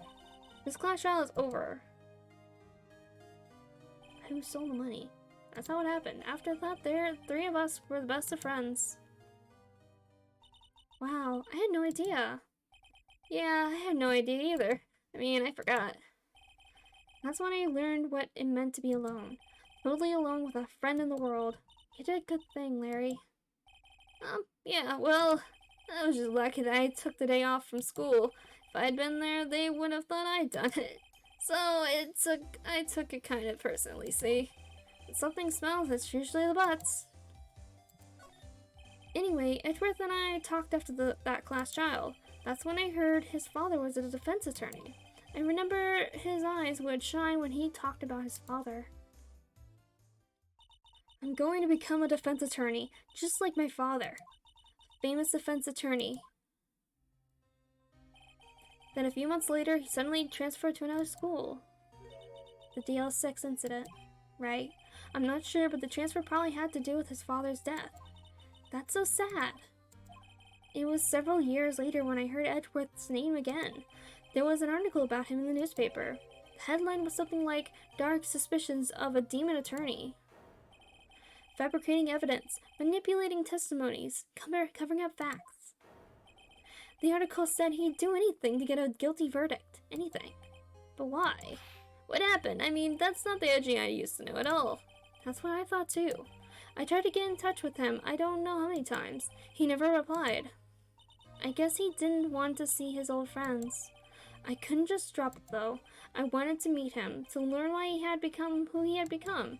That's why I decided. Wait, you don't mean that's why? That's why you became a defense attorney? To meet Edgeworth? If I was a defense attorney, I knew he'd have to meet me whether he wanted to or not, in court. Edgeworth believed in me, and I believed in him. He's in pain, and no one's on his side. I'm the only one who knows the real Edgeworth. I'm the only one who can help him. Whoa, Nick. So is that why you helped me out for free? Yeah. I helped you because I believed in you. Except I don't remember saying I'd do it for free. Oh, Nick. Nick, we have to save Mr. Edgeworth if it's the last thing we do, okay? Right. It very well may be. First, there's that rental boat caretaker. We need to find out who or what he is. I'd settle for who. I guess I can clean out some of this evidence I no longer need. Okay, let's go. Okay. I don't think I need to show Larry anything. Okay. Let's go to the Center Center. See if Edgeworth will talk to us. Maybe. December 27th, the Center Center Visitors Room. You look as grim as always. Mr. Edgeworth, I heard the story about the class trial. Class trial? What do you mean? You don't remember? No, I don't. Your lunch money was stolen, wasn't it? In 3rd grade? Lunch money. Oh, right. Yes, I seem to remember something like that. Nick, I think you're the only one who really remembers. Well, it probably only really mattered to me anyway. Mr. Edgeworth, didn't you know? That trial was the reason Nick became a defense attorney. Ridiculous. Gee, thanks. That said, it does sound like the kind of thing you'd do. You haven't changed a bit, have you, Wright? Too simple. To a fault, even. Well, maybe yeah, but I think you changed too. Too much, Edgeworth. Perhaps. Why prosecute? Hey, Edgeworth, why did you become a prosecutor anyway? You used to look up to your dad. You said you wanted to be a defense attorney, right? I couldn't let myself deny reality like you. What do you mean? My father was taken from me, and you want me to defend criminals? I'm sorry, Wright, but I'm not that good of a person. One suspect was apprehended in your father's murder, right? Yes, the man trapped in the elevator with my father. His name was Yanni Yogi. He had to be the shooter, any way you look at it. Yet, he was found innocent. That defense attorney got him off the hook. That would be Robert Hammond. On that day, 15 years ago, the three of us were trapped in that elevator for 5 hours. When we were rescued, we all suffered oxygen deprivation. I had lost all memory of the murder. Lost your memory? Even now, I can recall what happened in that elevator. That was the crux of Yogi's attorney's argument in that court. He claimed Yanni Yogi had not of sound mind due to the oxygen deprivation. Yogi was released due to a lack of evidence. Innocent. That's when I changed my mind. I started to hate defense attorneys. What's your relationship with Karma? He's my teacher, and a man who deserves respect. I learned everything I know of courtroom techniques from him. So he's like my sister was to you, Nick. He is a perfectionist in all things. In court, in his personal life, he is obsessed with doing everything perfectly. Perfectly, huh? In all the cases he has taken on, none were left unsolved, and not one suspect was declared innocent, ever. But that's... I know. It's possible some of the suspects were indeed innocent. However, it is impossible for us to accurately determine that in every case. All Von Karma does is his job, to find the suspect guilty perfectly. In any case, it's nigh well impossible to find a weakness in him. Should a weakness appear, he would do anything in his power to make it go away. Edgeworth, if what you're saying is true, you're headed for a guilty sentence tomorrow. He's right. There's no time to praise the enemy, Mr. Edgeworth. It's a strange situation in which I find myself, I'll admit. No kidding. Is there stuff I can move? Maybe not great thing to show. Nick, no, okay. Okay, don't, what is it? No, nothing. No, just your photo of your father. It was the case that changed my life. And tomorrow on December 28th, the statute of limitations runs out. Tomorrow? Could that be a coincidence? But even if the case is finally closed on paper, it will never be erased from my memory. Never. Poor Mr. Edgeworth. Bird?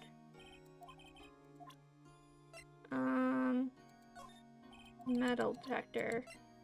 Gun. Bullet. Blake. Picture? Make sure you can picture. Oh, no reason. Okay. Okay. I think I'm done with talking to you. Let's go to... Actually, we haven't gone to Grossberg for a bit, so let's go check Grossberg. Is he here? He's out. Again. Okay, when does he work anyway? No, don't be harsh. Guess we'll have to come back later. Okay, so he's not here right now. Back here. No, not Larry. I don't want to talk about Larry. I need to go criminal affairs or the lake. Let's go to criminal affairs. Let's check with Gumshoe. See what's going on. December 27th, Police Department, Criminal Affairs. Looks like Detective Gumshoe hasn't gotten back yet. Gumshoe?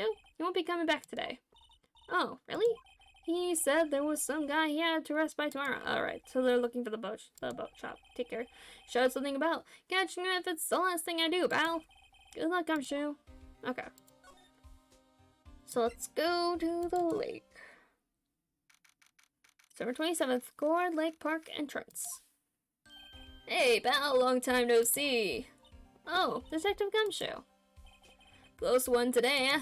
I got so worked up I snapped my tie in half. Sorry about that. No problem, pal, thanks to you, we now know who really did it. You mean the boat shop caretaker? Look, I'll make you a promise. I'll have that scoundrel in my custody by trial time tomorrow. Come what may, it's my duty to you as a police officer. I'm off to catch me a criminal. Okay. Detective Gumshoe sure is active today. Oh, one other thing. Leak! No one can go into the woods today. The woods? Where Lotto was camping?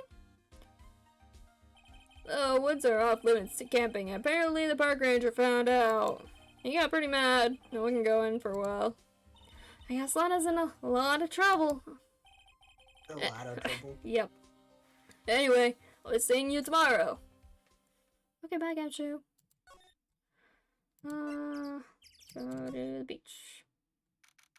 December 27th, Gourd Lake Public Beach. Huh? The steel eyesore is missing. Eyesore? Looks like the hot dog stand is closed too. Guess Larry's too busy worrying about Mr. Edgeworth to show up for work. Also, the dog ate all his hot dogs.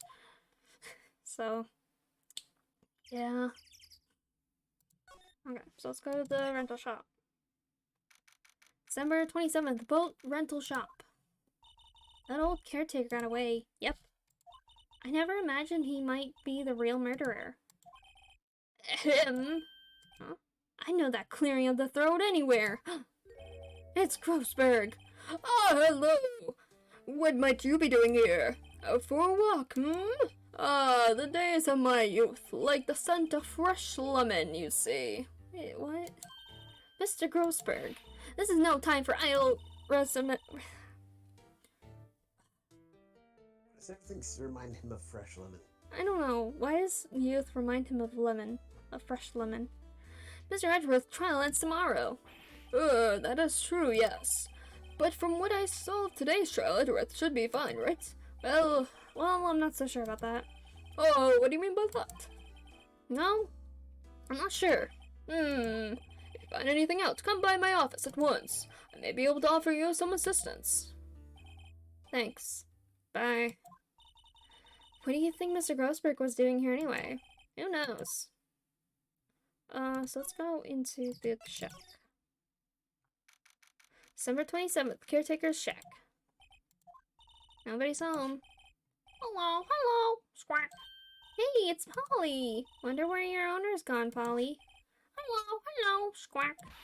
I can't believe he'd run off and leave his poor parrot to fend for herself. Hello, squawk.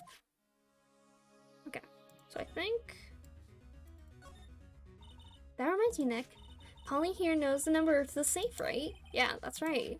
Polly, what's the number to the safe? 1226, squawk. Or 1228, squawk. Let's open it, Nick, come on. I'm sure there isn't any money in there. But hey, he keeps it locked, right? So there must be something of value in here. I'm not so sure. Okay, Nick, let's see what's in there. Guess there might be a clue or two. The only thing in here is a letter. A letter? Boring. There's no name or signature on this thing. It's all handwritten in very precise, clear letters. Get your revenge on Miles Edgeworth. Edgeworth? Nick, why would Mr. Edgeworth's name be on here? How should I know? I'm going to read the whole thing. Get your revenge on Miles Edgeworth. It also says this is your last chance. Now is the time to get revenge on the two men who ruined your life. The rest of the letter goes on to describe the murder plot in detail. How to kill Robert Hammond and frame Edgeworth. Calling Edgeworth out to the lake, getting on the boat, firing twice. This is exactly what I figured out today in court. It's all here in perfect detail. What do you think it means, Nick? I don't know, but it looks like there are instructions for that caretaker. When he killed Robert Hammond and called out Edgeworth, he was following instructions. But who could have written that letter? And what does it mean to get revenge on Miles Edgeworth? Look, I don't know, okay? But one thing's for sure certain. This letter is an amazing clue. Letter from the safe. Anything else? That we got by totally legal means. Yes. Breaking into somebody's safe. Yes. I wonder, okay, he left it in a hurry, right? I don't think okay. Bird? Maybe I should take care of Polly, Nick. You probably shouldn't just kidnap her. Police know about her anyway. I'm sure they'll do something. Well, okay. Sorry, Polly. He says I can't take you. Great, now the bird's going to hate me.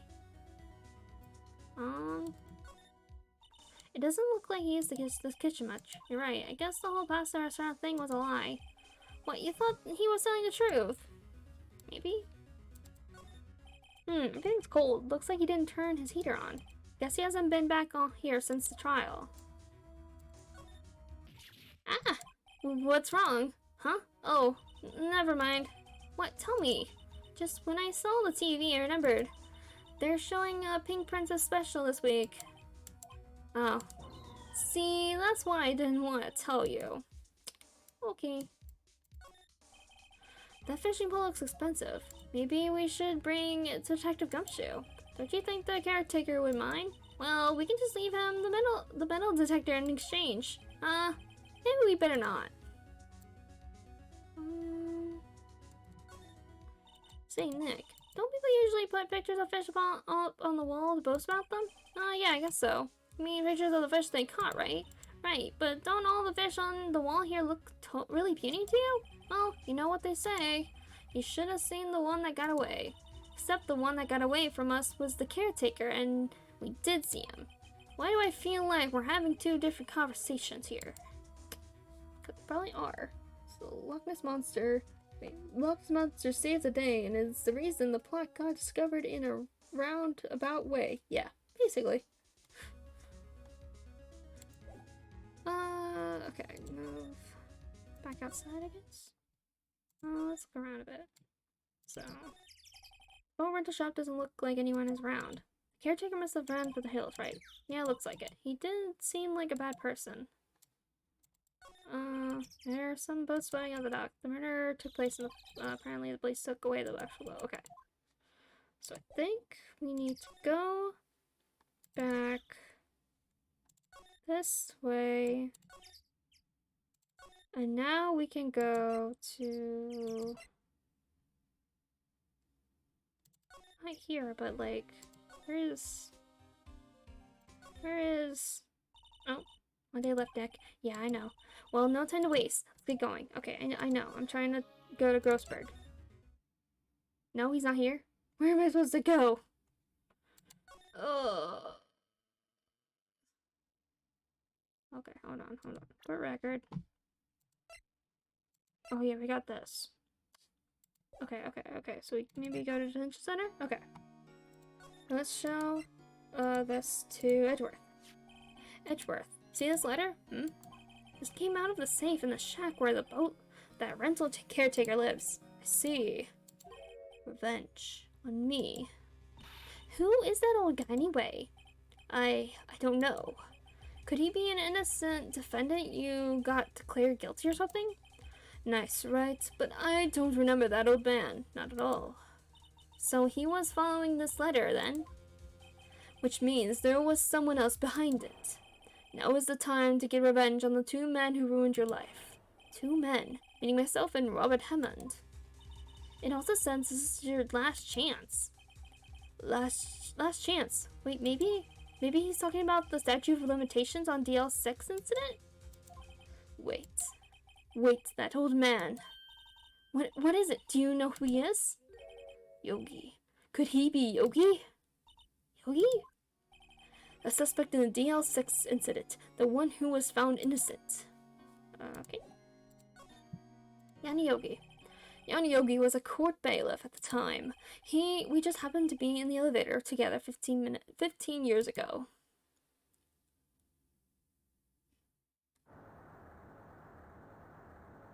Ooh, shaky. The quake was incredibly strong. Before I knew it, everything was dark. We were there for so long it felt like forever. The air thinned and the darkness closed in on us in that little box. We became unsettled. Help! I can't breathe! Quiet, I said, quiet. You're not making this any easier. I want to get out. Help! Get us out! Don't shout, you'll just, use up more oxygen.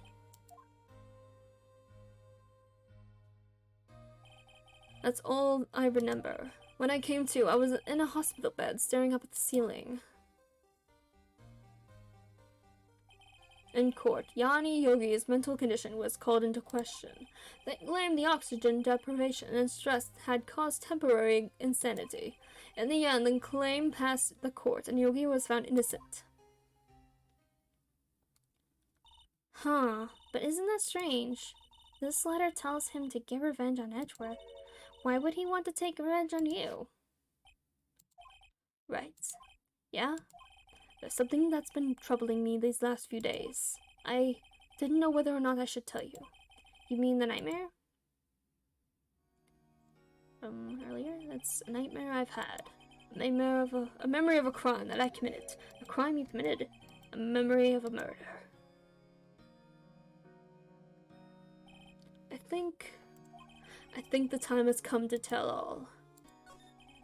For the last 15 years, I've had the same dream almost every night. I wake up in a fearful sweat every time. What kind of dream? It's a dream about my father's killing, in the dark. Help, I can't breathe. Quiet, I said quiet, you're not making this any easier. I want to get out, help, get us out. Don't shout, you'll just use up more oxygen. I can't breathe. You're using up my air. What? Stop breathing my air. I'll stop you. Ah, what? What are you? Stop breathing my air. No, Father. He's attacking Father. And I see the pistol lying by my feet. I don't know if it was evidence from that day in court or the bailiffs. In a daze, I picked up the pistol. Get away. Get away from my father! Bang. Wag. So he threw the gun. And with that scream, I wake. It's a bone-chilling scream. A scream that has rung in my ears for the past 15 years. But that's just a dream, right? Right? That thought is the only thing that has kept me sane for the last 15 years. But what if I'm wrong? What if it's real? They say that sometimes people shut out memories in self-defense. Maybe it was I who killed my father. What? If you think about it that way, this letter makes sense. It's a revenge on Miles Edgeworth. Think about it. Rogi was really innocent. That's why he wanted revenge against me. Wait, Edgeworth, you mean... It was me. I was the true criminal of DL6. I shot my father. This is bad. What are we gonna do, Nick? What can we do? I don't know. I don't think there is anything we can do, like it or not. If there is someone else who knows a lot about the DL6 incident, maybe. There is, Nick. There is someone else who knows about the DL6. Yeah, we gotta go find Grossberg. Come on, Grossberg, get in your office. There he is. There he is. Mr. Grossberg. Oh, hello there, what's wrong? You look troubled. No kidding, I can't believe you're not. Just calm down and tell me what's happened. It's Mr. Edgeworth. He, sob. I see. So Edgeworth dreamt. He shot his own father. It's only a dream, only a dream. I wonder. What? If that's the case, then why do you two look so troubled? Well... Also, consider this. Yogi quite certainly holds a deep grudge against Miles Edgeworth. So deep he'd want to frame him for murder. This leads me to surmise that Mr. Edgeworth's dream was not a dream, it was real. As you imagined. Miles Edgeworth threw the pistol to save his father. The pistol fired, and the deed was done. No! I don't believe it. Yogi was suspected of murder, and his career as a bailiff was irrevocably wrecked. Thus, he sought revenge on Miles Edgeworth. Was his last chance, of course, with the statute of limitations so close. Huh? Gregory Edgeworth. What do you know about Edgeworth's father? He was a defense attorney without peer. It sounds right, but it's true. Well, he may have had one peer now that I think about it. Your mentor, Mia Fey. My sister? Gregory Edgeworth was very disapproving of Mr. Von Karma's techniques. That's no surprise. Von Karma is an extreme man. Forged testimonies and evidence are nothing to him. The result? He has a perfect win record in court. To beat him, Gregory Edgeworth tried to call attention to his methods. Oh, goodness. And he lost and died in despair, as it were. See. Spirit medium. When Gregory Edgeworth was killed, the police called on a spirit medium. That was your mother, Misty Fey. I am Gregory Edgeworth. I have been killed. The one who shot me was the bailiff, Yanni Yogi. Yes, Yogi was found innocent. That's when my mother left us. Everyone called her a fraud. That's right. Everyone thought she was, you see. Yet, now that I think about it, it seems the one who lied was Gregory Edgeworth's ghost. Gregory Edgeworth must have known who shot him. I don't believe it. So you're saying he falsified his testimony? That Edgeworth's dad lied to protect his son? It's only a possibility, mind you, but a possibility nonetheless.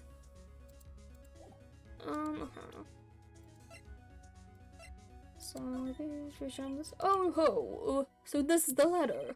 It does seem that Yogi was following his letter when he killed Hammond. But why kill Robert Hammond? Hammond was a skilled defense attorney, but he defended clients not for their sake, but for his own. Huh? His own sake? He never trusted his clients, that one. The only thing he trusted was his own ability. But he got his client found innocent, so why should it matter? Actually, my dear, it's quite different. He won that innocent verdict for no one but himself. Yogi was a free man, but socially he was ruined. Huh? You'll understand soon enough. Wait, what is it? This letter. I've seen this handwriting somewhere before. A long time ago. Whose handwriting was this? Do you have any idea who wrote this? Von Karma, I bet. Could it be Manfred von Karma? Von Karma? Why would he have something to do with this? Well, not sure. Von Karma. Von Karma. Wait, you're right, my boy. This is Von Karma's handwriting, I'm sure of it. I used to see it all the time on court reports. What? But that means the one who told Mr. Yogi to kill was... Correct. Manfred von Karma himself. What does this mean then? Crap. Because it said it was all like perfectly neatly written. And who do we know who is very particular about being perfect? Very methodical. Mm-hmm. Von Karma. Yup. What does this mean then? Why would Von Karma want to frame Edgeworth? If it truly was Von Karma who wrote this letter, then he would know the truth. He would know that Miles Edgeworth had accidentally killed his own father. He'll say as much tomorrow in court, I should think. He'll press the point until the court finds Miles Edgeworth guilty. No. But how could Von Karma know about Mr. Edgeworth's past like that? Even Mr. Edgeworth thought it was just a nightmare. That I do not know. Yet I do know that Von Karma is both persistent and a perfectionist. He may be seeking to satisfy a grudge against Gregory Edgeworth by hurting his son. What do you mean? It was 15 years ago. Von Karma met Gregory Edgeworth in court, and Von Karma did win. But he didn't make it through the trial unscathed. Scared. What happened in the trial between Edgeworth's dad and Von Karma? Von Karma got the guilty verdict he wanted. He won the trial, but Gregory Edgeworth accused Von Karma of faulty evidence. And though he lost the trial, Mr. Edgeworth's accusation stood. Faulty evidence? It was the only penalty Von Karma has ever received in his career as a prosecutor. Gregory Edgeworth dealt a blow to his perfect trial record. Wow. It must have been quite a shock for Von Karma. He took a vacation for several months after that, you see. A vacation? Yes, an unusual event for the man. That was the first and the last vacation he's taken in his many years of prosecuting. Really? He doesn't take vacations? Like, go to the sea or to the mountains? Don't tell me he's never been to Europe. You have strange ideas about vacations, Maya. In any case, that was the only time he took a vacation from work. I believe the penalty upset him quite a lot. Odd. If he wanted to keep a perfect record so badly. Why would he take such a long vacation? What do we do, Nick? Von Karma's going to bring up DL6. You can bet on it. What if Mr. Edgeworth pleads guilty to DL6? I won't let him. Yes, Mr. Wright. I hate to say this, but even accidental murder is murder, you know. I know that. I just believe in Edgeworth's innocence. I can't believe he'd kill someone. But Nick, Mr. Edgeworth admits it himself. His father must have lied to protect him from beyond the grave. I don't care. I know he's not guilty. Mr. Wright, if you say so, I suppose I can go check again. The police files might hold something of interest. Mr. Grossberg, thank you. I can't promise anything. In fact, I think the chances of finding something are slim. Understand. Police materials. Okay. So can we go to the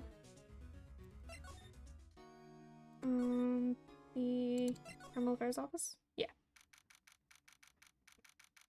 Okay, department affairs. There's hardly anyone here. Everyone must be out looking for the old guy, Yogi. Ah, it's you. I don't think Gumshoe can be coming back today. He's staying out late looking for someone. Sounds like Detective Gumshoe is pounding the pavement for real. We were wondering if we could check out the records room again? Well, now, I can't have just anyone wandering around there. But I guess Mr. Von Karma is in there now anyway. You can go in as long as he's there? Oh no. Von Karma? Yes.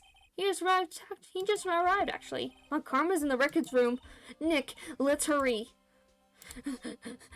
Records room, hurry. Dusty as always. We were only here just yesterday. I'm sure they just haven't had time to clean. What's wrong, Nick? Nothing. I was just noticing that he wasn't here. Von Karma. Oh, no. Examine. That's suspicious. Huh? One of the drawers here is open. Someone must have been looking in it recently. The label says unsolved cases evidence? Unsolved cases? Nick, the file for DL6, it's completely empty. What? What are you doing in... What are you doing in there? Eek. Von Karma?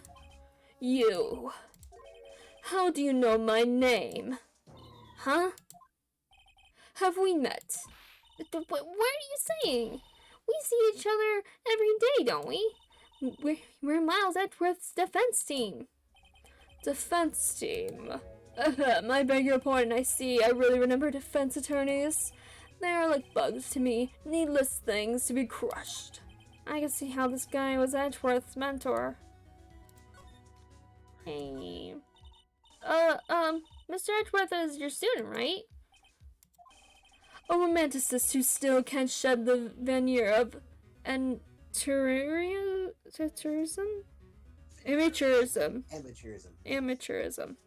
Just like, what the fuck is that word?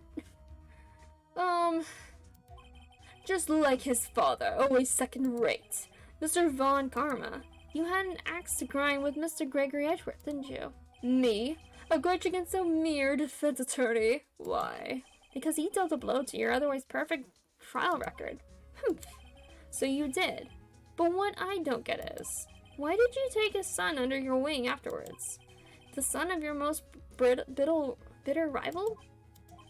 That, my dear attorney, is none of your business. It is. Tomorrow will be the last day of this trial. It's been a while since I've had a defense attorney last that long. So you will lose in the end. Miles Edgeworth will admit his own guilt. His guilt of 15 years ago, you mean? You are quite the researcher. You have done your homework so well. Then certainly you must understand. You know what Miles Edgeworth will tell the court tomorrow. We were right. So Von Karma is going to bring up DL6 in court tomorrow. I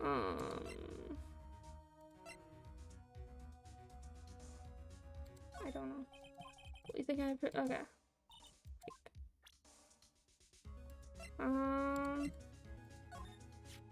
Mr. Von Karma, have a look at this.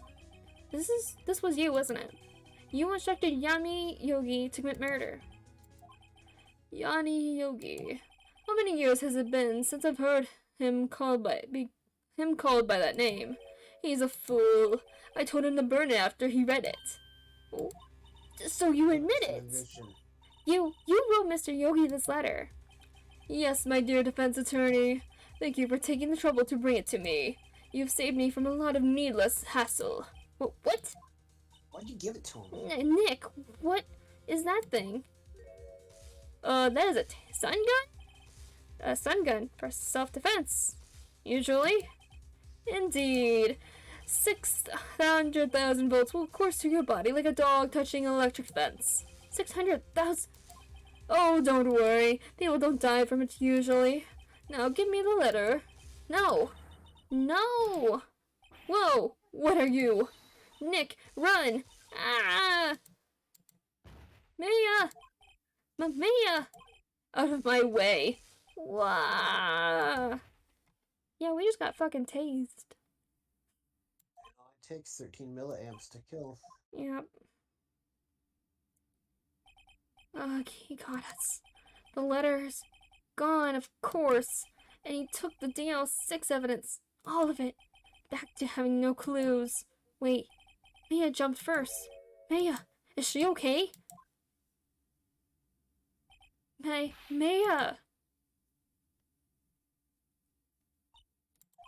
Maya, open your eyes.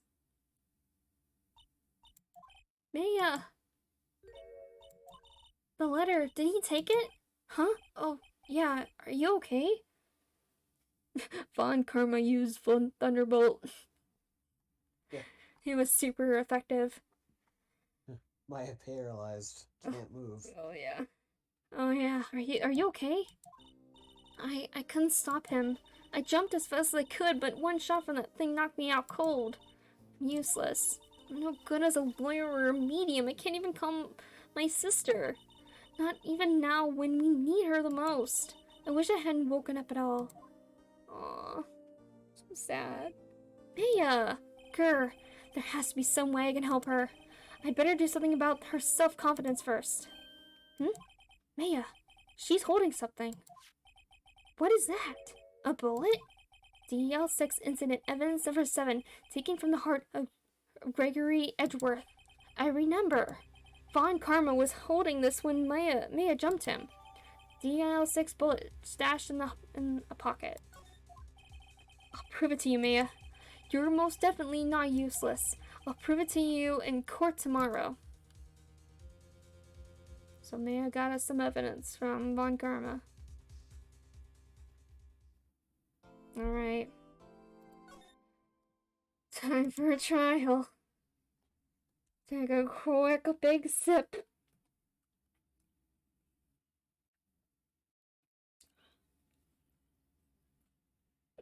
Okay. Let's go. Save. Okay. Let's go. December 28th, 9:51 a.m. District Court Defendant Lobby number 2. This is it. Judgment Day. Today things are going to get settled at last. A lot of things. Wag! What's the big deal? So sorry, Nick. I only touched your shoulder. I guess the shock hasn't worn off from my run-in with the stun gun yesterday. Anyway, today's the last day of the trial. Good luck, Nick. Yeah, thanks, Maya. Edgeworth is looking glum as always. I hope Von Karma doesn't push him too hard. Whoa! Whoa! What are you doing? Sorry, I'm sorry. I just thought I'd cheer you up with a pat on the back. Maya, maybe you should go outside and just discharge? Right, good idea. Try not to electrocute anyone on your way out. Ooh, oh yeah, pal. Of course it's super effective. Your character is clearly flying type. His name is Phoenix. Got him. What's gotten into that girl? Detective Gumshoe. Morning, Mr. Edgeworth. Good morning. How did it go, Detective? Have no fear, as promised, I've captured our runaway caretaker. I just brought him in. Took all night, pal. Thanks, Detective Gumshoe. You must be tired. Actually, after that shock I got on the way in, I feel pretty good. Aggie says he's forgotten his own name, but that has to be a lie. Why would he want revenge on Edgeworth if he couldn't remember his past? He does remember, and I'm going to prove it. This is gonna be great. I love this part of the trial. You're gonna see why. Alright, 10 a.m. Let's get to the trial. No, I don't actually remember how to get to that part. I don't remember the details of like how to get there. But there's a really good part. Court is now in session for the trial of Miles Edgeworth. The defense is ready, Your Honor. Karma. The prosecution is ready. Yeah, right, very well. We have reached the final day of our proceedings in this trial. I ask the prosecution submits decisive evidence. Understood. Come on, don't be awed into silence by every little thing he says. Very well, Mr. Von Karma, your opening statement. Right. Thanks to Detective Gumshoe's efforts, the boat rental shop caretaker has been arrested. In yesterday's trial, defense asserted that the caretaker was the murderer. However, the caretaker has yet to confirm this. I would like to ask the defense to cross-examine him as much as necessary. Very well. Please bring the witness into the courtroom. Ladies and gentlemen of the court, I believe you all remember our witness. He lives in the boat rental shop on the lake from where he witnessed the incident. In addition, he has currently lost memory of his name and identity. Witness, why did you run away yesterday? The witness was not running away, as he will now testify. I see. Very well, please begin your testimony. I'm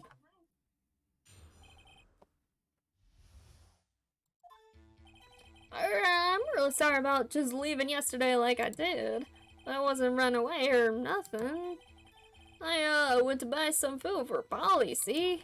I figured I got nothing to do with this incident anyhow. I need one of those motive things, right? I don't got one. See, so my testimony yesterday stands as it is. Very well. Let's begin the cross-examination, shall we? He has to know his name. Yanni Yogi. You're Yanni Yogi, and I'm going to prove it. Okay. Now, how we get him to say it, I don't know. Oh, I'm really sorry about just leaving yesterday like I did. I'd call what you did running away, and not just leaving. You heard Larry's testimony and realized you were in danger. Now, Mr. Wright, there's no need to rush to conclusions. As I said, the witness was not running away. Listen to the testimony. He sure seems relaxed. In fact, they both do. Von Karma and Yanni Yogi. Well, I wasn't running away or nothing. Then why did you leave? Okay. He's just about to say why. Is it so hard for you to just quietly listen when someone is talking? If I sat quietly, Edgeworth would be guilty in 3 minutes. I went to buy some food for Polly, see? Food? Well, Polly is a bit of a gourmand, you see. She only gets these high-quality bird pellets from France. You only have them in the big pet shop downtown. But you weren't arrested until this morning. Why didn't you go back to the caretaker's shack? Oh, well, I've got lost, you see. The witness has trouble remembering things sometimes. When the police apprehended him, he was on his way back to the shack. Yeah, right. Nice try, Von Karma. No one's going to believe that. I see. So he was lost. Please, Your Honor, come to your senses. I figured I got nothing to do with this incident anyhow. Yow. You've lost much of your memory, is that correct? Yep, it seems like it. Then how could you know that you didn't have anything to do with this incident? Or maybe you're lying about not having your memory, You know exactly who you are. The witness has testified quite clearly that he has no memory of who he is. If you claim he's lying, then show the court proof. Grr, how am I supposed to prove what's going on in that old Codger's head? That's impossible. I'm glad you've come to your senses, Mr. Wright. Very well, witness, please continue. I mean, ain't one of those motive things, right? I don't got one. How can you say that you had no motive? I say you do. You had a grudge against Edgeworth and the victim, Robert Hammond. That's why you took revenge on them, right? Please don't make me repeat myself, Mr. Wright. This witness has no memory of anything beyond several years ago. He can't hold a grudge, it's impossible. I have to prove he's lying about his memory.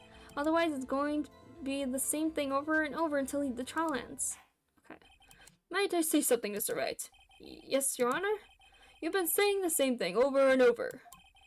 You've been calling the witness' memory of the past or lack thereof into question, but does this really have anything to do with the current case? Of course, Your Honor. The witness has said he has nothing to do with this case and no motive. Both of these statements are lies. Oh, shit.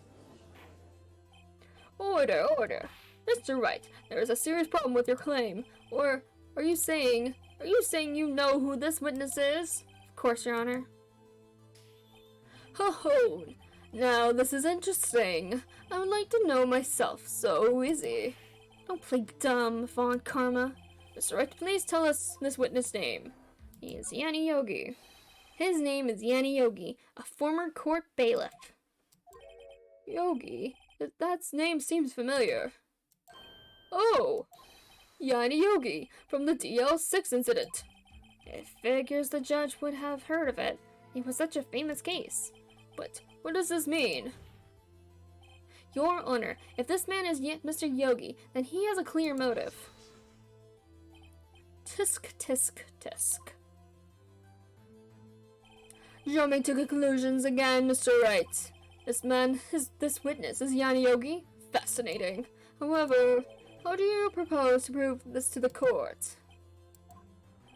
This is a court of law. As you may recall, you need proof. And allow me to repeat once more that the witness has lost his memory. This is it. I have to do this now. If I can't prove he's Yogi right here, right now, then I've got nowhere else to go. Nick, how are you going to prove it? How can you prove that he's Yanni Yogi? It's okay. It's actually quite simple. Your Honor, please take this man's fingerprints. Then we'll compare them to the fingerprints on file for Yanni Yogi 15 years ago. I see. That makes sense. Tisk, tisk, tisk. Huh? Let me guess. I'm so very, very sorry, Mr. Wright. Why? The witness has no fingerprints. What? What? No fingerprints? Oh, you see, before I worked as a caretaker, I worked at a chemical plant. I burned my fingers working there with the stuff. Yup. What? Yogi, you sneak. You burned your fingerprints off to hide your past.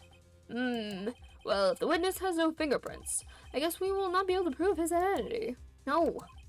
Tisk, tisk, tisk. Well, what will you do, Mr. Wright?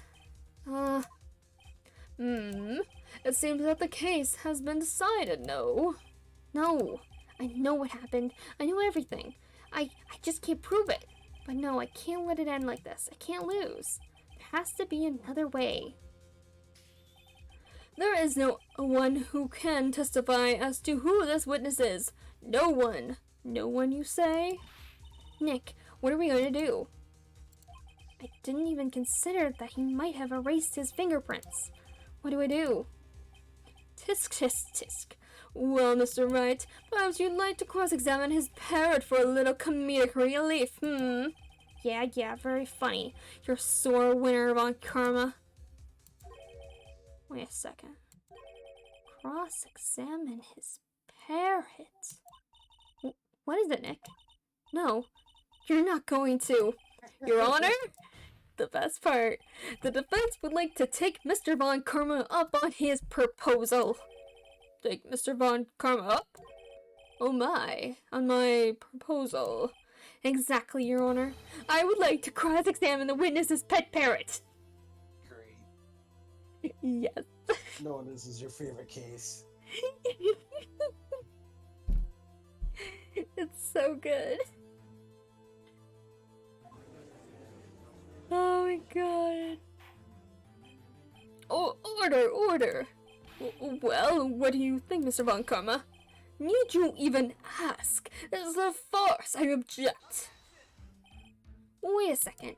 You were the one who suggested I cross-examine the parrot, Von Karma. I have a right to do as you suggested. Well, if you're so desperate, then please be my guest. Yeah, more flying types. Flying types gotta stick together. Of course, should you go through with this, and nothing comes of it, then I hope you're ready for the consequences. Nick, this is crazy. Well, still want to go through with your little game? Yes, I'm doing it. Let the parrot take the stand. I hope you brought crackers. I will cross-examine her, Your Honor. This is the most ridiculous thing I've ever heard. Von Karma's rigged every person's testimony, every piece of evidence, except the parrot. She's my last chance. Imagine, like, you were being framed for murder, right? And, yeah, it's a real bad case. And your attorney's like, bring me the parrot. like, this case is about to take off. I love this. I love you. I love Dodger Dial in here. Freaking killing it.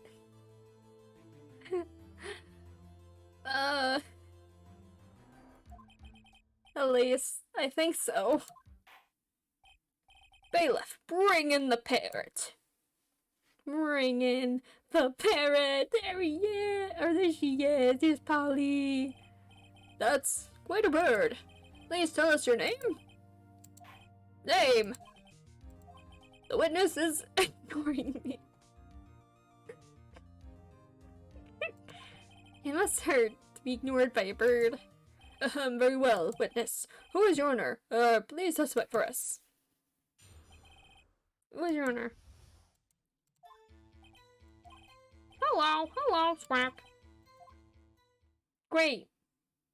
Certainly the most concise testimony we've had so far. Very well, begin your cross-examination. Right. What are you going to do, Nick? I don't know. What do we do, Maya?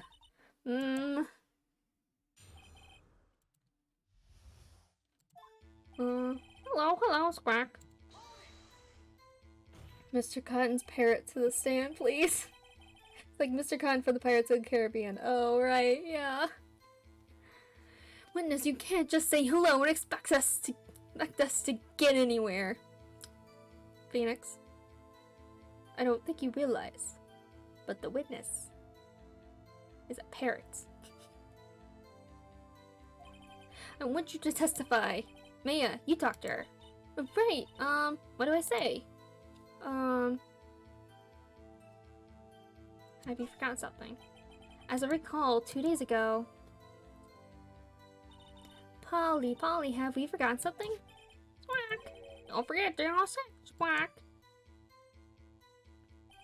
If I can get Polly to say that here, that will prove that the caretaker has something to do with DL6. Polly? Have we forgotten something? Hello, Squawk. That's not what you were supposed to say. Forgot. Something we forgot. Hello, Squawk. Uh-oh. It's not working, Nick. She won't say it. This is ridiculous. Why won't she say it? Tisk. Something the matter, Mr. Wright. Wait. Don't tell me Von Karma expected this. He couldn't have retrained the parrot, could he? Did he train her not to respond when we asked if we'd forgotten anything? Press the parrot. Witness, you're here to speak. You must speak to me. Frankly, I can't believe that you're speaking to the parrot. Well, I guess we should try to get some information out of her. We need to show the judge that her owner is Mr. Yogi. Okay. hello, Spark. Okay, so yeah, that's good. Different question. What is this? Okay. What should I say? What's your name? Maybe I should get her to say her name? Polly, what's your name? Polly, squawk. Mr. Wright, I think we've established that this parrot is named Polly. Does this have anything to do with her owner's identity? He totally does. Yes, it does. Ah, fascinating. You claim that the parrot's name will prove her owner's identity. Then show us this proof. Nick, don't you think you're taking the bluffing a little too far? Listen, we're not here to answer the question of who is the caretaker. We're here to prove that he is Yanni Yogi. All we have to do is tie the name Polly to Yogi. Your Honor, the proof that the parrot's name reveals the caretaker's identity is...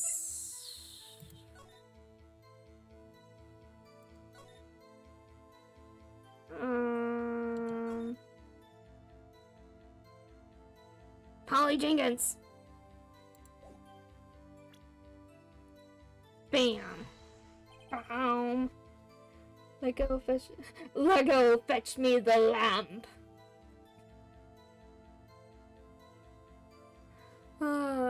Burgess should be voiced by Danny DeVito. The DL6 case file? Oh, that's quite a large file you have there. Which page is this proof on then? Show us or stop wasting our time. Very well. Mr. Wright, please show us the page. Where in this file is the information connected to the spirit's name?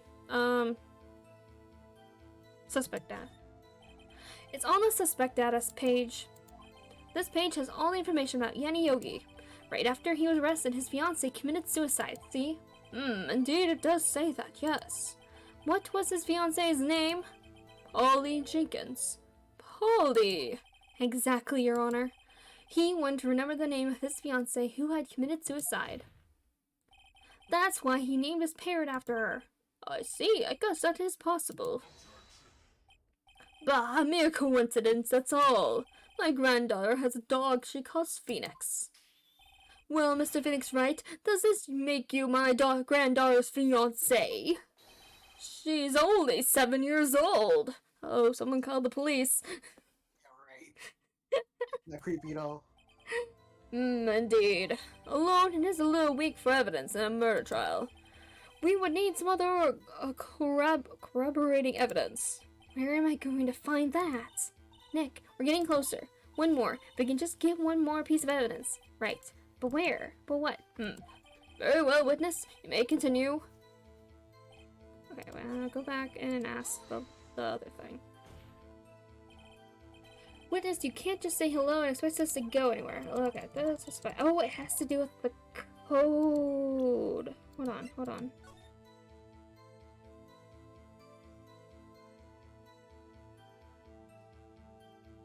Cause wasn't it like 1228? 1228 or 1226? Yeah, I think it was 1228. I want to say right. Yeah, I think so. So it would be this, and it would be the case summary. Okay. What's the safe number? Maybe I'll get her to say a number. Huh? Is it safe? Why? Let's just try to get her to say something, okay? Holly, what was the number to the safe in the shack? 1228, 1228. My, what a reckless parrot. Well, Mr. Wright, you are claiming that this number has something to do with the caretaker? Actually, it does. It's why I had her say it. Ha, ridiculous. How can the number to a safe tell us who the caretaker is? Show us your proof. What could possibly link this, the case file again? The DL6 case file? What is this obsession you have with that case? Mr. Wright, where in this file is something related to that number? Oh, the summary. It's on the case summary page. Case summary. Specifically, the date on which the DL6 incident occurred. The date of the incident, December 28th. Why, that's today's date, 15 years ago. And the number on that safe is 1228. Ah, He used the date of the DL6 incident as a number for his safe, Your Honor. Oh, hello. Well, good morning. It's been 5 hours, 30 minutes. It has been a while. This one's kind of a longer case. We're almost to the end, though. I mean, we are questioning a parrot. And somehow it's working.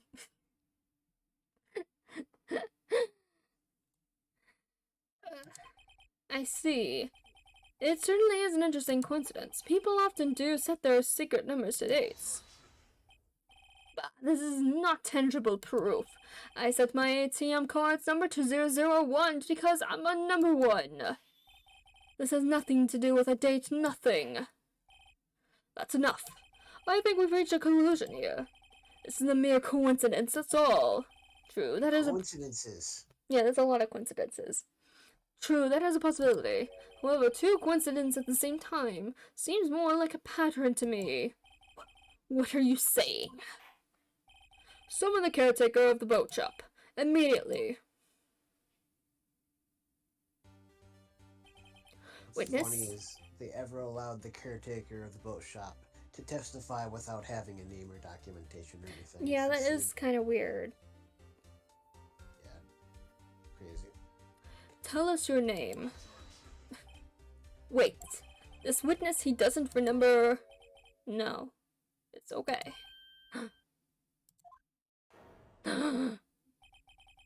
I've accomplished what I wanted to do. I'm done. Nick, he looks totally different. This is the real Yogi, I think, finally. He's been acting feeble to hide his true identity. Acting for 15 years. Well, let me ask you again. Please state your name for the court. My name is Yanni Yogi. 15 years ago, I served as a bailiff in this very court. Order, order. Yanni Yogi. So, was it you who killed Robert Hammond? And tried to frame Miles Edgeworth for his death? Yes, it was me. I did it. They put me on the witness stand 15 years ago. Robert Hammond, he said I was mentally unsound. He told me it would make me innocent, get me off the hook. So I pretended to have brain damage. I was innocent really, but he didn't believe me. He won the trial, but I lost everything. I lost my job, my fiancé, my social standing. Then this year, 15 years later, a package arrived. It was a letter and a pistol. The plan was written in a careful detail. It was a plan for me to take my revenge on the people who ruined my life. I didn't care who had sent it. I thought this was my chance. After 15 years, this was it. Finally a chance to have my revenge on Robert Hammond and Miles Edgeworth. I have no regrets. Wait a minute. Revenge? Against Miles Edgeworth? What do you mean? I am not at liberty to speak on that matter. Why don't you ask Mr. Edgeworth yourself? Every time I hear Hammond, I just think about Jurassic Park. Anyway, I admit, I was the one who killed Robert Hammond. Oh shit. Well, for the murder of Robert Hammond, Mr. Edgeworth is not guilty. Von Karma, where's Mr. Yogi? Under arrest, Your Honor.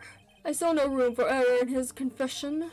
Then the defendant, Miles Edgeworth, is innocent in this case, at the least. Very well. Will the defendant please take the stand? There are a few mysteries left unsolved, so you are cleared of suspicion for this particular case. So I would like to pass judgment on the murder of Mr. Robert Hammond. Any objections? I don't believe it. Why isn't Von Karma saying anything? Very well. This court finds the defendant, Mr. Miles Edgeworth, not guilty. Yay! That is all. This court is adjourned. Except... Dun dun dun! Did someone just say objection? It wasn't Von Karma.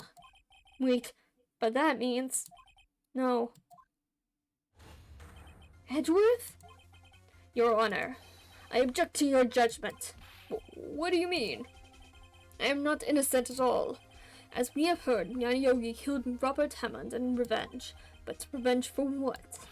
Nick, Edgeworth is trying to confess. He's going to say he's guilty. He's going to tell them he was the murderer in the DL6 incident. He's going to tell them he killed his own dad. Uh-oh, what do I do? Raise an objection. This judgment has already been passed. I object to Edgeworth's outburst. Didn't something like this happen yesterday, too? I believe a certain witness raised an objection after a guilty verdict was passed. That would be Larry. We must hear this new statement. We must hear Miles Edgeworth. He's right. We have a duty to hear Mr. Edgeworth out. Oh, Edgy! For 15 years, I have had a recurring dream. A nightmare. It's only a nightmare. That's what I told myself. But now I know it wasn't a dream. Yanni Yogi wasn't the killer. You mean, in the incident where your father died? In the distance of the shot, it wasn't suicide either. Everything was clear as day. The murderer, the criminal in the DL6 incident. It was me.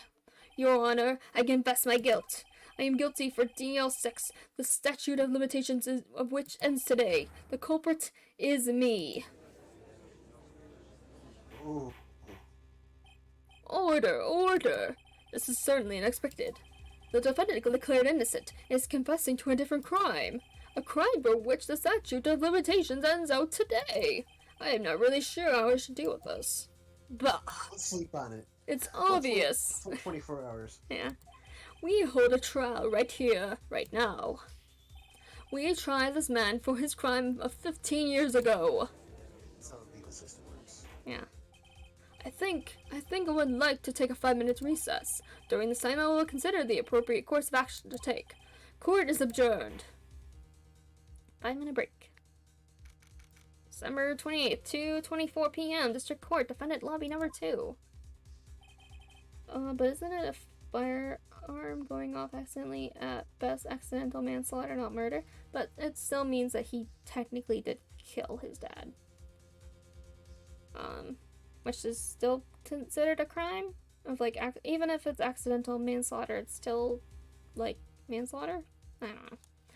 I'm sorry, Wright. I've just wasted all of your efforts. Mr. Edgeworth, I just don't believe it, sir. I mean, you kill your dad? I didn't want to believe it myself, Detective, but it's the truth. I deserve to be punished. Murder is murder, no matter what the circumstances. Circumstances This is crazy, just crazy! Nick, what are you doing? Huh? Oh, I was just reading through the court record once more. I'm getting my case ready. Your case? For what? Huh? Isn't it obvious? I'm going to prove that Miles Edgeworth is innocent. What are you talking about, pal? He just admitted to it. He confessed to that he did. He confessed that he did it in court. I'm sorry, Edgeworth, but I don't believe your nightmare. What? It's just a dream. It's not real. The truth is right here in this court record. In any case, tighten your belts. The real fight is just beginning. I'll prove you're innocent. Trust me. Right. Dun, dun. December 28th, 2:30 p.m. District Court, courtroom number 3. We're almost there. We're almost at the end. Come on, let's go. Now then, I would like to resume our trial.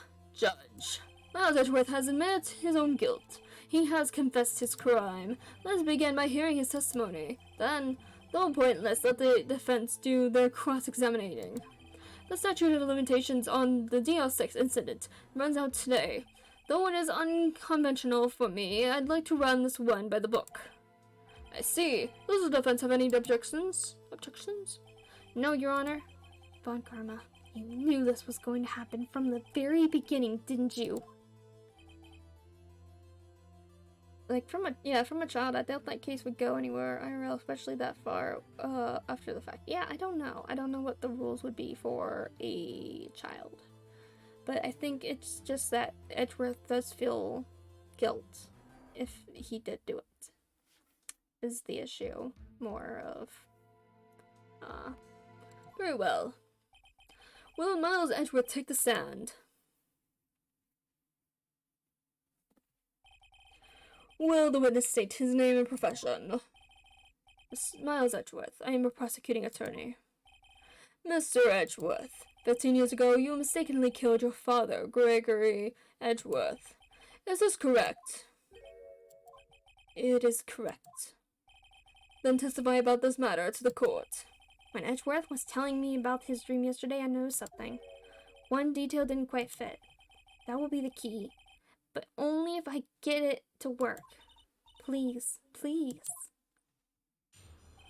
So does the bullet count as a witness since we are cross-examining things that can fly? Yes, clearly.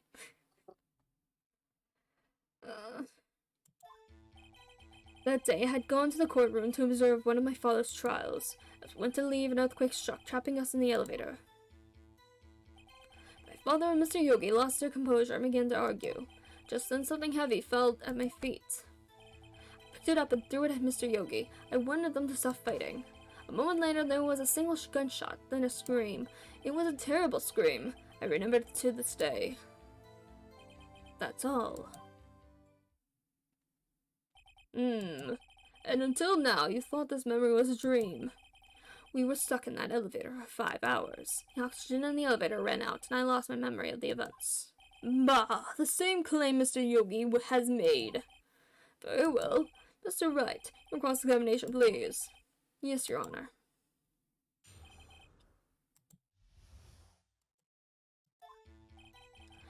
That day I had gone to the courtroom to observe one of my father's trials. What was the trial your father was involved in on that day? I don't remember things very clearly, only 2 things. I know my father lost, and Mr. Von Karma was the prosecuting attorney. Ooh. Mr. Von Karma, you were handling that case? It was 15 years ago, I don't remember the details. That was when Edgeworth pointed out the problem in Von Karma's evidence. Not this Edgeworth, the Gregory Edgeworth. Yes. As we went to leave, an earthquake struck, trapping us in the elevator. So there were 3 people, including yourself, trapped in the elevator. Yes, myself, my father, and Yanni Yogi. We were fine at first, but then as time passed, and no one came to help. My father and Mr. Yogi lost their composure and began to argue. What did you do then? I was a 9-year-old boy at the time. What could I do? I was scared, trembling in the corner. But then... just then something heavy fell at my feet. What was it? A pistol. I assumed it was the bailiff, Yanni Yogi's. Safety must have come off when it fell from his holster. And you picked it up. What happened next? Hey, you're not crossing, we are. I picked it up and threw it at Mr. Yogi. I wanted them to stop fighting. Did you know it was a pistol when you threw it? I think I knew. I knew it was dangerous, but the air was getting so thick I panicked. So you're saying that you threw the pistol at Mr. Yogi? I was in a daze. A moment later there was a single gunshot, and then a scream. The gunshot fired once? Yes. I think after I threw it, I lost consciousness. Since then, they've echoed in my head every day. The gunshot, that horrible scream. The scream. It was a terrible scream I remember to this day. You screamed. To this day. Yes, I can practically hear it now. I doubt I will ever forget that scream as long as I live. There it is. One part of that testimony clearly contradicts the evidence, but I don't know what it means. Okay, hold on. Okay. No clues found at the scene.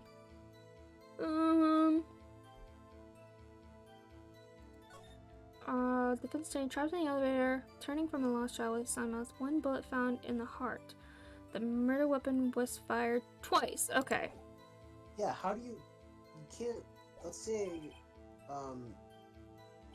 Edgeworth threw the gun down this kid and it went off and shot his dad. Yeah. How could the weapon fire twice? Yeah. If you threw it down to the ground, it would only fire once. Yeah. If at all. Single gunshot. Oh, no, not that one. Where's that? There we go. Are you sure you only heard one gunshot? Yes, I'm sure of that. I heard the shot and scream. Then everything faded. I was unconscious until the rescuers came.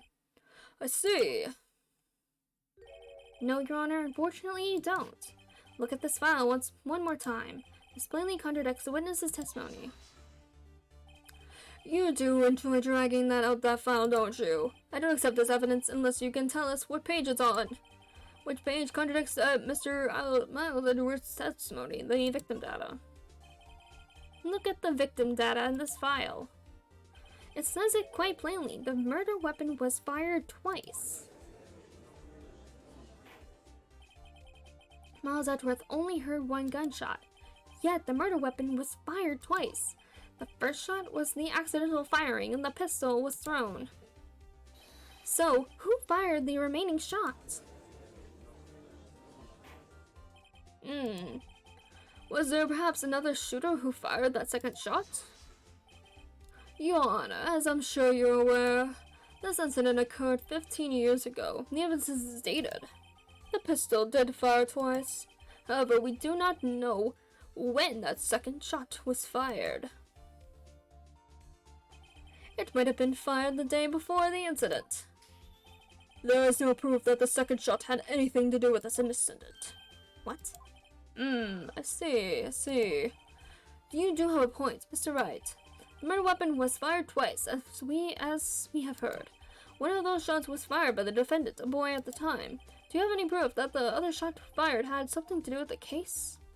Yes. Your Honor, I think I will be able to show you proof. What? Impossible. Now, Mr. Von Karma, save your surprise for when you've seen the evidence. Very well, Mr. Wright. Show us your proof. Do you have an evidence that the second firing of the pistol is related to the incident? I think it has to do with this photo? Yes, because the bullet hole in the top. Yeah, because... Hey, you can't shoot somebody and the bullet go into them and then you have another shot that's up in the bullet hole in the elevator? Look at that. And there's no blood. Like, he clearly was laying there and bled. Yeah. Because there's no... Because if he got shot, say he was standing here and he, like, fell back or, like, hit the wall, he would have gotten, like, blood somewhere on this. Well, on the wall. Bullet can go into his torso or in his organs and get lodged and not make it out the other side. Yeah, I guess that's it's true. possible that you can bleed out into your clothes. In addition, if you look closely at the victim, the angle is weird. You can see blood coming out of the corner of his mouth. Yeah. So you know that he has internal injuries from a gunshot. Yeah. Plus all the problems with the fact that he doesn't have oxygen. Oh no, they got a bullet hole now. They get a little bit of oxygen now. Yeah, a tiny bit. Let me see. My second one Gregor just still bears clear. So, evidence the second firing of the pistol is related. Second firing.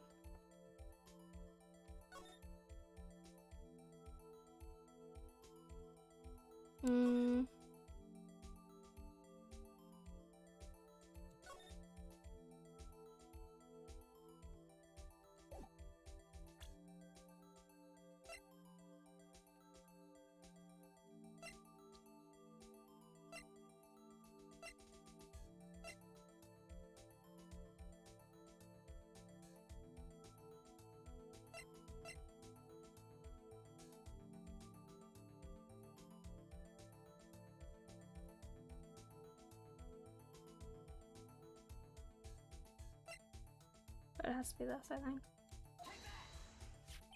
Yeah. Look at this photograph. This is a photograph of the scene of the crime 15 years ago. I can see that the victim is lying there. It is Gregory Edgeworth. This proves the murder weapon was fired twice at the time of the incident. This photo proves it. So, let me get this straight. This photo proves 2 shots were fired? Where? Your Honor, please get a clue. Okay, shows just the contradiction in the photo. Okay, so I think it's the bullet hole. Just because the angle, like, That's if you're shooting from the inside and like accidentally shoot, it won't be straight through because it would have hit the ground, right? Or hit something. And Edgeworth is a child too, so it's not gonna be hitting high up and then just hit somebody's arm. Yeah. Said the bullet that killed him was lodged in his heart too. Yeah. Okay. That should be obvious. The contradiction is here. I see a bullet hole in that door. Your Honor, Gregory Edgeworth was killed by a shot from the pistol. Yet there is also a bullet hole in the elevator door. We also know that the murder weapon was fired twice. Thus, someone other than Edgeworth fired that second shot. Dun dun dun dun dun dun. Order. Mr. Wright, what are you driving at? It's simple, Your Honor. At the time of the incident, 2 shots were fired. One went to Gregory Edgeworth's heart. The other hit the elevator door. Remember that the defendant lost consciousness after the shot he fired rang out. In conclusion, we must agree that the second shot was fired by someone else. Wasn't true. Yeah, it wasn't. Yeah. Okay, yeah, I agree with you. But I was just trying to think of like blood trail stuff. But yeah, if it was lodged into his heart for the bullet. So it didn't go through him. Yeah. Miss Green, the second shot was fired by someone else. Mr. Wright, but who could that someone else be? The murderer, of course. I knew I should have stepped in before your wild fantasies got out of hand. Mr. Wright, look once more at the L6 incident case file. Look closely. Try the case summary page. Case summary? That's on page 1. Look at what is written there. Not a single clue was found on the scene. If the pistol had indeed been fired 2 times, then the other bullet would have been discovered on the crime at the scene. He does have a point. The second bullet has never been found. Why? Because the second bullet does not exist. The bullet that claimed Gregory Edgeworth's life was the one fired by his own son. That is the truth of this matter. The whole truth. It was undoubtedly something else that made that bullet hole in the door. Order, I will have order. Mr. Wright has proven one thing to us quite certainly, that the murder weapon was fired twice at the time of the incident. However, as Mr. Von Connor says, the second bullet fired was not found. It is highly unlikely that the police merely overlooked this second bullet. So, all we have is the single bullet fired. I'm afraid I have to discount the defense's claim. Tusk. I praise the judge for his wisdom in this matter. Gah! How did this happen? I don't believe that the second bullet didn't exist. Was I wrong? Have I been wrong about this whole incident? What are you doing, Nick? Why aren't you raising an objection? I'm sorry, Maya. What? It looks like I was wrong. Nick, if the second bullet wasn't there, then all my conjectures are for nothing. No, but you said you'd do it, Nick. You said you'd get Edgeworth declared innocent. I'm sorry. It's just, when I saw the photograph, I thought that 2 shots had been fired. I was so certain of it, I thought I'd won. I thought there was another person, someone else who fired the killing shot. But now, I was wrong to think it could be that simple. This case has stood unsolved for 15 years. Nick. Well, it seems that we have finally cleared up this incident. Only 1 bullet was found at the scene of crime. That shot was fired by Miles Edgeworth. Precisely. I would like to ask one thing of Miles Edgeworth before passing my verdict. Have you been paying attention to the trial so far? Yes, Your Honor. Do you have any objections? No, I do not. So you killed your father, though that was not your intention? Yes, I did. Oh no, he's accepted the guilt. Very well. Statute of limitations on the murder of Gregory Edgeworth runs out today. Therefore, I must pronounce a verdict on the defendant today, right here. Right now. Indeed. Does anyone have any objections? I've been here before. It's just like my first day in court. There are so many things I know I should be saying, but my mind's gone blank. I can't find the words. Mr. Wright? I have an objection, I guess. Your Honor, I object. Tisk, tisk, tisk. Mr. Wright, on what grounds do you object? Nick, I don't know. His case is perfect. Oh no. God. It must exist. Second bullet.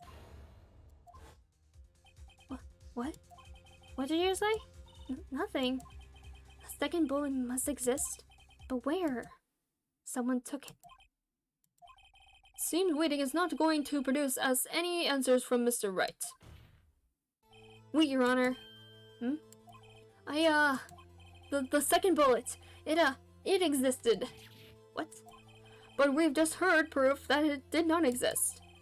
I've realized that, Your Honor. I'm really grasping here. It's just someone took it from the scene of the crime. That's what happened. What? Who? The murderer. The murderer? Then tell us, just who is the murderer? I'm still thinking about that one. So the criminal took the second bullet, but why? Huh? First of all, how would they have found it? It's not easy to find a stray bullet, Mr. Wright. Was there some pressing need for the murderer to search for that bullet? Had to find it. Of course there was a need. That's why they took it. Bah, what possible reason could they have had? Well, the reason the murderer took the bullet away from the scene is... the bullet would be proof. Or maybe they thought the bullet would be used as proof? Proof? It was a special bullet, so they took it with them. If that was the case, then they should have taken the bullet from inside Gregor as well. Huh? Why would they take only the one of the 2 shots fired? Oh, right. Mr. Wright, have you really thought this through? I'm going to have to penalize you. Oh no. Ugh, this isn't going well so well. Was there some pressing need for the murder? Didn't need it. How would the murderer have spent the time to look for that stray bullet? I haven't got a clue. What's wrong, Mr. Wright? Bah, the murderer who had no reason to take that bullet. You don't want to admit it, but it's true. Irk.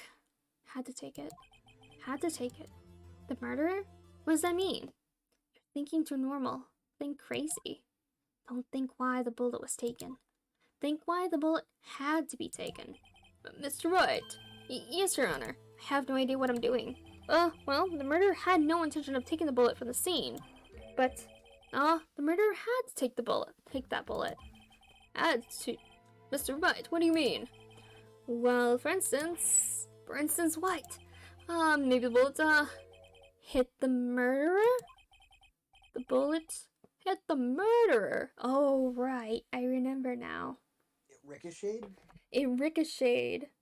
So, one bullet killed Gregory.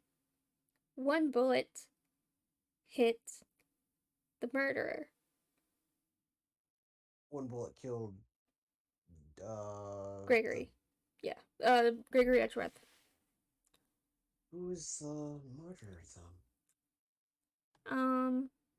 I think we know. Are you kidding? No, I'm not. It's the Parrot. Yeah, it's the Parrot. How do you know? It's the Parrot with a parrots gun. and their long lifespans. The bullet hit Fly the into murderer? attacks. Just saying, for instance. I mean, if it hit you, you would have to take it with you, wouldn't you? It's not like you could perform surgery right there. You know? Wait a second. I was just talking off the top of my head, but what if that's really what happened? Let me get this straight. So at the time of the murderer himself was shot, and they left with the second bullet still inside of them, thus leaving only one bullet at the scene of the crime? Yes, I guess that's how it would work, yes. But there's a problem with that. The other 2 people rescued from the elevator, Miles Edgeworth and Yanni Yogi, were both unharmed. So that would mean... The murder came from outside. Yes. Oh shit. Two men fight inside the elevator. Trying to stop them, the boy picks up the pistol at his feet and throws it. The pistol discharges and the bullet goes through the elevator door and hits the murderer outside. The boy loses consciousness. Then the murderer opens the elevator door and sees the man inside.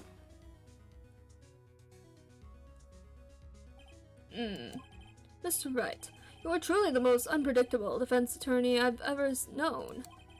I can tell you are grasping, yet I cannot deny the possibility of what you say. What are you saying? Deny it, deny it! No one involved with the incident was wounded. There was no murderer. Was no murder? What? Excuse me? No one was wounded at the time of the incident? He's right. I can't think of anyone. Hey, Nick. Huh? I just thought of something really crazy. Crazy?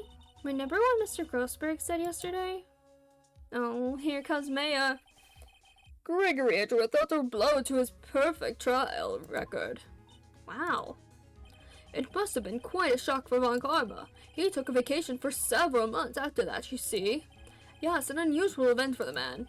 That was the first and the last vacation he's taken in his many years of prosecuting. Why would he take such a long break? He was the man outside the elevator who got shot? Yes, so he had to wait for himself to heal before he could go back out to the public. Yeah, because if he had a gunshot wound, that would be really suspicious. Or like if it showed that he was sore and in pain, people would question it. What if Von Karma didn't take that vacation because of shock? Took it because he was injured? Which would mean, it could only mean one thing. He was the murderer in the DL sex incident. He was the man who shot Gregory Edgeworth. It was Von Karma. Oh man, something wrong, Mr. Wright? You seem dazed. No, Your Honor. Well, you haven't addicted the possibility that the murderer came from outside. Can you give us the name of your suspect? Oh no, should I come out and say it now? Say it now. Your Honor, there is a suspect, one lone suspect. Well, this is certainly interesting news. Very well, Mr. Wright. Who was your suspect? My hands are shaking. What? Von Karma. Von Karma? Edgeworth is like Von Karma. Everyone's like, what? You mean the Von Karma, the prosecutor, the one standing right over there? Bah. You don't object?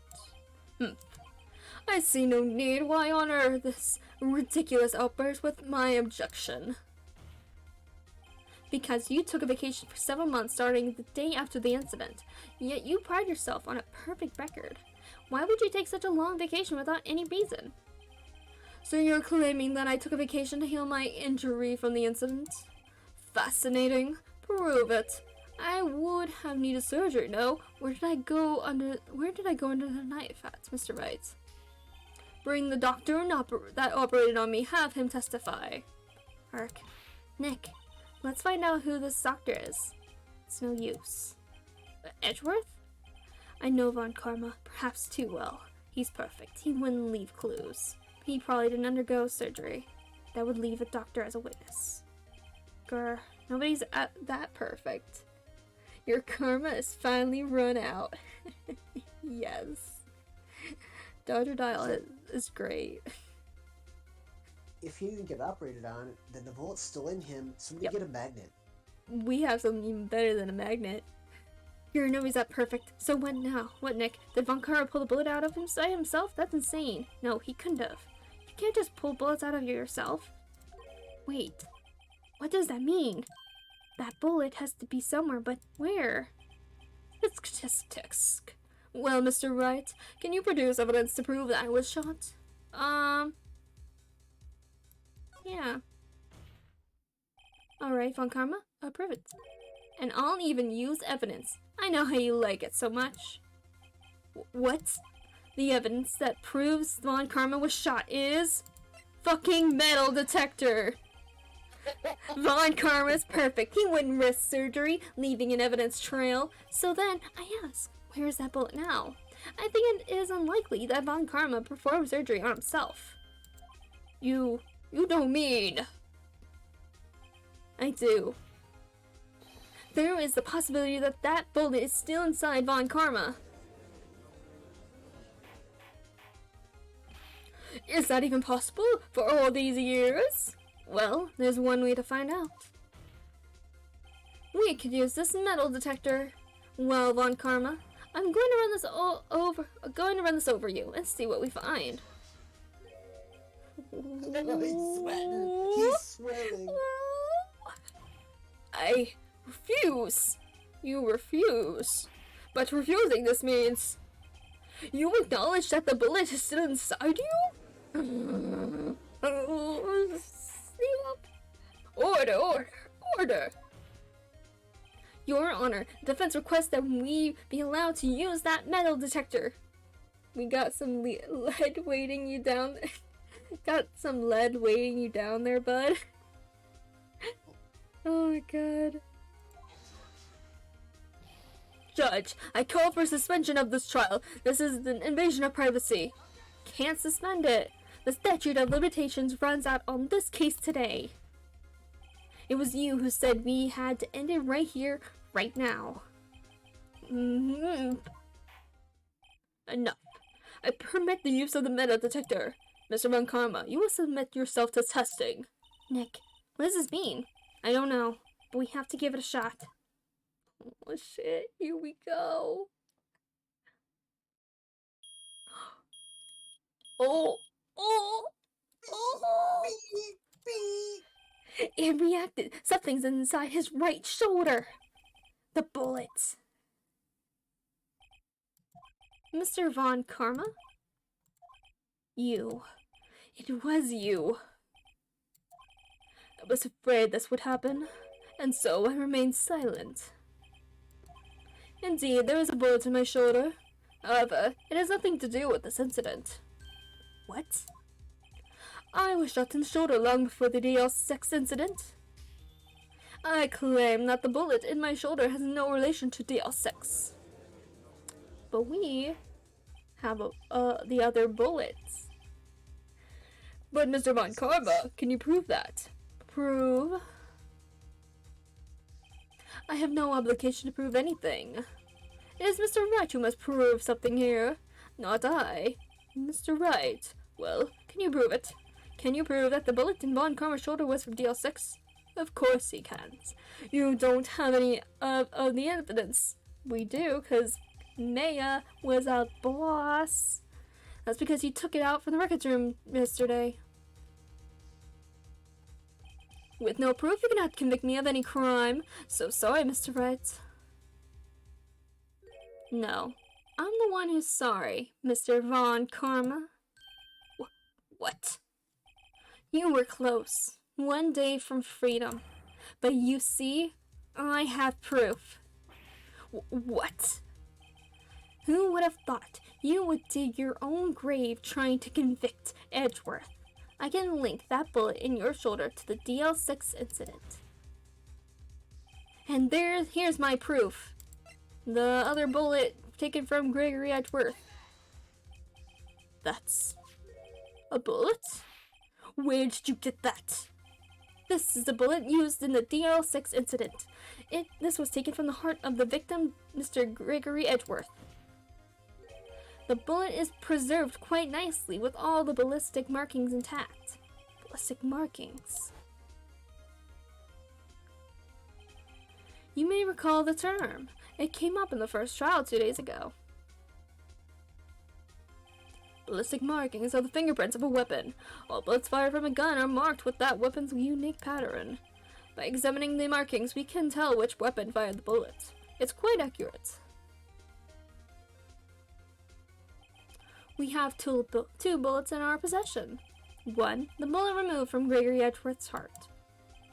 The other, Mr. Von Karma, is the bullet buried in your shoulder. We could analyze both bullets. Then, if the markings matched, we would know that both the bullets had been fired from the same gun. The very same pistol, in other words, the murder weapon that killed Gregory Edgeworth. Mr. Von Karma, you will let us remove the bullet from your shoulder. Then we'll compare the ballistic markings to those on this bullet and solve this case once and for all. Well, Mr. Von Karma,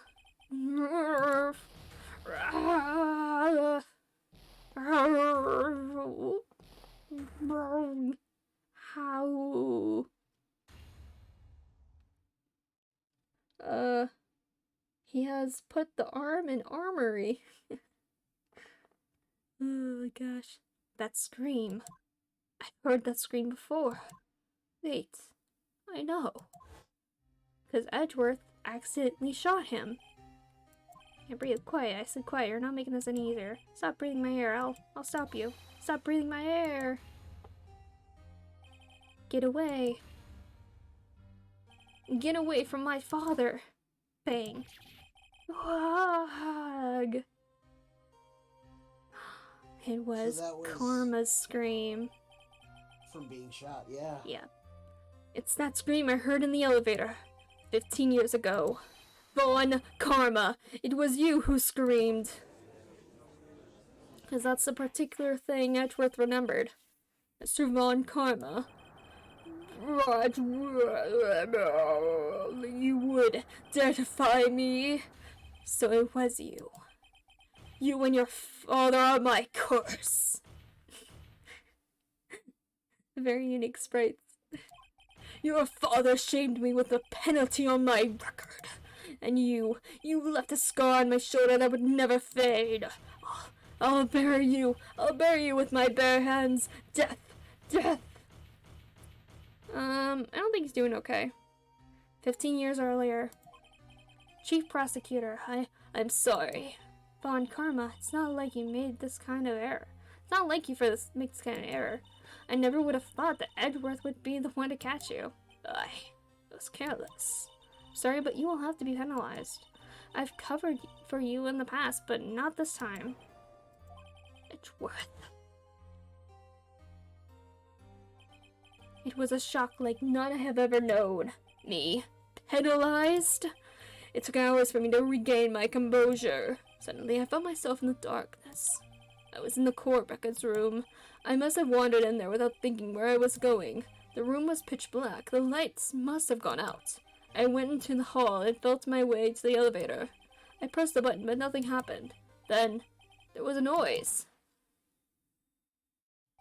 It was a pain, a horrible burning pain in my shoulder. Just then, the lights came back on. The elevator door opened before my eyes. I saw 3 people inside, all lying unconscious from oxygen deprivation. Much to my surprise, a pistol lay at my feet. I knew then. It was destiny. You had one shot to let this go. Without your dial, you're killing it. I knew then it was my destiny. Merry Christmas. In his last moments, Gregory Edgeworth was still unconscious. He died, never knowing who had shot him. Later he spoke through a medium, blaming Mr. Yogi. He was fooled. It was the perfect crime. Yeah, because Mr. Yogi was the only person that could have really done it besides Edgeworth, and he's not going to say his kid. Tisk, but plus Mr. Yogi would have had the gun. Like, if it didn't fall out. Like, it just makes a lot more sense. Tisk, tisk, tisk. Who would have thought another man would have come to open that elevator door? Judge, what? What are you doing? Do your job. Bring an end to this miserable charade. Now, end it. Very well.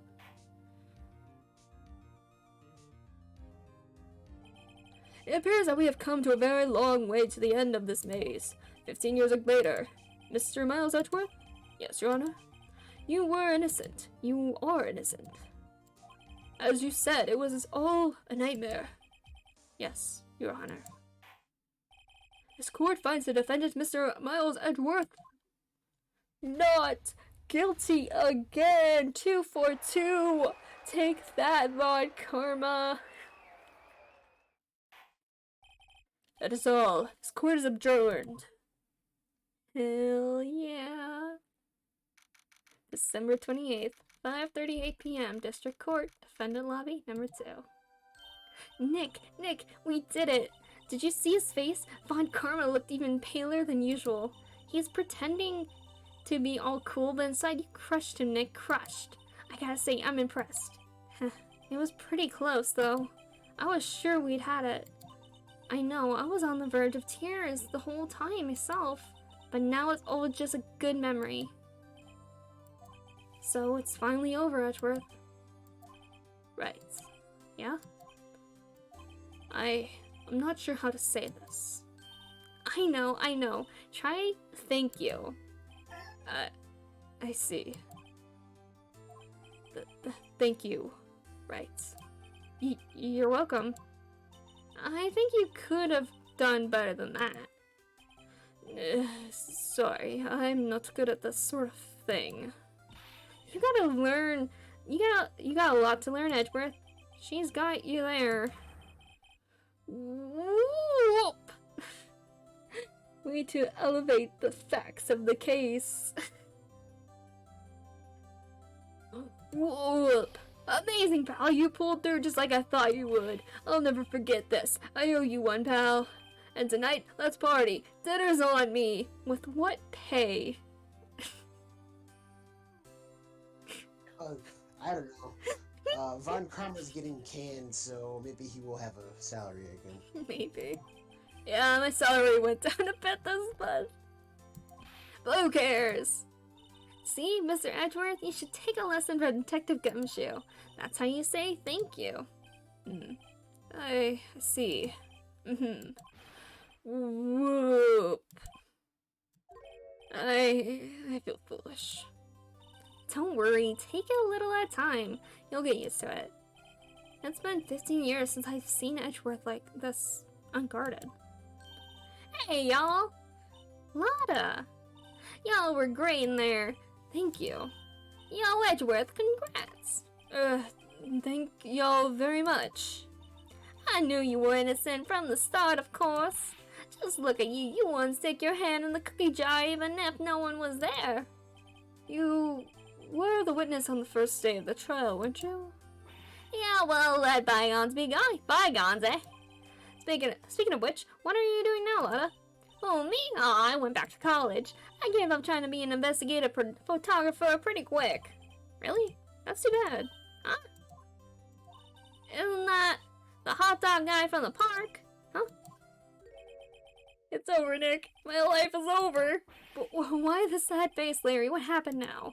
Oh, Nick, I'm not long for this world. You don't look sick. It's Kayat's. She's going to live in Paris. Paris, Nick. She's leaving me behind. Should have seen that coming. Yo, Edgy, there you are. Yes, here I am. Congrats, Edgy. Here, a little gift from me in celebration. Celebration? That's unusual for you. Harry Butts, you can't come along tonight too. My treat, pal. Thanks. Looking forward to it. Yo, Nick. That's the suit that questioned me. When he says treat, that's not police talk for prison food, right? Right? I think I'll be fine, Larry. Right. Yeah? What's up? That envelope that Larry gave me, it's got money in it. Well, yeah, that's not that strange. People give money away to celebrate sometimes. It's $38, right? Huh? What a weird amount. I mean, it's not a little, but it's not a lot either. 38 exactly? Nick! Wasn't that exactly the amount of lunch money that was stolen from Mr. Edgeworth in school? 38. No. No! Larry, it was you?! Oh my god. Of course it was him. What are you so surprised about, Wright? Huh? Larry was absent that day from school, right? But that doesn't automatically rule him out as a suspect. What? Think back to that day 15 years ago. Larry took the day off, but he was bored, so he came into school anyway. Then he saw the money laying there, and the rest is history. I never was good at history. Edgeworth, you didn't know, did you? I suspected. I just couldn't picture Larry protecting you like he did that day. Everyone else was saying you did it. The whole class was against you, remember? Yeah, too well. Right, you may not know this, but we used to have a saying back at school. I remember. When something smells, it's usually the butts. I know. Really, right. I'm surprised you didn't figure it out. Well, this sure is an unexpected turn of events, eh? Edgeworth. You should have told me. Now, Nick, it was 15 years ago. Don't you think the statute of limitation has run out, Mr. Edgeworth? I'd say so, yes. There you have it. Grr. Where does that leave me? I became a defense attorney because of what you two did. Well, you have always been something of a insufferable emotionalist. Yeah, and you get worked up too easily too. The death sentence for both of you. Way to be the butts of that joke. Yup. He's always the butts of the joke. Man, if I only had known I'd have became a prosecutor. The same goes for me, only the other way around. For the longest time, I thought that I might have killed my own father. I thought I might be a criminal. I became a prosecutor in part to punish myself. If I had known the truth, I might have become a defense attorney after all. Edgeworth. Want to switch, right? Hey, y'all, line up, I'll take a photo. Hey, photo time, let's go. And after that, dinner on me. Detective Gumshoe took us out on the town that night. We celebrated Edgeworth's newfound freedom, even though Edgeworth himself was still in detention. He was still in detention. So everyone went to celebrate, but not Edgeworth. He did. Because that's the entire point of this celebration is because Edgeworth is innocent, so he doesn't. But he couldn't. He was still. Oh yeah, he's not out yet. Yeah, just because they probably have to do paperwork and stuff. Why don't they I don't know, wait a day, come back the next day? Because they're too excited. Oh jeez. They don't plan things out. It's Gumshoe, and Larry, and Maya, and Phoenix.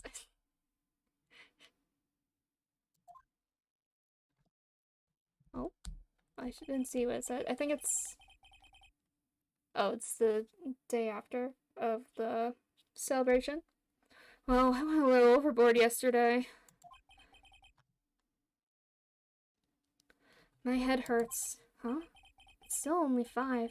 Maybe I should go back to sleep. Bye, Vam. What's this? A letter?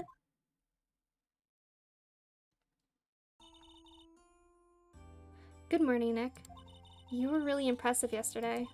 Seeing you, it made me think about what I'm doing here. I'm a spirit medium. In training, of course. I wanted to help Mr. Edgeworth too. I wanted to help you, but I couldn't. I was useless. Actually, it worked. So I've decided to go back to my training. I'll become a full-fledged spirit medium for starters. I couldn't say it to your face, so I left this letter. Goodbye, Nick. So she's... Goodbye? What time is it? Gah, the first trains for the mountains have already left. To the station. Go! Go! A lot of idiots in that group. Yeah, they're all a bunch of idiots. I guess I'm too late. Hey! Nick! Maya! So, you're leaving? Yeah. It's hard being a spirit medium who can't talk to spirits. And I think you'll do fine without me, Nick. Be good, okay? Hold it! Wait! What? I never could have saved Edgeworth without your help. Huh? On the last day of the trial, I heard her. I heard Maya's voice. You heard my sister? Yes, only her voice, but still. It was at the very end when I thought we'd lost everything. Well, that's my sister for you. Detective Gumshoe helped, and Mr. Ghostberg, and even Larry. I'm the only one who couldn't help. I was useless, Nick. But you were the one who stopped Von Karma, Maya. Huh? I didn't do anything. Yeah, you did. You got the bullet. All I did was wander around in a daze. Sorry, but I have evidence that you helped. Evidence? Show at Maya some evidence? You're up. Yeah, the bullet. She took from Von Karma's, like, pocket. A bullet? Von Karma was convinced he had taken all the evidence pertaining to DL6, but you were the one who rescued the last piece of evidence we needed. This was the bullet that put an end to Von Karma, and you were the one who gave it to me. Nick. Thanks, Maya. I couldn't have done it without you. I'll be back soon. Huh? I'm going to complete my training and come back. Okay. I'll be waiting. Of course you will. You can't run that office by yourself. You're hopeless. Huh. I don't know about that. Oh. So, this is it. See you soon, Maya. Off she goes. Oh.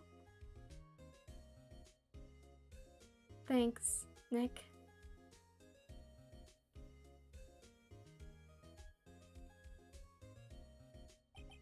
And so my story ends. Time to turn a new page. And say goodbye to the novice defense attorney that I once was. Now, a new story begins. With the same old crazy cast of characters. And that's the end of the first game! Oh, wait. This is like an ending thing. Mr. Wright, please, would you like to rethink that claim? Yes, Your Honor. Uh-oh, I got a bad feeling about this. Objection. Concept, yay, it's the credits! We did it! We beat the first game! Oh yeah, there's a little bit. Hey pal, Mr. Edgeworth came down to the precinct to wish me a happy new year. Oh, there, it's a new year. Talk about a pleasant surprise. Whoop, Detective Gumshoe! And he hung his head low and went right back outside. Kind of like he was embarrassed or something. Strange, huh? Yeah, totally. Oh, it's so great. I love it. Larry. This Huh? is a Nick. hell of a last case. Nah, I haven't seen him lately. Oh, he's looking for, Edgeworth. Let me see the nice lady, huh? Oh, she's in Hawaii right now. Yeah. Uh-huh. Of course. He got another lady. He always got another lady. Want to stay, and none of them want to stay. One of them's in Paris, the other's in Hawaii. Yep. Or he's being like mega Oh, catfish right. right now. Yeah, I remember him. I hear he's been busy lately. You know, not to ring my own bell, but I sort of taught him everything he knows. I'm sure he's grateful.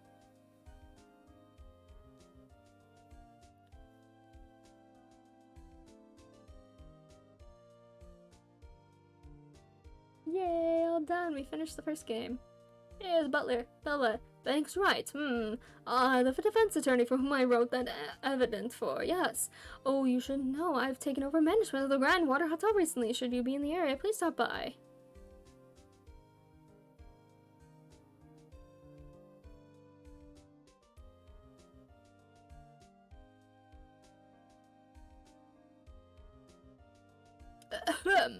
Oh, it's you.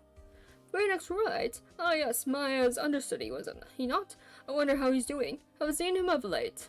Ah, the days of my youth, like the scent of rush lemon, you see? No, I don't. I never see. I never see what you mean about lemons.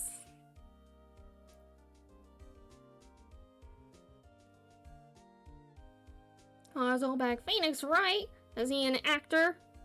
Well, I'm not buying it. You can't be a star with a name like Phoenix. Did you know that they're full video on the oh gosh.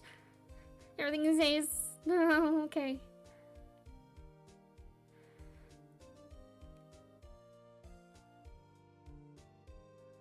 Somebody's looking for Phoenix somewhere. I'm pleased to announce the Pink Princess is a hit. I assure owe that Mr. Wright a great deal, Sniff. Oh, and I'm keeping my face out of the public eye till the show's over. I wouldn't want to ruin any kid's dreams, you know? Yeah, especially because, you know, you're, like, much more feminine character. Of the game, it's great. The game series is super great. I love the Ace Attorney series. Oh, I got a letter from Maya the other day. It sounds like she caught a cold standing under a waterfall. I wanted to visit but didn't have time, so I sent her some Pink Princess trading cards. She says she can't buy them where she is. What kind of place is she living at anyway? Like a shrine? I love the Ace Attorney games. They're great. I need to play more of them. Hey, it's Cody. Right? Who's that? You wanna talk? Let's talk Pink Princess, alright? Wait, you know, I snuck into the studio the other day. I saw her. The one inside the Pink Princess suit. Oh, what a dog! I was kind of shocked for a boy of tender age. Oh no. Oh no, he saw the truth.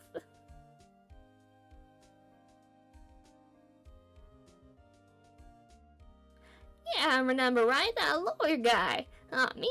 I'm in training to become a paranormal photographer. You know that picture I took of everyone? Well, just behind them, they're the ghost.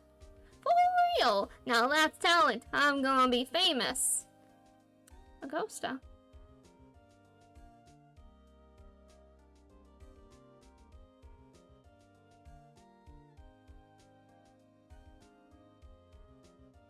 There is a ghost.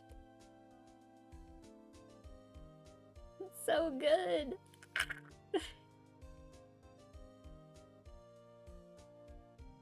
Yay! Oh, hold it. Oh yeah, there's a extra thing at the end, but we'll do that another time. I think 6.5 hours is good. Yeah, I didn't think this trial was gonna last that long, but whoopsies. It did. But yay! It was a really good final trial, though. Yes, it was. It's such a good trial. Freaking Parrot. It was a very, very good trial. Freaking Parrot. You bring a parrot to the stand. Doesn't get better than that. It can't get better than that. Although it probably does. I don't know. I kind of remember some of the last cases. I think. I don't remember. But there's some crazy cases that happen later on. Well, yeah, I'll be it for tonight. What do you think of Edgeworth now? My opinion of him is much, much, much better. He's the best. Considering he felt guilty and he wanted to pay the price, even though he got off on his initial thing. The thing that he didn't do, or no, we know he knows didn't do, which is the boat murder thing. He got off of that because he's innocent. He was not guilty, and immediately he turns around in the last day of the statute of limitations and says, "I killed my dad." Yep. Or I think I killed my dad. Yeah. So instead of just getting off scot-free, he decides to turn himself in. Yeah, pretty crazy. It is. And shows that he really, cares about, justice in general. Yeah, he cares about... even though he may have done some not so great things to try to get a guilty verdict, he himself was thinking that he's still getting at least some of the people who are definitely, guilty of their crimes into jail. But yeah, he's doing the right things in the wrong way, if that makes sense. But he's making up or excluding or doctoring evidence, but for people he knows are guilty, which of course the issue is, you will eventually do that to somebody who doesn't deserve to be in jail because they're innocent, but also, overall I think he's a good character though.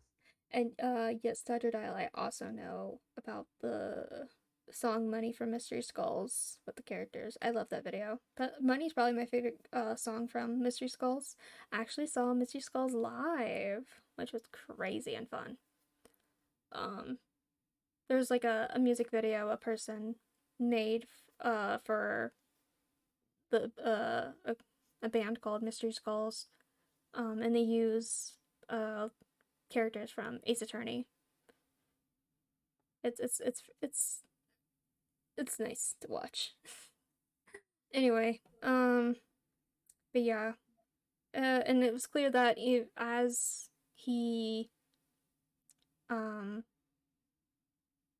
had to go and prosecute against Wright, he was discovering that his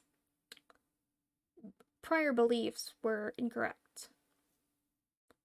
That he should make everyone, to do everything he can to get a guilty verdict.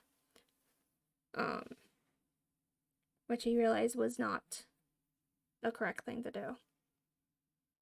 He was on the receiving side now. Yeah.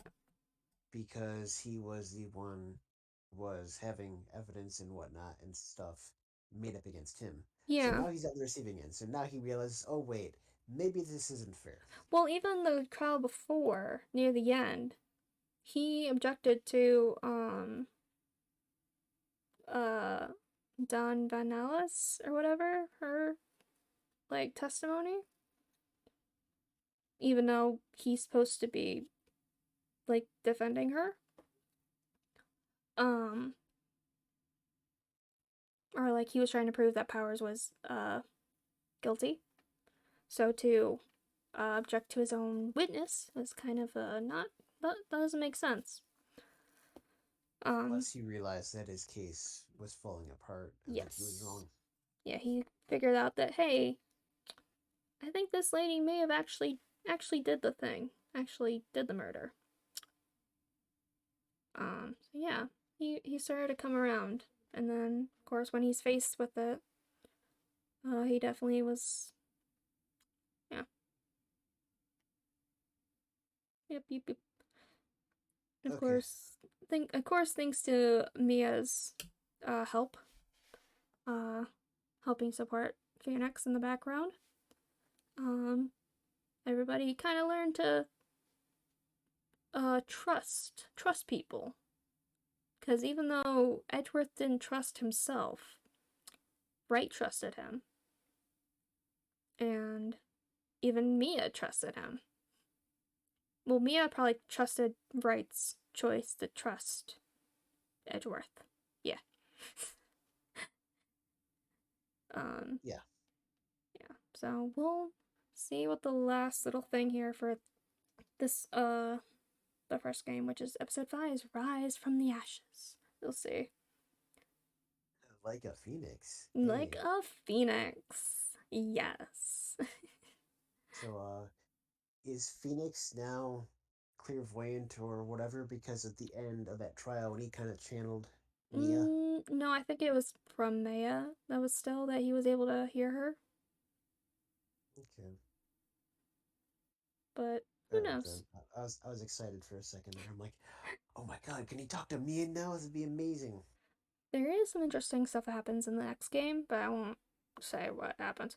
But we'll find out. But Fair yeah. enough. Okay. Alright. The metal detector going beep, beep, Yes. beep reminds me of my alarm clock. So Oh, I need yeah. to go to bed. Okay. Yeah, get to bed. Alright. Was fun. Later. Bye-byes. Alright. Go to the screen here. Hello. Macy was his guilt from what he thought he did made him kind of indifferent to the results of what he was being accused of, and then when he realized the truth of the current situation he was coming out, he switched the situation to about his guilt. Yeah. Plus I think all that time where he's stuck in detention, because he would always keep himself busy with work. So having that time where he's alone, he's probably had to think about that dream and the nightmare over and over again a lot. So I think that may have pushed also for his guilt too. Plus, all it's about what happened with the DL6 incident. So I think he kind of was going into this guilt, feeling that he did kill his father. And him always wanting to fight for justice, you know, even as a kid, he wanted to fight for justice. Him feeling like he did something was unright and he needed to face justice for it. But, clearly, as Von Karma has done this time and probably before, he's probably withheld evidence and interrupted information. Yeah, he can't run from it. But he faced it, and Phoenix helped him go through it and think outside of what he knew and actually more look at the evidence, I guess. Yeah. Very, very, very, very good case. Plus we had to interview a parrot, or cross-examine a parrot, which is like the best. Oh my goodness. But I think that'll be in for the night. Let me see if I can find somebody to raid, maybe? I don't know. You see.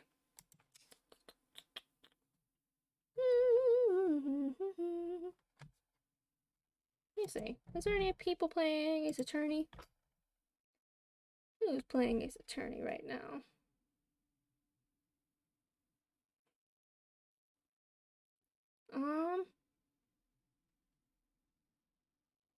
Let's see.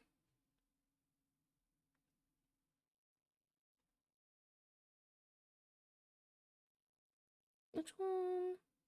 Oh, he's playing like the ending of another one of the cases. I don't know. Hmm.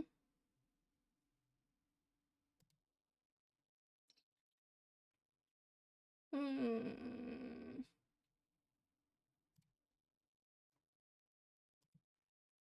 Let's see. Hmm. I don't know.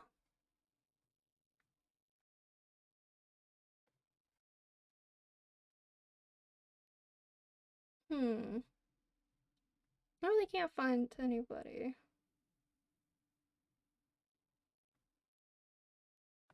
Ooh, maybe this person. They got a cute thing.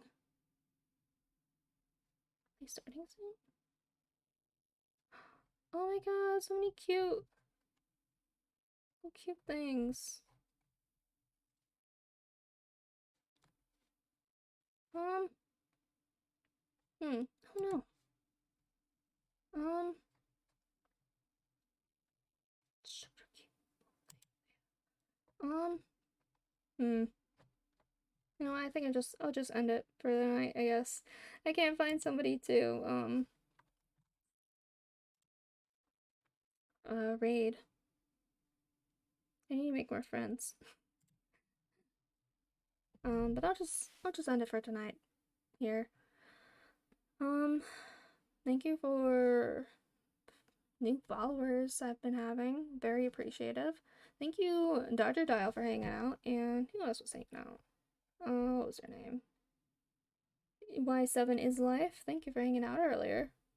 Super, super cool of you. Who else was here? Anchoas. Oh wait, Anna's. Anna's was here. Yes, Anna's was earlier. Super nice, super nice. Thank you guys for hanging out and talking. I always like when people talk. Makes it always better. So, I'll see you guys next week. We're gonna play more Ace Attorney. Hooray! Good night.